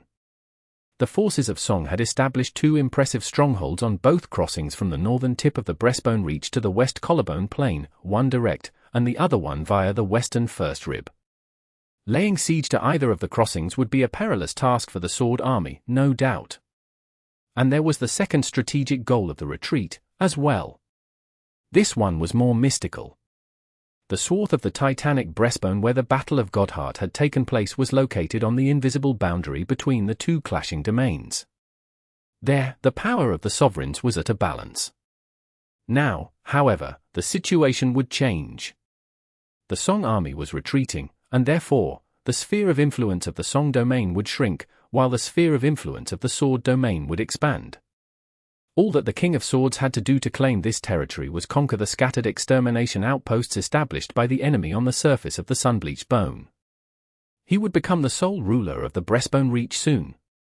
His domain would not reach the western collarbone of the dead god, though, where the citadel of Kisong were located. Her power would be fully expressed at the two crossings, while his would be at its weakest. So, the Song army was determined to defend them at all costs. It had a good chance of succeeding, as well. But the King of Swords was undeterred. And so, his army set out in pursuit. The longer it took for the Sword army to arrive at the two crossings, the better the soldiers of the Song domain would be able to entrench themselves and prepare for the siege. So, there was no time to waste. Perhaps Anvil wished to maintain the forceful momentum of the triumphant victory at Godheart, as well, hoping to smash through the enemy defenses and march straight to the Collarbone Citadel. Kisong knew this, of course, so it was inevitable that she would try to slow the Sword army down. There would be ambushes and countless skirmishes between the soldiers of the two domains, no doubt. Worse than that, there was a very simple tactic she could employ to sabotage the speed of the advancing enemy forces. It was to destroy the extermination outposts as her own army retreated, like the armies of the ancient times burned the fields and poisoned the wells as they passed. The extermination outposts were like seals that humanity had placed on the abominable jungle, preventing it from escaping to the surface from the humid twilight of the hollows again. They were fortresses built around the fissures in the ancient bone, garrisoned with soldiers whose task it was to destroy the tendrils of the scarlet infestation every time it reached out from the darkness. As the Song army retreated across the territory it had subjugated in the past, these garrisons were retrieved, and the fortresses were destroyed. With nothing containing the ancient jungle in the depths anymore, it crawled out of the dark fissures to hungrily absorb sunlight and warmth once again. The return of the scarlet infestation was like an explosion of abominable life. Its taint covered the sun-bleached surface of the bone with dire speed, and myriads of nightmare creatures were born in an instant, most to be consumed, some to gorge themselves on the flesh and souls of their fallen brethren and grow with startling speed. By the time the sword army reached where the enemy had passed, they were often met by vast fields of thick vermilion growth. The islands of the abominable jungle had to be tamed and burned down once again, the extermination outposts had to be restored, and new awakened garrisons had to be left behind to guard the fissures. Therefore, the sword army was losing both time and manpower while advancing north. There was another matter it was dealing with, as well. The fallout of the Godheart battle and the punishment that the king had delivered to Changing Star of the Immortal Flame clan for her defiance. His punishment was not that harsh, really. She was stripped of her position as the commander of the sword army, with Anvil assuming the role personally, and sent back to the main camp to oversee the complicated logistical task of shifting the established supply chains in preparation for the inevitable siege of the two crossings. Basically, she was being slapped on the wrist and sent to her room, to be grounded for a few weeks. However, the soldiers were still unhappy. Not only were they still reeling from the horror and senselessness of the recent battle, but they also had to witness the person who had saved their lives and delivered victory to the sword domain being admonished and demoted, instead of honored and praised. Some saw it as an injustice and were quietly incensed, while some were simply confused. Why was the king sending one of his most powerful warriors away? What would happen if the Queen of Worms decided to turn her army around and attack? Would the sword army fare well with only the Lord of Shadows standing between it and the superior number of enemy saints? Would the Lord of Shadows even do anything now that the person who had brought him under the banner of the sword domain was humiliated and punished like that? They were blowing the symbolic punishment out of proportion, of course. But Sunny was not going to dissuade them. In fact, it was exactly what he had wanted to achieve. It was also quite a fortunate turn of events for Nephis to be sent to the main camp. With her speed, she would be arriving there quite soon, and when she did, they would be able to decipher Rain's true name away from the prying eyes of the two sovereigns. They would be able to attempt forging her sword, too. Well, and do some other things as well. Honestly, he couldn't wait. Chapter 2036. Promised Storm. Which was why the flap of her tent was closed, submerging the interior into a comfortable dimness. The passive enchantment of one of Rain's memories kept her cool, and she could finally breathe. The past few days had been challenging. The Song army had set out north, marching at a truly punishing pace. They had to escape the pursuing enemy, sure, but the soldiers had not even had the chance to recover from the battle. Enduring the dire hardship of the hellish march immediately after that calamity was like a cruel torture. Everyone was slowly breaking under the strain. It wasn't easy to break awakened, but Godgrave was just the place to accomplish that. The situation was only made worse by how disheartening it felt to be destroying the extermination outposts as the army retreated north. They had fought long and hard to establish them. After all, battling the Scarlet Jungle was a harrowing affair, but it had felt rewarding. As if they were banishing something vile and odious into darkness to build a place under the sun for humanity. What did it feel like to dismantle these outposts with their own hands, then? The 7th Legion had destroyed only one so far. It had to be done in a rush, so the fortress had been set on fire immediately after the garrison evacuated. Luckily, the most widely available building material in Godgrave was wood, and the flames spread quickly. It was not quick enough, though. The Blood Sisters surrounded the burning outposts and bombarded it with ranged attacks, reducing the fortress to rubble. What had taken weeks of battling the dreadful jungle and enormous effort to build was reduced to a smoldering pile of charred debris in a matter of minutes. As the soldiers watched the scene of destruction in grim silence, it was hard not to feel as if all the blood, sweat, and tears they had spilled were for nothing. By the time the Legion moved on from the blackened ruin, the first scarlet vines were already crawling out of the fissure. Damn it all! Rain shifted and glanced at the deep shadows nestling in the corners of the tent. It was so hot inside. After remaining silent for a while, she said in a low tone, "You know, you can already make cooling enchantments. Why don't you enchant the whole tent while you're at it?" There was silence for a few moments, and then a chuckle came out of the shadows. Mostly because it would take time away from more important matters. Why don't you learn runic sorcery and enchant the tent yourself? Rain smiled in the darkness. I just might. Can I really learn it? A familiar figure emerged from the shadows, sitting down on the floor of the tent. He shrugged. I don't see why not. A friend once told me that it would take no more than a century, but with your apparent talent, it should be much faster. A few decades, at most. Rain sighed. Figures. Then, she studied him with a neutral expression. Why did you come out? Sunny smiled. I have something for you. Give me your hand. Still laying on the bedroll, Rain outstretched a hand. He took it gently with his own and raised the other one. A moment later, a beautiful bracelet forged from black silver manifested itself from strands of darkness, and he put it around her wrist. Rain studied the bracelet with curiosity. It felt cool to the touch, contrasted starkly against her smooth alabaster skin. The craftsmanship was beautiful, and the fit was flawless. It's pretty. But what is it? He let go of her hand and leaned back a little. A memory. Bind it, then think about wanting to know your state. A new memory was always a welcome surprise. Rain sat up, infused the beautiful bracelet with her essence, waited for it to take hold, and then thought about her state. What state is he even talking about? Like, tired, sweaty, and miserable. However, in the next moment, a field of shimmering runes suddenly ignited in the air in front of her. Rain froze. Is this? He nodded. Yes. It is something I came up with for myself after being cut off from the spell. It is not nearly as omniscient and only has rudimentary functions, of course, but it's still handy to have around. Rain smiled. So these were the infamous runes. Strangely enough, seeing them suddenly made her feel like a real awakened. It was just that reading them was another matter entirely. Sunny had taught her the basics of the more widely spread dead languages of the dream realm in the past for years, and especially the original runic language that the spell used. It was a necessity. After all, they had been aiming to make her an awakened without becoming infected by the spell, which meant that it would not be providing her any translations.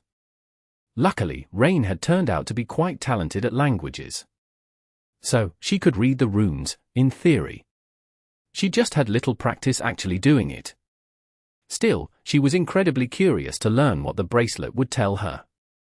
So, Rain remembered her lessons and glanced at the shimmering runes. They read: Name, Rain. True name. She concentrated. Promise. Promised? Promised storm. No. The runes were similar, but if one studied them carefully, a different meaning revealed itself. There was a stormy darkness to her name, a vivid image of the vast black sky. But there was also a glimmer of hope to it, a promise that the darkness would be dispelled, and a glimpse of a beautiful light shining somewhere far away. There was also a hint of melancholy to her name, because relief and light were still far in the distance. Rain looked at the runes once again and read them properly this time. True name, promise of a distant sky. Chapter 2037. Spirit Sea. Promise of a distant sky. It was a beautiful true name, if not as fierce and fearsome as most other true names were. The name felt unfamiliar, but strangely comforting. Like a piece of the puzzle that she had not known was missing from her soul, and now finally fell into its place, thus making her soul more complete. What a strange feeling. Sunny studied her expression with a hint of curiosity. I'm guessing you are thinking about your true name. Rain nodded. Yeah. I like it. I think. It's pretty. It was also not at all what she had expected. Such a pretty name did not seem to fit her. Her life had been anything but pretty, after all. In fact, it had mostly been crawling through mud, slaughtering nightmare creatures, and witnessing indescribable horrors here in Godgrave as of late. Her brother chuckled. Indeed it is. He grew quiet for a few moments, and then added in a more serious tone. Names have power, Rain. A quite literal power. You will learn about it while studying shaping, but a more obscure power as well. A true name is an anchor of oneself, and knowing yourself is the first step of walking the path of ascension. She smiled. What is the next step? Sunny seemed to be surprised by the question. He remained silent for a moment before answering. The next step is imposing yourself upon the world. But you don't have to worry about that just yet. He sighed. In any case, do not reveal your true name to anyone, at least for now. Others share it freely, but you might have noticed that some do not, like Sishan, for example. Or the sovereigns. That is because they understand more than the rest, and they understand that while making your name be known might be a powerful boon, it can also become a curse. Rain considered his words for a few moments. It made sense, in a way. She already knew that there was a sorcery of names, and that names had power. Therefore, wouldn't a powerful shaper be able to make someone powerless by using their true name, or otherwise gain power over that person? Rain did not know enough about shaping to be sure of her conclusion yet, but she had not been planning to share her true name with anyone either. After all, her awakening and her very existence were highly unusual. She did not need to attract any undue attention. Sunny stared at her silently for a while, then added in a somber tone. Don't go around telling everyone what your flaw is, either. I get it, you had to tell Tamer, but show some discernment and restraint, will you? You know how vulnerable you are because of that flaw. Rain grinned. I wasn't planning on telling anyone else, anyway. Well, for now, maybe Ray and Fleur, in the future. He waved a hand dismissively, an irritated expression on his face. Whatever. Do as you wish, go on, read the rest of the runes. Rain was still trying out the sound of her true name, but she was also curious to see what else the beautiful bracelet could show her. So, she turned back to the runes. Name, Rain. True name, promise of a distant sky. Rank, awakened. Soul Core, 564, 1000, 237, 5000. Rain stared at that last string of runes in confusion. She knew what the first counter meant, that was obviously the measure of her soul core saturation. She had been in Godgrave for several months now, having participated in many battles.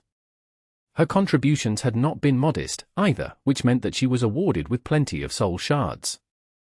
Rain had been keeping a mental score, of course, and the result was almost identical to what the runes were showing. Even without counting, she could feel how much stronger she had become since awakening. But what the hell was that second number? 237, out of 5,000? What did it mean? She looked at Sunny with a silent, but quite loud question in her eyes. He chuckled. That. Your soul core is a bit special, you see. He lingered for a few moments, then said in a contemplative tone. There are some awakened with unique soul constitutions. For example, I know a woman whose soul core can grow continuously, unrestrained by the limitations that most awakened share. I know people who can form multiple soul cores akin to nightmare creatures, as well. You, however, are different. Her brother scratched the back of his head. It is hard to explain, considering that I don't understand it fully myself yet. Let us just say that your soul is deeply connected to the essence of the world. Thus, you have access to a form of spirit essence. That spirit essence does not saturate your soul core directly, and, therefore, it does not make your body stronger. But it is still under your control. Rain's eyes widened as she came to a realization. Wait, is that why my soul sea looks like that? Her soul sea was not at all like the books described. Its surface was indeed like an endless sea, and there was indeed a beautiful sun, the representation of her soul core hanging high above the water, with little lights representing her memories orbiting around it. Or at least that was how it had been before. However, over time, something had changed, and the radiant sun became surrounded and partially obscured by aimlessly drifting clouds. There were just a few of them, for now, but she had noticed that their number was growing. Her soul sea already looked a bit grey and stormy, with cool winds disturbing the surface of the clear water. Sunny nodded. Indeed. Those clouds are the representation of the spirit essence you've been able to accumulate. I am not sure how you can absorb more. Exactly, that, you will have to discover by yourself. Searching for a way to deepen your connection to the world should be the correct direction, I think. He smiled meaningfully. Needless to say, it would be very beneficial for you to accumulate as much spirit essence as possible. Chapter 2038. Soul of a Poet. Needless to say, it would be very beneficial for you to accumulate as much spirit essence as possible. The deeper your reserves of it are, the better.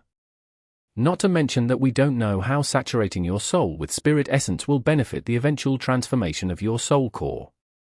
It might very well be a boon during your ascension. Then, his smile dimmed, replaced by a serious expression. Do note one thing, though. This bond between your soul and the world is a connection that goes both ways. So while you are able to absorb spirit essence from the world, you can also leak it, I guess. In fact, a little bit of it seems to be seeping out all the time, more so when you are in the throes of strong emotions. So, get a grip and don't go around irrigating the world with your soul essence, causing random storm clouds to gather or clear, especially here in Godgrave. Rain stared at him incredulously. Deepen her connection to the world? Accumulate more spirit essence? Get a grip and keep it contained within her soul? Random storms? What the hell was he talking about? What even was spirit essence? She narrowed her eyes. And how am I supposed to do that, pray tell? Sunny grinned mischievously. How should I know? I have no idea. I can estimate the numerical value of the spirit essence contained within your soul because of the mark of shadows, but at the end of the day, it's your soul. Rain sighed. Right. So, she would have to figure it out herself. As if I do not have enough things to figure out myself already. Still, it was good news. Having more essence was indeed the dream of every awakened. It would have been best if her soul core simply had an enormous capacity, thus improving her body 6 times over, but having an auxiliary reservoir of essence was also great news, especially considering that its maximum limit seemed to be vastly more generous than that of a soul core. All this essence would probably come in handy when she started learning sorcery. Still thinking about the fact that her soul was, apparently, more than a little bit weird, Rain turned her gaze back to the runes. What she saw made her eyes sparkle. It was the list of her memories. Memories: Puppeteer's Shroud, Beast of Prey, Essence Quiver, Bag of Withholding, Green Canteen, In Case of Emergency, Heavy Burden, Outskirts at Noon, Don't Cut Yourself, Pièce de Resistance, Safety First, Fancy Handy Bracelet. She stared at that last one for a moment, then rolled her eyes and concentrated on the very first memory. New runes ignited in the air. Memory: Puppeteer's Shroud. Memory rank: Awakened.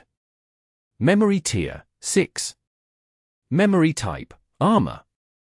Memory description: A worm of doubt once found its way into a righteous king's heart. With time, the king was devoured from inside and became its puppet. A lifetime later, the puppeteer worm escaped from the king's dead body, leaving behind a cocoon of black silk. No one knows where it went, however. Once people dared to approach the silent castle, they found the silk among the mountains of gnawed bones and fashioned it into an armor. Memory enchantments: Enhanced durability, doubtless, Blessing of Spirit. She shivered. That description was not creepy at all. Then, Rain glanced at her brother. I guess I was wrong about him. He could come up with something meaningful to write, after all. That chilling story about the ancient king was both enthralling and poignant. And she had a great advantage when compared to all other awakened. Her fancy handy bracelet, no, she refused to call it that, not only showed her each enchantment a memory possessed, but also described the effects of those enchantments in detail. Trying not to think about giant moths, Rain shifted her gaze to the next memory. Her brow creased a little. Memory: Beast of Prey. Memory rank: Awakened. Memory tier: 3. Memory type: Weapon. Memory description: Bespoke enchanted bow, received in exchange for an exclusive memory coupon in the Brilliant Emporium. She remained motionless for a bit, then shifted her gaze further down the list. The crease of her brow deepened. Memory: Essence Quiver. Memory rank, awakened. Memory tier, 2. Memory type, tool. Memory description, high-quality enchanted quiver, received as gratuity in the Brilliant Emporium. Buy one, get one free. Become a client today. Rain scowled deeply as she looked at the next memory. Memory, bag of withholding. Memory description, I've really outdone myself this time, if I do say so myself. Anyway, why am I bothering with these descriptions? It takes essence to weave each letter. Rain sighed deeply, closed her eyes for a few moments, then stared at her brother with a strange expression. He smiled. What? Why are you looking at me like that? She inhaled, slowly counting to 10 in her mind. Then, shaking her head, Rain shifted her gaze away from the list of her memories and tried to concentrate on the rest of the runes. I'll force him to rewrite these descriptions, even if it will be the death of me. The runes read. Echoes. Attributes, Poet, Godheart, Mark of Shadows. Poet, attribute description, your soul is attuned to the melody of names. The cadence of your heart gives shape to its will. There was no surprise there. Godheart, attribute description, your heart is bonded deeply with the world. Sunny had already explained this one when talking about her soul core. The choice of the name, though, was quite poignant, actually. Mark of Shadows, attribute description, you are the Princess of Shadows, bearing the mark of their lord. Shadows recognize you as one of their own. A wide smile appeared on Rain's face against her will. So it's official now. I'm a princess? Her brother grinned. Of course you are. Rain froze. Wait, did I say that out loud? He laughed quietly. No, but it was written all over your face. She threw a menacing glare at him, then turned back to the runes. There were only a few strings left. Aspect. Dream Realm Anchor. Flaw, Crown of Thorns. Flaw description, you cannot kill. And just like that, Rain's thoughts returned to her flaw. She sighed, covered the beautiful bracelet with the sleeve of the puppeteer's shroud, and lay back down. Looking at the roof of her tent, Rain remained silent for a while, and then asked in a somber tone. Sunny, do you think that it will be all right? All of it, I mean. He did not answer immediately, looking at her from the darkness. Eventually, a pale smile appeared on his lips. Her brother nodded. Sure, it will. That's a promise. Chapter 2039. Princess in the Ivory Tower. The chilling litany of clashing blades echoed from the pristine white walls, and powerful gusts of wind battered them like siege rams. However, there was no battle raging under the roof of the great pagoda. Instead, 3 figures moved across its floor in a graceful dance, wielding blades made of shadow against each other. They were Nephis and Sunny, 2 incarnations of him, to be precise. Changing Star had been sent away from the main force of the Sword Army, but the Firekeepers were not. That, too, was part of her punishment, and although Sunny could see that she was concerned about her people, he was selfishly glad that they practically had the entire Ivory Island to themselves. No one was here to disturb them, so they could spend time together however they wished. And they had. It felt strange to enjoy warm days of contentment and bliss in the middle of a calamitous war, but he was not complaining, far from it. If anything, the dire threat of the looming war made every moment they spent together feel much more vivid and precious. Especially because it also felt as if these were the last tranquil days they would get to enjoy before the inevitable storm.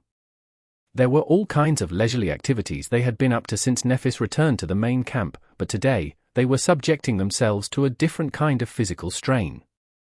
The battle was subdued, but their transcendent battle arts had enough room to express themselves fully. Sunny was enjoying the feeling of completion, freedom, and endless possibility his art gave him. It was graceful, infinitely adaptable, fearsome, and, most of all, absolutely deadly. He had already tested its daunting potential during the Battle of Godheart, but some of his powers had been restricted then. Of course, that was not really a detriment to his art, on the contrary, it was an undeniable confirmation of its dire lethality and insidious design. His formless art was flexible enough to serve him well even when placed under the harshest of restrictions, after all, just as he had intended it to be. That was one of its most dangerous aspects. Now, however, there were no restrictions placed upon Sunny, which gave him a chance to experience the full repertoire of his art. Of course, Nephis herself was an astounding swordsman. No matter how deadly his art was, Sunny was having trouble dealing with a nearly immortal opponent. He was curious to know how the battle would have ended if both of them were serious about it, and were not restrained in the magnitude of power they released. What would happen if 7 of his incarnations were here instead of only 2? If Nephis fully unleashed her flames? If they didn't care about hurting each other or leaving their surroundings intact? He was honestly not sure. The only thing he knew was that the main camp of the Sword Army would probably be erased from existence. Sunny was enjoying himself, and he had a feeling that Nephis was enjoying herself too, even more than him, most likely. But of course, this spar was not simply for their enjoyment. It had a practical reason as well. In these few weeks before Nephis was once again recalled to the front line, Sunny had to finish forging her sword. He had been preparing for this moment for many months now, and a large part of his preparations had to do with studying how she fought. From spending time in the rented martial halls in Bastion to observing Nephis in actual battle, Sunny had learned a lot. Today's duel was the final lesson, and he was absorbing it with all his being. Finally, utterly exhausted, they stopped. Neither had won, not that achieving victory was a point. Nephis smiled in contentment, wiped the sweat off her brow, and inhaled deeply. Her chest was heaving, proving how strenuous the spar had been. And making Sunny's eyes wander. Your swordsmanship have changed. There was curiosity in her voice, as well as a hint of approval. A part of Sunny was surprised that she noticed. Most of him, however, was too preoccupied by being stirred by the sight of beads of sweat glistening on her ivory skin, her slightly flushed face, and the tantalizing contours of her body contoured by the light training clothes. I'm in trouble. There was too much for him to do today, and he could not allow himself to get distracted. It was just that his self-control was faltering in the face of an overwhelming adversity. Sunny nodded absent-mindedly. Yes. I rarely receive an opportunity to fully unleash my talents. The recent events were one such opportunity, and it gave me the last push I needed to improve. Cold shower, right, that is what I need. Nephis studied him for a few moments, then asked in an amused tone. What are you thinking about? Sunny almost choked. Just that we worked up a sweat. I was thinking that a cool shower won't hurt. She looked at him, then smiled and stretched leisurely. Sunny had already been struggling to contain himself, and that last bit of cruelly stimulating visual feast almost sent him over the edge.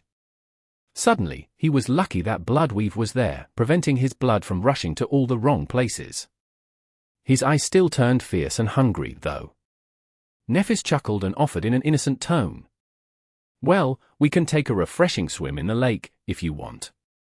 Of course, Sunny could not help but remember the last time they played in the water together, during the wonderful date at the beach. That swimsuit. His pupils widened a little.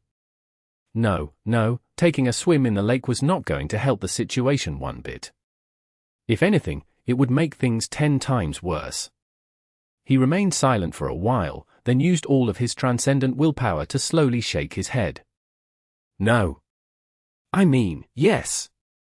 100 times, yes. But let's do it in the evening. Nephis lingered for a moment, then shrugged.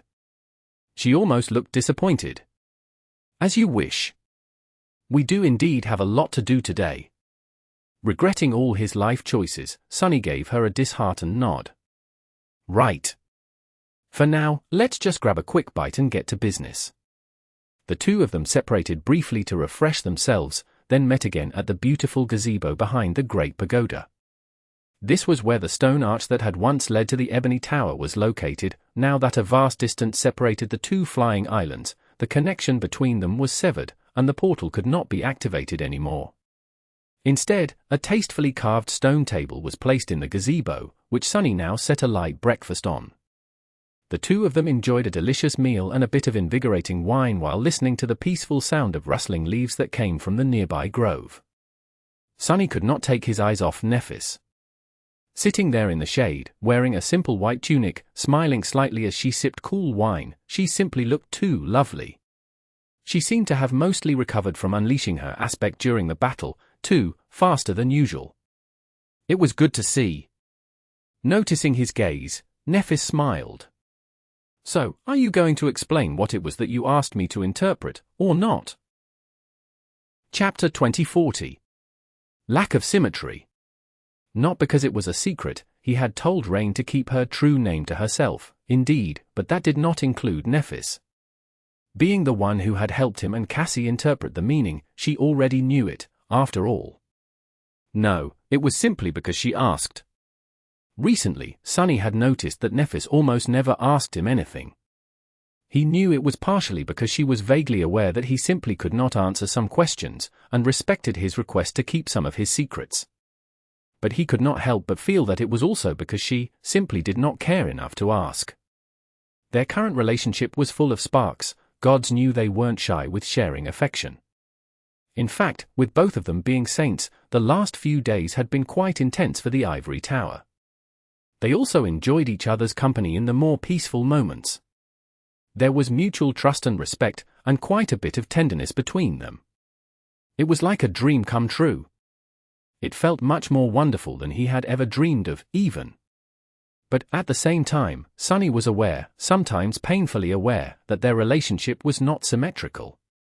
How could it be when he was someone Nephis thought she had only met a few months ago? Sure, she liked him, she was perhaps even infatuated with him. It wasn't like he was a random stranger to Nephis, not at all. He was her first and only lover, and the mere fact that she had discarded her solitude and chosen him above all the people in the world said a lot about how special he was in her eyes. She did not have memories of him, but her heart seemed to remember. That said, the harsh truth remained. Compared to the dire depths of what Sunny felt for Nephis, her own feelings were relatively shallow. So, she could have very well been comfortable with the current state of their relationship. But he was not. Even while drowning in bliss, even while having his most ardent desires fulfilled and his most daring expectations surpassed tenfold, he still wanted more. He wanted so much more. Sunny was a greedy person, after all. He wanted her to remember, but that was impossible. So, he wanted her to at least want to know about him, everything there was to know, and more. He wanted her to ask questions, even if he could not answer. That was why Sunny was pleasantly surprised to hear Nephis take the initiative to ask him about something meaningful. Perhaps he was slowly growing on her, slowly, but surely. He smiled. Well, sure, I'll tell you. If you must know, it was a true name. Nephis chuckled. Yeah, I figured. It was pretty obvious. But whose true name is it? Sunny hesitated for a few moments, then leaned back. I think I haven't told you this before, but I have a disciple. He had to be careful about how he chose his words. Nephis had been aware of the connection between him and Rain in the past, so, if he wanted her to remember, he had to make sure to present it as a new relationship, one that was not connected to a person named Lost from Light. That way, she would not forget. Nephis seemed surprised. The Lord of Shadows has a disciple. Sunny shook his head. That guy? No, he's a bit of a loner. I mentioned before that one of my incarnations was in the song domain, right? He's the one doing the teaching. Nephis seemed amused. I can never grow used to that ability of yours. It is quite something, you know. He laughed. Oh, don't I know it? In any case, that incarnation of mine has been with her for 4 years. My troublesome disciple finally awakened right before the war, and, to my shock and disbelief, decided to join the Song Army. So, that is where she is right now.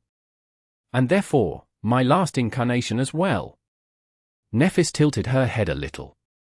There was a lot to digest from his final statement, but she instantly discerned the most important piece of information. If your disciple just awakened before the war and already has a true name, then she must have received it in the first nightmare. She must be quite a special young woman, then. I received my true name as a sleeper, too. Like my mother before me. There was a spark of interest in her eyes. Actually, it had been there from the moment Sunny mentioned that he had a disciple. But after making the mistaken conclusion that Rain had received her true name in the first nightmare, Nefer's interest grew. Sunny lingered for a moment, then slowly shook his head. My disciple is indeed quite special. However, she did not receive her true name in the first nightmare. In fact, she never experienced a nightmare. She is not a carrier of the nightmare spell. Nephis froze. She remained motionless for a few heartbeats, then slowly took a sip of her wine and carefully placed the glass on the table. She is not infected by the spell? You taught her how to awaken naturally. Sunny nodded. It took for years, an endless amount of research, and some special circumstances, but yes. That is what my incarnation in the song domain has done. Nephis suddenly leaned forward, white sparks ignited in her eyes. Do you understand what that means? He sighed. To me, it means that she did not have to gamble her life in the nightmare. But yes, I understand. Her achievement might shake the very foundation of our world, one day in the future. Because it was a path to power for humanity to take that had nothing to do with the nightmare spell. Because it offered choice, and maybe even freedom. Nephis stared at him silently for a while, then leaned back with a stunned expression. A few moments later, she smiled brightly and said in a playful tone, I could kiss you right now. Sunny answered with a polite smile of his own. Please do. In the end, the important matters they had to get to ended up being postponed quite a bit, after all. Chapter 2041. Spellsmith. The logistics of an awakened army were unusual and complicated. Soldiers would inevitably earn memories as the number of battles and skirmishes mounted, but not all of these memories would suit them well. Therefore, an elaborate redistribution system was required. Usually, a dedicated quartermaster would handle these matters within the unit and cooperate with other units to help memories find suitable owners. The Firekeepers were far fewer in number than the other legions of the Sword Army, but their kill count was disproportionately formidable, and, therefore, the number of memories being purchased and sold by them was quite high, as well. So, Sunny had to do some actual work as their nominal memory purveyor, or rather, he had to make Aiko do it for him. Nephis had used her punishment to deliver an arsenal that the Firekeepers had accumulated on the front line to the main camp, so Aiko was currently very busy visiting all the other quartermasters to arrange trades. He felt a little guilty about overworking his assistant, but on the other hand, she was surely having the time of her life. After all, the brilliant Emporium was receiving a commission from each transaction, and they were earning quite a lot of soul shards these days. War is indeed a profitable racket. Sunny did not know whether to feel happy or disgusted by how true that statement was. Are you hungry? He himself had worked up quite an appetite since breakfast. Receiving a light nod, Sunny smiled and went about gathering a tray of snacks. They took it to the workshop of the brilliant Emporium, where a special crucible had been set up in recent months. Nephis used her aspect to ignite the mystical wood gathered in the depths of the hollows with her soul flame. Sunny watched the white flames dance for a while, then sighed and dismissed the nebulous mantle. The shadows populating the basement instantly seemed to grow much deeper, darker, and colder. He took off his shirt, as well, revealing his chiseled torso. His skin could easily withstand the sparks of the transcendent fire, but his clothes could not. Plus, the heat of the crucible was simply too fierce. Well, and Sunny secretly enjoyed the appreciative glances Nephis threw his way from time to time while he worked. Currently, she was sitting on a workbench, enjoying the snacks and looking at him with a faint smile. Sunny sighed and opened a small wooden box. There was a piece of strange ice inside, as well as samples of various precious metals. Another box contained a scattering of soul shards. He manifested long tongs from shadows, and used them to place a specially crafted crucible above the soul flame. As Sunny poured a little bit of essence into it, a weave of runes ignited on its surface, dim and bleak in the radiance of the white flame. His tongs survived just long enough to place the crucible in place. Sunny looked into the flames, thinking about the task at hand. His mind became consumed by an endless tapestry of ethereal strings. "Tell me about your sorcery." Distracted, he glanced at Nephis. She seemed to be enjoying herself, observing him with sparks dancing in her eyes. Sunny smiled. Saying things aloud was actually a good idea. Perhaps, that way, he would be able to come up with a new approach. He pointed to the crucible. "There are still a few problems I need to solve before attempting to forge you a worthy sword. Today, we will determine the perfect alloy to become its vessel. I have already experimented extensively with various metals and mystical materials, but Soul Flame adds an element of unpredictability into the processes. So, we'll be conducting the last experiment today." Sunny remained silent for a few moments, and then added in a lively voice. "Weaving is different from most other kinds of sorcery. The sorcery of names has existed from before time itself. It is founded in the natural laws of existence. The sorcery of runes is built upon it, and therefore shares its source. But weaving is artificial, and thus unnatural. It was created by a sole individual. Weaver, the demon of fate." His expression turned contemplative. "I am not sure if weaving itself is founded upon some nebulous laws of existence, or if that sneaky demon tampered with existence to make it work. However, it does work, not through names or runes, but through special patterns of strings that serve as guides for the flow of essence. These strings do not exist on the material plane, so it takes special eyes to see them. It also takes special hands to touch them." Nephis chuckled. I get it. You are special, Master Sunless. You have special touch." Sunny coughed, then grinned. "Very much so. That said, I am not unique. There were other weavers throughout history, especially among the priesthood of the Nightmare spell, but in our era, I am the only one. Ironically enough, I think that the spell itself is to blame. Unless one is fortunate enough to inherit a very unlikely combination of attributes, it is almost impossible to gain sight that allows one to perceive spellweave, let alone the ability to touch it." He shook his head. "Within the limitations of one's aspect, at least, and since the spell provides a straightforward and convenient path to power, very few people ever feel the need to wander aimlessly in search of unconventional sources of it. Therefore, no one has stumbled upon the truth of weaving yet, except for me." Sunny sighed. Of course, that was simply the first step. A caveman would not automatically become an engineer after witnessing a textbook on material science. Similarly, I had to study long and hard to reach where I am today. He remained silent for a bit, and then added neutrally, "All for this moment." After that, Sunny scratched the back of his head and added in a less serious tone, "Well, not this exact moment. I mean, the entire forging process we are undertaking." Nephis smiled. "That is quite impressive." Sunny nodded and picked up the piece of mystical ice. However, Nephis wasn't done talking.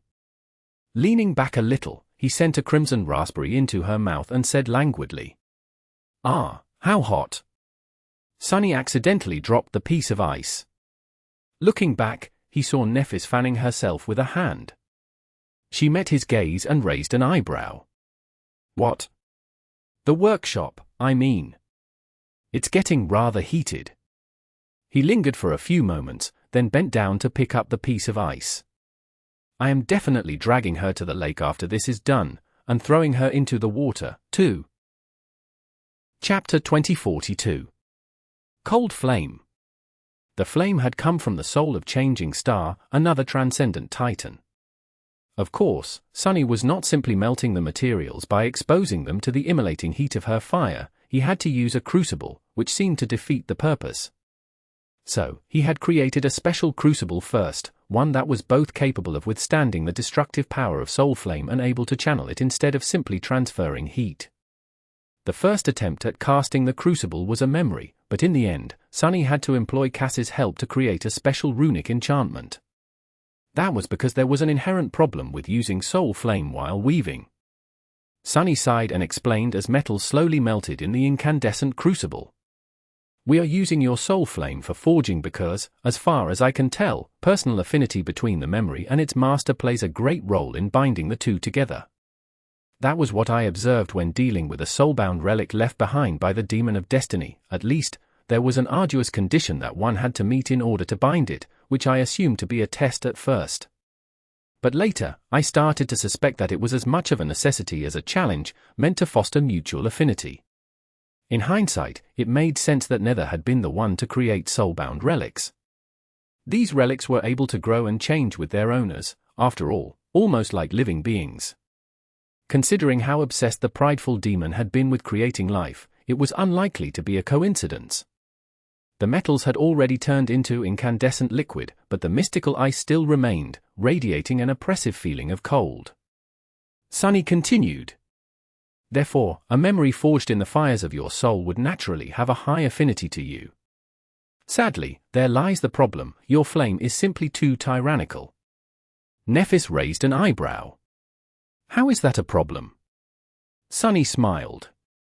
Indeed. He had not expected to encounter this particular roadblock, either. Usually, I create the vessel first, and then enchant it. But this memory is quite special, so forging and enchanting have to happen at the same time. That way, the weave will be integrated into the very essence of the sword. Your flames can burn anything, though, material or immaterial. They can even burn souls. Nephis tilted her head a little. And you create enchantments from strings of soul essence. Sunny chuckled. Indeed. I need your flame to create the sword, but it will be destroying the essence strings as I weave them together. It's a bit of a conundrum. Nephis remained silent for a moment. I bet you have come up with the solution already, though. Sunny looked at her curiously, then nodded. True, took me a while, but I did. I tried all kinds of methods trying to isolate the essence strings and protect them from the flame, but actually, the answer was ridiculously simple. She raised an eyebrow. What is it? I'll say, it's a bit disheartening to hear that there's a simple way to render my flames harmless. Sunny laughed. Well, it's just the nature of the essence strings themselves, you see. Before today, I've been using my own essence to create them, naturally. But for this memory, we will be using your essence instead. Since the flame and the strings will be of the same source, one won't destroy the other. Using your own essence to construct the spell weave will increase the affinity of the memory further, as well. Sunny used one of the quintessence pearls installed near the furnace to fan the flames. The heat grew almost unbearable, and beads of sweat glistened on his porcelain skin like pearls. The mystical ice was starting to give in to the soul flame. We would have had to get inventive to extract your essence if you weren't awakened. But you are a saint, your soul has already escaped the limitations of your body, and your essence flows free, permeating the world. So, that step should not be too troublesome as long as you cooperate. Nephis studied him for a while and smiled. It's strange. Sunny looked at her in confusion. What is? She simply smiled. Just how nonchalant you are about this. Every step of the way seems to demand inventing something that has never been done before, and yet you keep coming up with these revolutionary and elaborate solutions, not even bothering to acknowledge them as something important. He stared at her for a few moments. Well, that's just science, isn't it? People who built the Obel scale were doing something that has nothing been done before, too. Or those who had developed the earliest concepts of spell tech. Today, there is a woman in Bastion who is trying to build a working electrical grid in the dream realm. I bet she's going to succeed, too. It seems daunting, but finding solutions is what we, humans, are best at. Especially when motivated by necessity. Still, Sunny was secretly delighted by the compliment. He watched the small piece of ice turn into a liquid. It was definitely not water, and Sunny had no idea what the liquid actually was. However, he knew that it always remained cold, never boiled, and never evaporated. It was also not going to remain a liquid for long. The incandescent metals mixed with the melted ice, and he swiftly poured the searing silver mass into a small mold. A few moments later, it had already solidified, turning into a bar of lustrous steel. Well, it wasn't actual steel, of course. Rather, it was an alloy that had never been created before, and therefore had no name. Sunny was pretty certain of its deadly qualities, though. Picking up the silvery bar, he weighed it in his hand, then studied it carefully. If not for his outstanding resilience to elemental damage, his hand would have probably already turned to ice and shattered. The alloy was cold, dreadfully cold. Cold enough to make him shiver. But more importantly, it possessed all the qualities that were needed to forge a sublime sword. The last experiment was successful. Sunny smiled. This will cut. A blade forged from this would be sharp enough to cut the world. Chapter 2043. Master of Forgery. He also manifested a second incarnation, this one raising a dark hammer. This next part is a practice run. Just to see if I can actually enchant something that is being burned in your soul flame. Nephis sighed. Before, she had only used her aspect to ignite the fire, it continued to burn on its own, so she did not need to use her powers to maintain it. Therefore, she did not have to endure the suffering of her flaw. What do you need me to do? Sunny lingered for a while, then smiled. First, let's try something simple. Just send your essence outward and don't resist when I try to take control of it.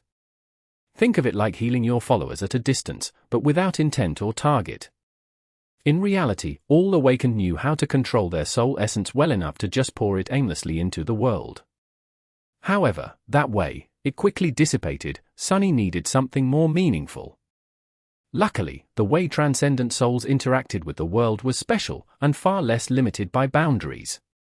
Nephis nodded softly and closed her eyes. In the next moment, Sunny could feel her presence growing stronger. The radiance of the dancing flame was suddenly brighter, and the fire itself surged. The shadows gathered in the dark chamber turned stark and sharp, with a gust of warm wind throwing his hair into disarray. Shifting his gaze, Sunny could almost see rays of blinding light pouring from the 7 radiant stars that burned within Nephis' soul. He took a deep breath. Now, can I actually manipulate her essence? As he focused on the beautiful light, a triangular serpentine head rose from the shadows beneath his feet. Serpent slivered up his leg and coiled around his body, turning into an extensive black tattoo. Its shadow guide and spirit guide attributes could very well prove helpful in this process. Feeling a slight tingling in his fingers, Sunny reached toward the rays of radiant light and tried to grasp them. It felt strange, trying to touch light. And yet, unexpectedly, it worked. Sunny was startled by how easy it was. Nephis seemed surprised, too, as if she felt something. A moment later, her radiant essence easily escaped his control, as if rebelling against foreign touch. His fingers tingled once more. Was his ability to manipulate essence simply the consequence of possessing bone weave, or was soul weave involved, as well? In any case, it seemed that Sunny could not control someone else's soul essence against the will of its master, even when it was dispersed freely outside their body. Nephis froze for a moment, then shook her head. Sorry. I didn't mean to resist. It was just an instinct. I'll try to hold back this time. Sunny nodded and reached toward the radiant light once more. This time, the blinding rays did not escape his touch. Guiding them cautiously, he began the familiar task of weaving essence into ethereal strings, only this time, the strings were not the familiar black, but instead bright and beautiful like pure starlight. While his original body was busy creating essence strings, the avatar placed the alloy bar into the white flames. Some time later, the alloy had heated up, starting to glow with an angry white glow. Not wasting any time, Sunny pulled it from the fire and placed it on the anvil. A deafening thunderclap resounded when his hammer fell on the piece of incandescent metal. A powerful shockwave was released, and the brilliant emporium shook a little. Behind him, Nephis leisurely raised her hands and pressed them against her ears. Focus! Sunny split his consciousness between 2 tasks.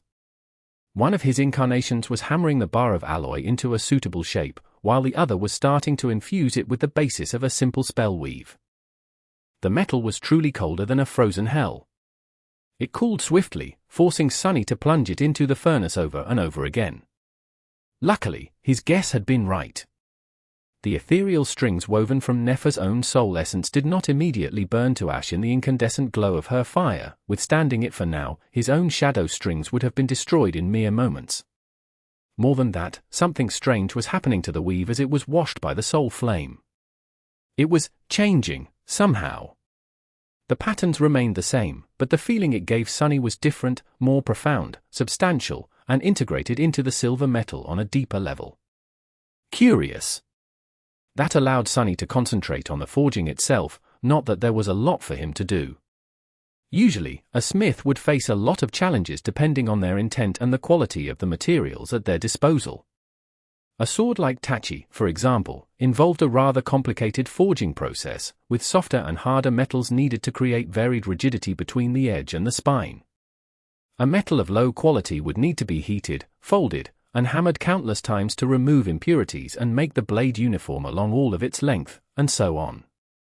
But Sunny was using an alloy that was beyond any mundane metal, and the design of the weapon he was forging was rather simple. So, he did not need to think about anything except precision and power. The sublime alloy Sunny had created had to be resilient enough to endure being wielded by Nephis, so it was quite stubborn. Reshaping it with a hammer was no easy task.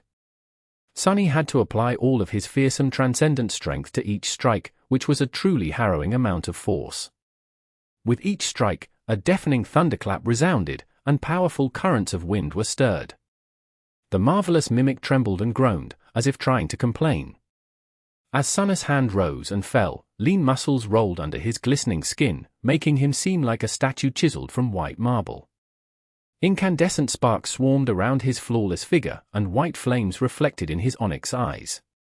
The scales of his black tattoo seemed to glimmer like gemstones. Nephis leaned back, enjoying the view. However, after a while, there was a loud crack, and Sunny grew motionless. His eyes narrowed, and his lips twisted into a grimace. Damnation! Lowering the hammer, he looked at the debris laying at his feet, and sighed. We're going to need a tougher anvil. Chapter 2044. Faithful Companion. The water was still cool and refreshing, though, a fact that both Sunny and Nephis had already enjoyed. Sunny in particular, who felt a bit drained after long hours of forging. It had taken him many attempts to figure out how to work the silver alloy in the end. Still, he managed to succeed. Currently, Sunny was laying on a blanket, spinning a simple silver knife between his fingers. The knife did not possess any enchantments except for those that made it a memory, but it had been forged in the flames of Nefer's soul, and enchanted with her essence. May I? He looked at Nephis, appreciated the lavish view of her tantalizing body for a few moments too long, and offered her the knife with a smile. That swimsuit is a crime. She took the knife and studied it with a curious expression. Eventually, Nephis shook her head. It feels good in my hand. But I don't sense any special bond to it. Sunny nodded. That is because soul flame and essence strings are only one of the necessary ingredients if one wishes to create a soulbound relic. She studied him for a few moments. What are the rest of the ingredients? Sunny lingered with an answer, not wanting to admit that he wasn't completely sure. He was confident enough that his theories were correct, but they would only know after attempting the forging. Eventually, he gave in to the pain of his flaw and spoke. Well, first of all, I've decided to cheat a little. Instead of creating a new memory, I want to reforge one that you already possess. Nephis propped herself up on one elbow and looked at him from above, her beautiful silver hair falling down like a waterfall. Oh. Sunny nodded. In fact, it is the first memory you have ever received. The Dream Blade. The silver longsword that Nephis had received in her first nightmare and wielded while wandering the Forgotten Shore, the Nightmare Desert, the outskirts of the underworld, and the depths of the second nightmare. She seemed surprised. The Dream Blade? But it is merely a dormant weapon of the first tier. Is it suitable to become the base for such a powerful relic? Sunny slowly shook his head. It doesn't matter what rank or tier it is. What matters the most is the bond between it has with you. Correct me if I am wrong, but that sword was your companion throughout some of the most dreadful chapters of your life. And it served you well. Nephis hesitated for a bit, then nodded. Indeed. No other sword has ever been able to compare. Sunny hesitated for a bit, then added cautiously. There is another reason why I chose the Dream Blade, actually. That sword, it was a bit strange from the very beginning, wasn't it? She raised an eyebrow. How so? Sunny considered his words for a few moments. You should know. You only killed one nightmare creature in your first nightmare, after all, the awakened terror that had trapped you in a dream. And yet, you brought back two memories. An awakened armor of the 6th tier, which you gave to Cassie on the Forgotten Shore, and the Dream Blade. A dormant weapon of the 1st tier. Where did the second memory come from? Nephis hesitated. You seem to know a whole lot about my first nightmare. Curious.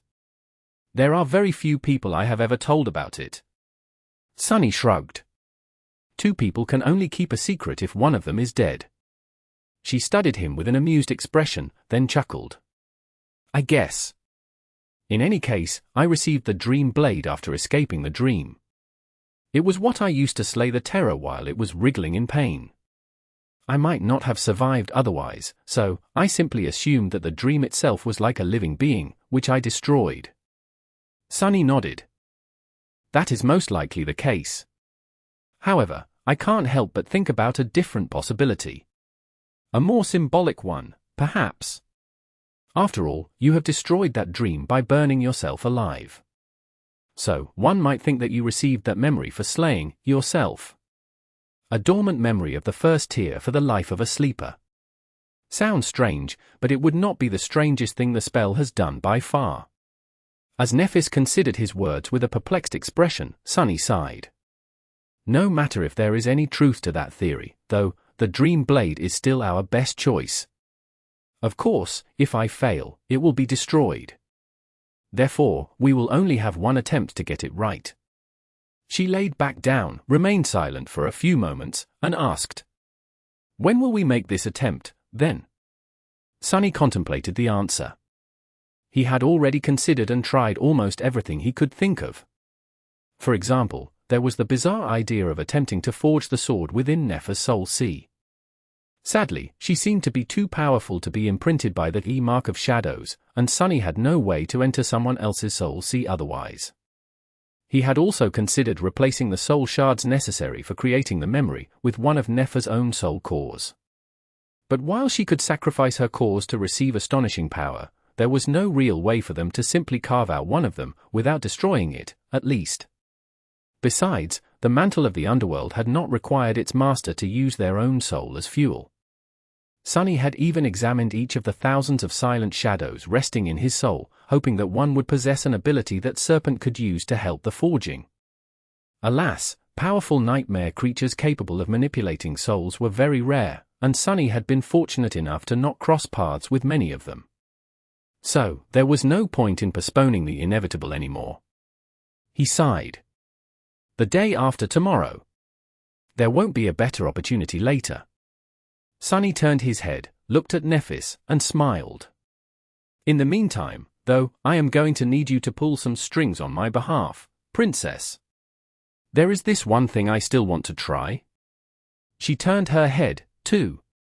For a few moments, they were laying side by side, their faces almost too close to each other. Sunny stared into her calm, grey eyes silently, feeling content and at peace. Then, her eyes grew a little livelier. She smiled with a hint of mirth. Oh? There is a thing you still want to try? Sunny closed his eyes and let out a tortured sigh. All this teasing. When he opened his eyes again, his gaze was quite heated. But what could he do?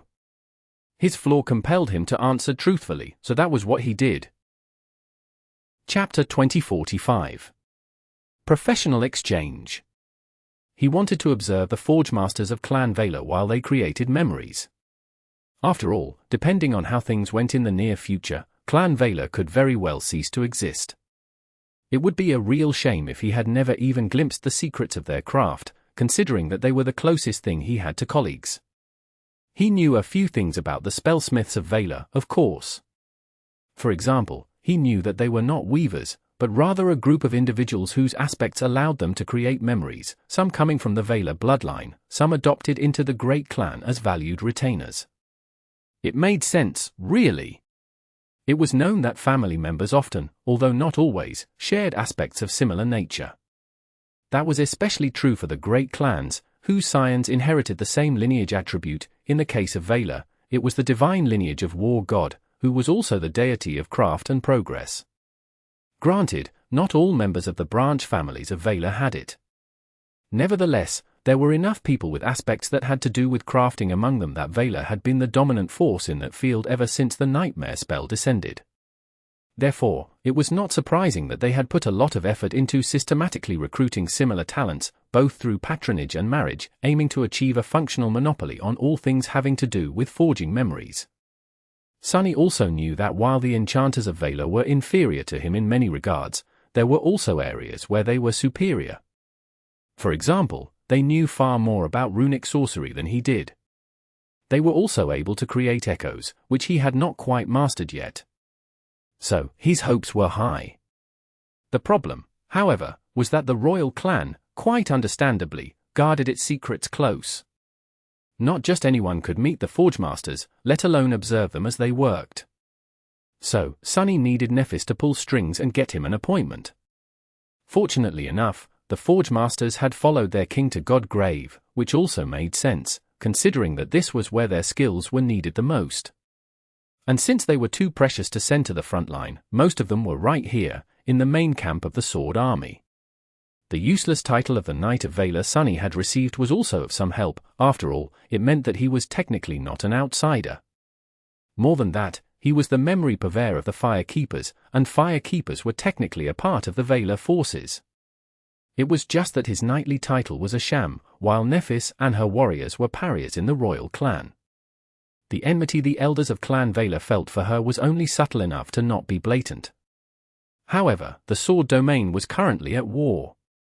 Here in Godgrave, Nephis' authority was at its peak, while the influence of the elders was severely diminished. So, it did not take her a lot of effort to arrange a visit to the forge. In the morning, as they walked toward the Valor Keep, Sunny couldn't contain his curiosity and asked, "Was it very hard to get me in?" Nephis remained silent for a moment, then shook her head lightly. "Not really." Sunny was a little surprised. He would have imagined that there would be at least some resistance, which was why he had not attempted to approach the Forgemasters before. "Who? How come?" She lingered with the answer. "Well, I guess we have a kind of ally among the enchanters." In a way. That sounded a little mysterious, but Sunny decided to let it go. Countless gazes were following them as they walked across the camp. Nephis received fervent and admiring glances, while Sunny, not so much. Still, it wasn't as bad as it had been before. After all, he was a known entity now. Plus, the name of the brilliant Emporium had already spread among the members of the Sword Army thanks to Ico. And even if Sunny wanted to stay modest, which he did not, he and Nephis were simply too striking of a pair. It was difficult to dislike beautiful people. Wait. There was a reverberating sound of a horn, and everyone froze in place. Sunny and Nephis froze, too. A few moments later, the world suddenly turned unbearably bright, with every reflective surface in sight shining like a miniature sun. The veil of clouds was broken. Sunny sighed inwardly. Another cloud break. Luckily, this time, he had managed to turn his head and look at Nephis in time. So, now, he could at least enjoy the view. The last time, he had been stuck staring at a wall for several hours. Mercifully, this cloud break had turned out to be a short one. Less than an hour later, the blinding radiance dimmed, and the frozen camp came alive again. By now, people were so used to these events that no one seemed too disturbed. There were very few casualties, if any, too. Sunny stretched, massaged his shoulders, and followed Nephis to the gates of the Valor Keep. The last time he had visited it was in Cass's memories, to interrogate Master Aurum. Luckily, today, they were heading for the different part of the stone castle. Passing a wide courtyard, they approached a large building with smoke coming from its many chimneys. Sunny had expected to hear the ringing of hammers falling on steel, but it was strangely quiet. A moment later he noticed runes carved into the stones near the doors and windows of the forge, recognizing them as a part of a sound-suppressing enchantment. Understandable.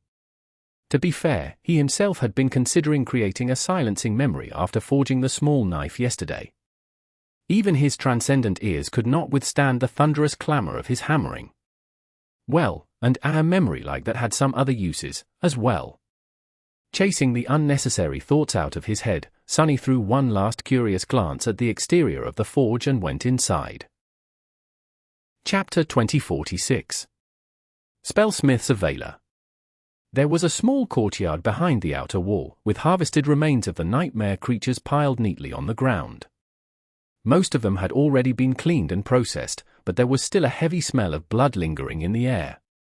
Sunny studied the piles of hides, scales, bones, fangs, claws, tendons, and talons for a moment.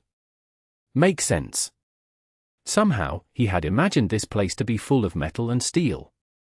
But during the conquest of an untamed region of the Dream Realm, the main materials awakened artisans would use were the corpses of the nightmare creatures. After all, they were readily available as a byproduct of the conquest itself, and often possessed amazing qualities as well. Behind the material storage were the entrances to several crafting halls. Nephis led him to the central door, smiling softly in response to the reverent bows from the workers present in the courtyard. "We are going to be visiting a pair of enchanters today. They are not the most senior, but also not without status. Both are masters, so you might want to treat them with some respect." Sunny nodded. Nephis knocked on the door, waited for a few moments, and then entered. He could hear two voices coming from the inside. "Who? What is it now?" The first voice was female, hiding a hint of irritation. "Oh, right. I forgot to mention. We have visitors today." The second voice was male and quite nonchalant. Sunny studied the two enchanters, a bit surprised. In his head, the forge masters were all wizened, grey-haired old men. But these two looked no different from most masters he had met. The first enchanter was a beautiful, petite woman wearing an emerald robe, with her hair gathered neatly into a bun. The second enchanter was a seemingly absent-minded man with messy black hair, dressed in peculiar patchwork garments. He wore plenty of accessories, too. Both the clothes and the accessories seemed to be enchanted and self-made, making Sunny wonder what function each element was meant to play. Nephis nodded. "Master Snow." "Master Alice." The men responded with a nonchalant bow, while the woman suddenly froze. Her eyes widened slightly. A moment later, she seemed to regain her composure and bowed elegantly. "Lady Changing Star, Master Sunless." "It's an honor." Despite her refined manners, Sunny couldn't help but feel like the gazes she threw at them were a little heated. Is this the ally Neph mentioned, perhaps? He wasn't sure, but there was something familiar about these glances. They were strangely similar to how mundane people usually looked at Kai, back in NQSC. Sunny coughed. "Pleasure to meet you." The petite woman did not respond immediately. Master Snow, meanwhile, studied him for a moment. "So, is it true?" Sunny raised an eyebrow. "What is?" The man scratched the back of his head. "That you are an enchanter." "Ah." Initially, Sunny had wanted to hide the fact that he could create memories, and it was still hidden, somewhat. However, once he started modifying memories from the Firekeepers and sending Aiko out to gather samples for him to study, it was hard not to reveal the fact that he could at least change their enchantments. He nodded. "I am indeed somewhat capable of enchanting. Look, I made it myself." With that, he threw the silver knife to the Forgemaster. Master Snow caught it with a motion that betrayed more than a modest amount of battle experience, studied it for a few moments, then grimaced. "Well, at least you are a decent blacksmith." Forging the silver knife was an arduous process, but it only possessed the rudimentary enchantments shared by all memories. By presenting it to the experienced spellsmith, Sunny painted himself as someone barely passing as an enchanter. His little deception seemed to work quite well. Master Alice gave her male colleague a scathing look. Don't say that. Yes, this thing can barely be called a memory, and yes, I would have died of embarrassment if I showed it to anyone, but Master Sunless has many redeeming qualities. With that, she glanced at Nephis and smiled. Am I right, Lady Changing Star? Nephis raised an eyebrow. Well, yes. He is outstanding in many regards. That's right. Sunny struggled to maintain a polite smile on his lips. Master Snow stared at him skeptically for a few moments, then sighed. Well, no matter. You are just here to observe, correct? We are not doing anything revolutionary today, but it still requires absolute focus. So, make yourself at home. But not too at home. Just moderately at home, I guess. The other enchanter nodded. Yes, yes. Lady Nephis, you can stand over there. The lighting there is the best. I mean, the view from there is the best. Oh, and Master Sunless, you stand next to her. Gods, they are so. I mean, I hope you are comfortable. We'll continue working, then. As Sunny and Nephis moved to the wall opposite the entrance, the two enchanters continued what they had been doing while trying not to pay them too much attention. Sunny was curious to see the process of enchantment, but for now, both were simply preparing the materials. From what he could tell, Master Snow was in the process of crafting a suit of scale armor. Master Alice, meanwhile, was carving something out of bone. It looked like the hull of a toy ship? No, it had to be an elaborate arrowhead.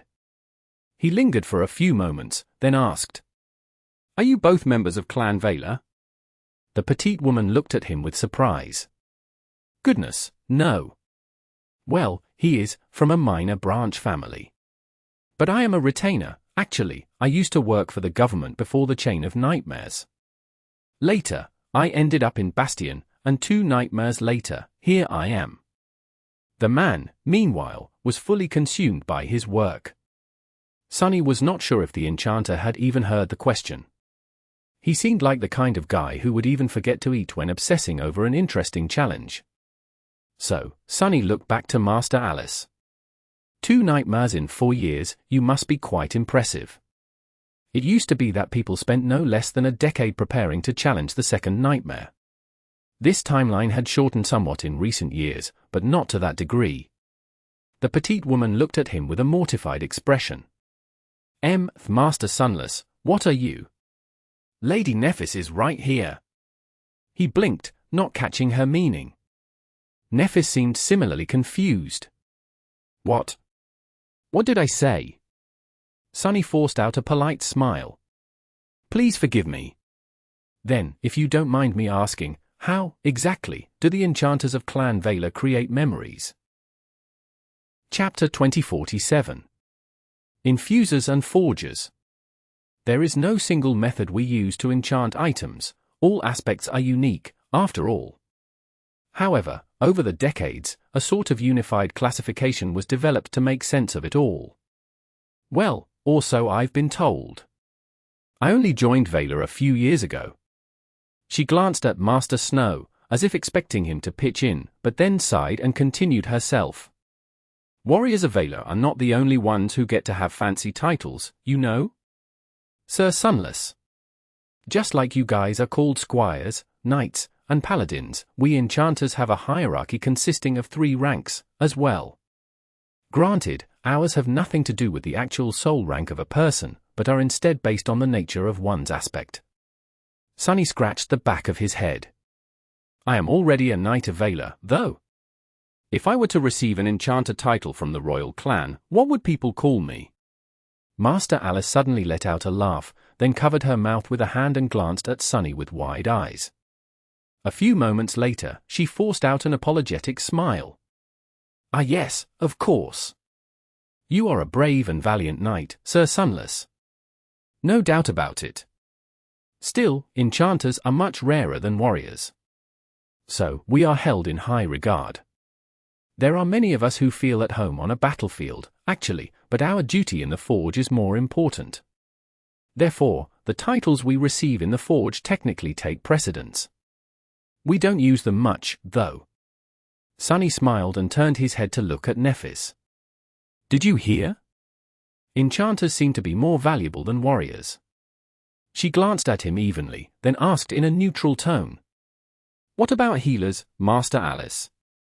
The petite woman raised an eyebrow. Oh, well, healers are the most precious, of course. A talented enchanter might be worth their own weight in gold, but a powerful healer is simply priceless. Nephis continued to stare at Sunny with an aloof expression. The corner of her lips, however, curled upward ever so slightly, betraying a hint of smugness. Cute. Master Alice, meanwhile, continued.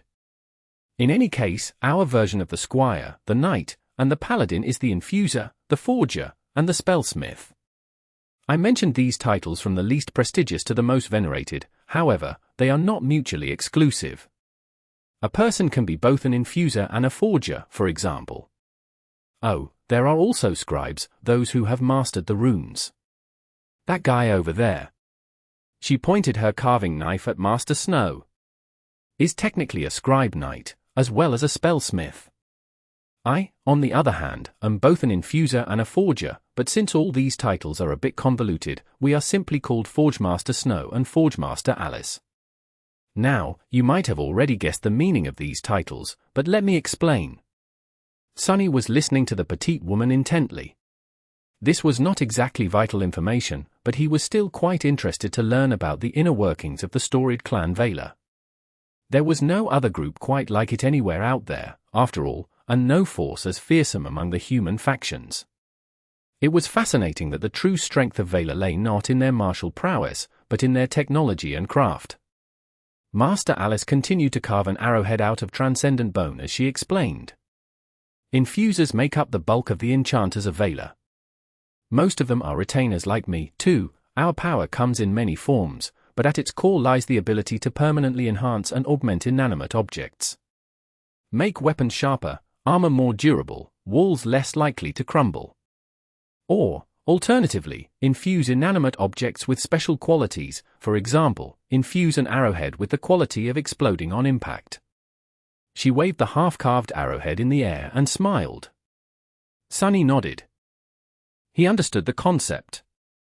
Samara of his evacuation army cohort had been somewhat of an infuser, in a sense. That was why her bullets could slay powerful nightmare creatures. Only, in her case, the infusion of charged essence had not been permanent, lasting only a few days. He sighed. Maybe that would have changed if Samara had been given a chance to become a master. That does not make these enhanced items into memories, though. Master Alice nodded. I'm getting to it. Right, the work we infusers do might not seem as impressive as that of forgers and spellsmiths, but it is still very important. Not the least of all because infused items often endure the runes better, and can therefore be augmented even further by the scribes. That also made complete sense to Sunny. He already knew that different materials possessed different arcane capacity. Some could withstand immense spell weaves crafted from powerful soul shards and potent essence, some were so mundane that they would disintegrate under the strain of the simplest enchantment. So what do the forgers do? The petite woman looked at him with a smile. Just what the name suggests, of course. We are masters of forgery. Finishing carving the arrowhead, she raised it in one palm, and took an uncut fragment of bone with another hand. Sunny sensed a subtle flow of soul essence, and then both of the woman's hands ignited with a soft emerald glow. Bathed in that glow, the rough fragment of bone slowly melted and changed shape, turning into a perfect copy of the carved arrowhead. Master Alice compared the two with a discerning eye, nodded in satisfaction, and picked up another arrowhead, this one forged from lustrous metal and engraved with a beautiful filigree of runes. Forgers possess abilities that allow them to copy or replicate items, either in their entirety or only certain traits. Some can duplicate weapons, for example, some can copy a quality of one weapon to another. There are far fewer forgers than there are infusers, and many of them come from the minor branches of the Valor family. She lingered for a moment, and then added. That said, forgers are not at all as powerful and precious as spellsmiths, and yet, they are perhaps the most important cog in this miraculous machine. Do you understand why? Nephis tilted her head in confusion, but Sunny's eyes suddenly glistened. Members of the Valor family can transfer a quality of one item to another. The petite woman nodded and let out a chuckle. Indeed. So, if a suitable forger takes a memory weapon and transfers the quality of being a memory to an ordinary weapon that had been prepared by an infuser and a scribe, guess what happens? Chapter 2048. Different Foundations. It will become a memory. Master Alice nodded. Yes. In fact, that is how most memories produced by the Forge Masters of Valor are made. A mundane weapon is forged, augmented by an infuser, enchanted by a scribe, and then turned into a memory by a forger. Of course, there are a million variations of the process, with different enchanters possessing different powers and strengths. But the basics are the same. And even if some forgers can't copy the memory quality, those who can pick up the slack. She paused for a moment, then added with a sigh. There are more elaborate methods of forgery, as well. Some of us can simply duplicate memories, some can transfer particular enchantments, and so on. The more powerful of the forged memories are the result of carefully collecting suitable enchantments and transferring them to a single vessel, almost like assembling a perfect weapon from building blocks. Well, I won't bore you with details, suffice it to say that there is space for artistry in this process, too. With that, Alice activated her aspect once more. As Sunny watched, bewildered, the steel arrowhead in her right hand was suddenly enveloped by emerald light. Some time later, weak wisps of similar light started to shine from beneath the surface of the bone arrowhead, which she was holding in her left hand, as well. Soon, the similar filigree of runes started to reveal itself on the ivory surface of the bone, as if burned into it from within by the emerald light. Shifting his vision, Sunny peered beneath the surface of the bone arrowhead and held his breath. Something miraculous was happening there, right in front of his eyes. A storm of soul essence poured into the black abyss contained within the small piece of bone, drowning it in soft radiance. The cloud of essence drifted in the darkness, shining like a vast nebula, but then, its contours changed, becoming sharper and more defined. Then, empty spaces revealed themselves between the wisps of shining gas, slowly growing as the strands of essence were compressed tighter and tighter, turning into strings. A spellweave was being born. Sunny suppressed a sincere desire to applaud and simply put on an admiring smile. This is amazing. Master Alice sighed. Is it? Well, I guess so. The first few times, maybe a few dozen times, I was amazed, as well. However, there is certainly room for improvement. For example, it is usually too difficult for me to replicate transcendent enchantments. I also spend too much essence on each attempt. This one is my first for the day, but starting from around the third, I'll have to substitute my own essence with soul shards. It costs quite a penny. Sunny shook his head. Still. Internally, he was thinking about something else. So far, what both infusers and forgers did sounded a lot like the early stages of his own journey as a sorcerer, only built on a different foundation. The foundation Sunny had used was observation, study, and understanding. By examining countless weaves, he slowly learned to separate particular patterns of ethereal strings from the radiant tapestries. Then, he deciphered the meaning of some patterns, and learned how to replicate them. For the longest time, his entire repertoire was nothing but replication. Just like the petite enchantress had said, it was very much like assembling a memory from building blocks, only, in his case, Sunny had to prepare the blocks himself. Later, he attained some liberty in how to implement them, thus gaining the ability to attune the copied enchantments according to his needs. The foundation the Forge Masters of Valor used, though, was based on power and happenstance. There was a lot of skill and shrewd calculation involved in how they created memories, sure, but they ultimately relied on the unique nature of their aspects instead of understanding. Funnily enough, at that stage, the result was the same. A memory Sunny could create a few years ago would have hardly been superior to a memory created in the forges of Clan Valor. The difference, though, was that the path these enchanters followed was static, while his was not. Since the Forge Masters relied on their aspects to forge memories, they were doomed to be forever limited by the boundaries of their aspects. But Sunny could develop and learn. His only limit was his enlightenment and comprehension. So, even though he had been no different from a forger in the past, he was infinitely more capable than any of them could ever be now. He had already delved into the very essence of weaving, gleaned its secrets, and grown capable of creating unique enchantments instead of copying the ones provided by the spell. Therefore, he did not need to follow someone else's blueprint, or be limited in what he could build by the shape of available blocks. If he was correct, then his current level was akin to the most revered rank among the Forgemasters, the Spellsmith, or maybe even already beyond that. If not, then it was going to be soon. Sunny smiled politely. What about the Spellsmiths, then? Master Alice glanced at her partner, then shrugged. Those are very few. All of them are members of the Valor family, and most are direct descendants, the children and grandchildren of the Warden. This guy here is a rare exception, since he is at best a very distant cousin to Princess Morgan, oh, and to you too, Princess Nephis. She beamed at Nephis, then sighed wistfully. Spellsmiths can imbue armaments with mystical traits and enchantments directly, without having to copy them from somewhere else. I'm not really sure how it works, but their aspects are all rather unique.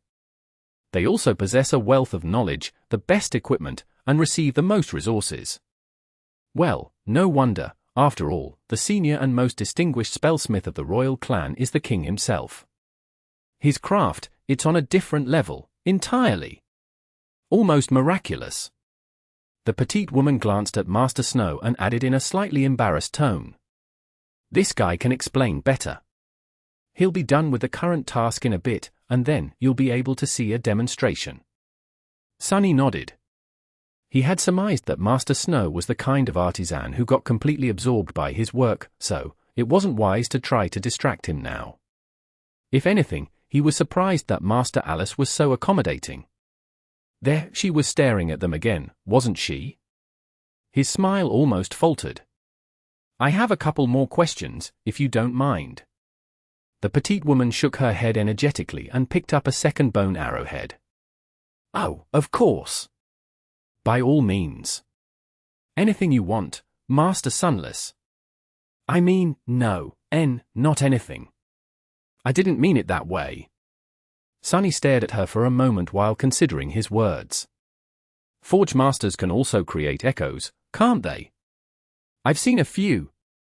Master Alice nodded with relief. Why, yes, in theory. And we do, sometimes. Forgers can create very crude automatons, while spellsmiths can create true artificial echoes. The process is not much different from forging memories, just way more time-consuming. It can take a senior spellsmith an entire year or more to craft a single echo.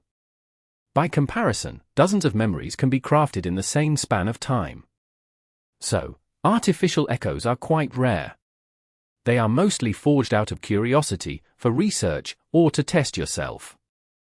Sunny nodded. It made sense, somewhat. Echoes were never equal to the original, so arming awakened elites well was a more efficient way of spending resources. And then, finally, the last question, not the most important of them, but one of great interest to Sunny personally. And are the names? Who comes up with the names for the forged memories? And the descriptions? Master Alice seemed a little surprised by the question. Excuse me. Sunny leaned forward. Well, you know. This bone arrowhead you made into a memory. Did you give it a name? Something like, I don't know. Bonehead? Bone and arrow. The petite woman gave him a strange look, then shook her head. Oh, no, the spell names them for me. Some of the spellsmiths have the ability to name and describe their creations personally, but most don't. She lingered for a moment, then added politely. If you are curious, Master Sunless, I can check. The petite woman turned her head and stared into the air, clearly studying the runes. Who? That's strange. For a moment, Master Alice had an incredulous expression on her face. Then, she shook her head with a hint of bafflement. The spell seemed to have named it.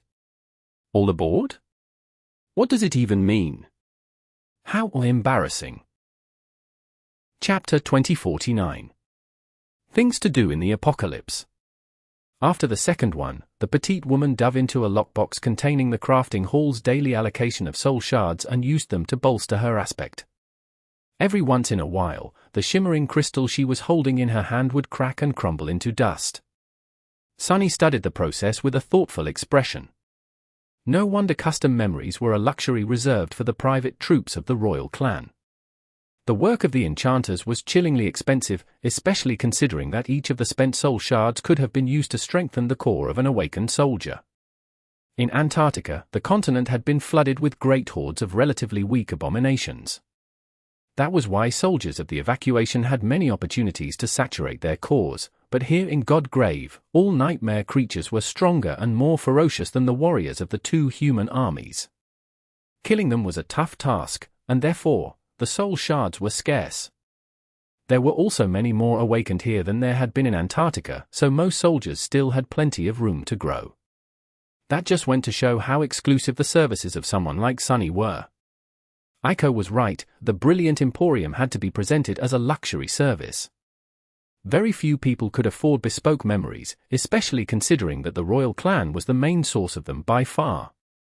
Usually, Sunny would have felt bliss at the confirmation of his bright financial future, but today, his thoughts wandered in a different direction. The situation in Godgrave, overwhelming enemies that were dreadfully difficult to defeat even for powerful awakened, scarcity of resources, and a constant attrition of human lives, seemed to resemble what awaited humanity in the future very much.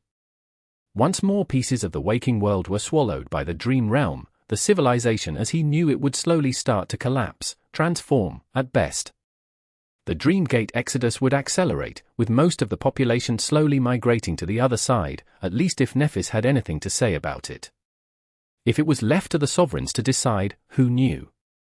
Sunny could easily see a situation where the ruthlessly pragmatic Supreme simply shut the dream gates, leaving billions of people to die.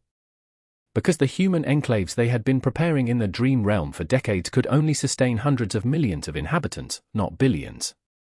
But even if the sovereigns were defeated and Nephis usurped the throne of war, the future still looked dire. There were more death zones in the dream realm, after all, and nothing really held the dreadful creatures populating them from migrating to greener pastures. Especially once those pastures were populated by countless humans and started to emanate the alluring scent of myriads of human souls. In fact, Sunny expected that to happen. A slow, inevitable, and terrifying escalation that would bring humanity to the brink of destruction. Not only because he had a habit of expecting the worst from the world, but also because there were relevant examples.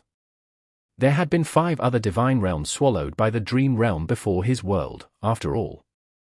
There were supremes among the inhabitants of those worlds, too.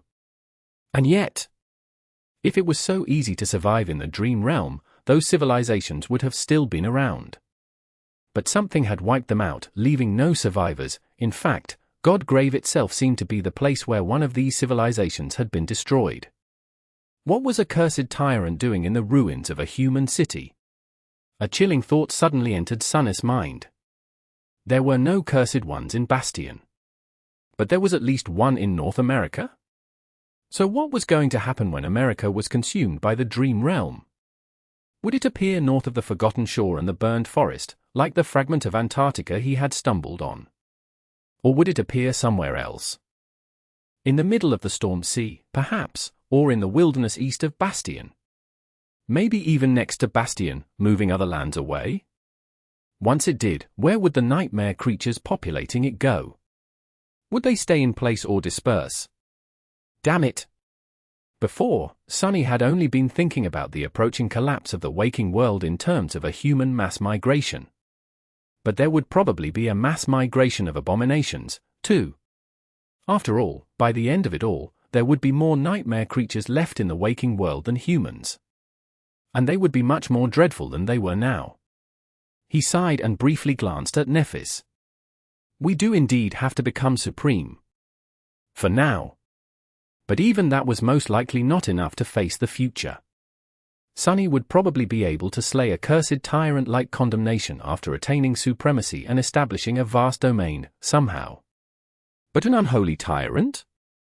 An unholy titan? Those were gods. Vile and corrupted, but still gods. And not only that, but gods of the highest caliber. A mortal, no matter how powerful, could not defeat a god. Sunny sighed again. Great. So, if he described it briefly.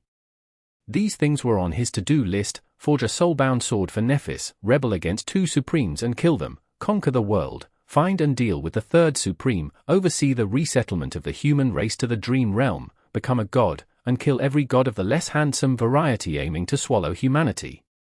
Oh, and also keep the flames of romance and passion alive in the process, with a workaholic girl who could not really remember him. And keep his sister alive. Preferably, make comically large sums of money while he was at it. Sunny lingered for a moment, then lowered his head and rubbed his face. Ah. How come life had been so much simpler before? He felt almost nostalgic about trying to survive in the outskirts. Almost. But not quite. Nightmares, however, did feel strangely cozy and inviting at the moment. Chapter 2050. Catalyst of Improvement. Soon enough, Master Snow, the Scribe Knight and Spellsmith, finished working on the cuirass of a robust scale armor and lowered his hands with a satisfied sigh.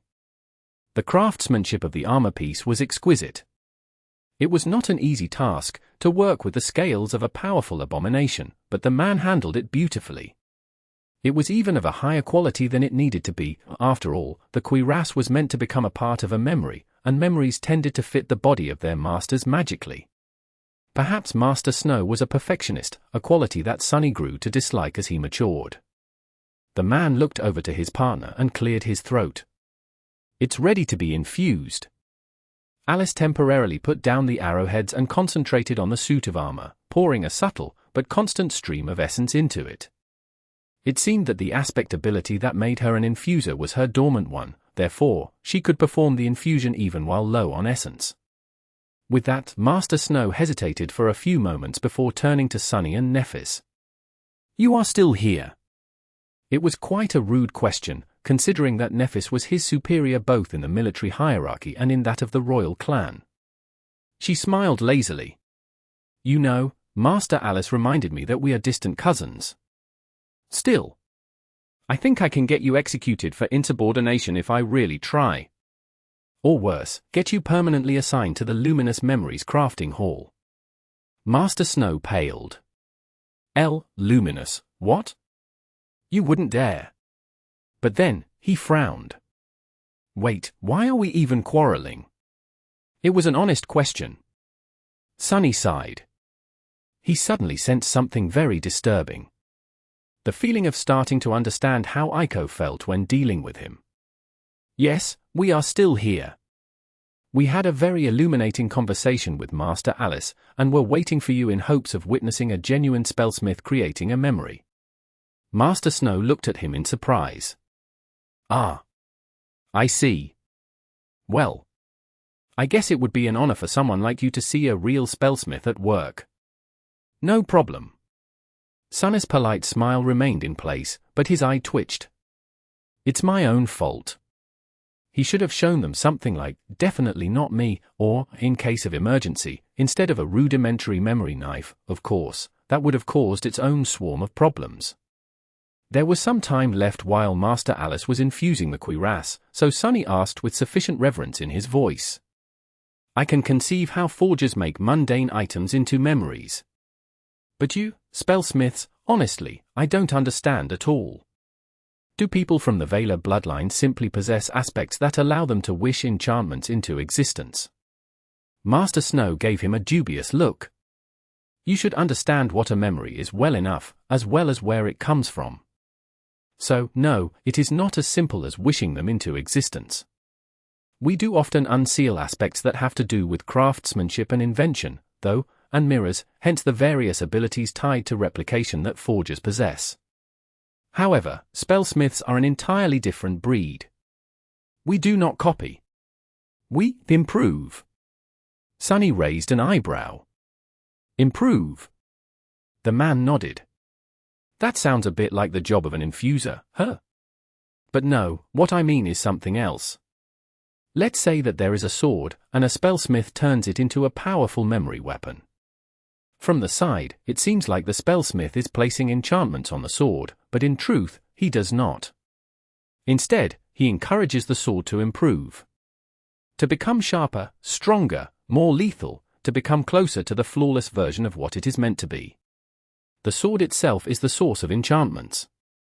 The Spellsmith simply serves as the catalyst of change, as well as its guide. Sunny hesitated for a few moments. So the sword turns into a memory, because it has always possessed the capacity to be one. It was a strange thought, but somewhat in line with Valor's lineage of War God. War God was also the deity of craft, intellect, and progress after all. And life. And life was a constant struggle. So, Sunny could see a member of the Valor family being able to initiate the process of artificial evolution in something, the process of progress through iteration and struggle, just like natural selection was for living beings. Of course, it was strange to consider that a chunk of sharpened metal could evolve. Master Snow nodded. Just as a human possesses the capacity to be a god, the act which is revealed when one's aspect is unsealed. You must have felt it as well, Master Sunless, on the day you conquered the first nightmare, the fact that the source of power reshaping your soul and body was, and always had been, hidden within you. Not placed there by an outward force. Sunny tilted his head, failing for the first time to maintain his polite facade. He was just too bewildered and engrossed by this strange philosophy. School of thought? Nonsense? In any case, he did remember feeling exactly what Master Snow had described. When the spell helped him unseal the Shadow Slave aspect, Sunny clearly felt that the source of the heat reforging him had come from somewhere within, from something that had been a part of him all along. Even the word the spell used hinted at fact. The first seal is broken. Awakening dormant powers. Breaking a seal meant that the seal had existed somewhere inside him all along. Awakening dormant powers meant that they had been sleeping within him already. Not that the spell had placed the seal and the power into his soul as some form of reward, no, it had simply helped him access something that had already been there. Sunny frowned. Actually, that makes a lot of sense. It was perfectly in line with what Ananke told them in the depths of the tomb of Ariel about where humans had come from, and why they were so different from all other beasts and creatures. It was because humans, just like the gods, had been born from the primordial flame of divinity, from the flame of desire. Their souls were formed from the sparks that had been cast when the void was sealed in a net made from desire. So, human souls came from the original source of divinity. Therefore, they could very well contain the potential for everything. An infinite amount of potentials, of all the aspects that had existed, and would ever exist. It was only when an aspect was unsealed that the potential was realized, and therefore exhausted, turning infinite possibility into definite reality. That was why aspects came from within humans, and yet could very well have nothing to do with humans. Like Nephis, who had inherited an aspect of a Nephilim, or Sunny himself, who had inherited the aspect of a divine shadow. Who? Sunny narrowed his eyes a little. If I am the sword in this metaphor, then who is helping me improve? It was certainly not a spellsmith. Instead, it was the nightmare spell.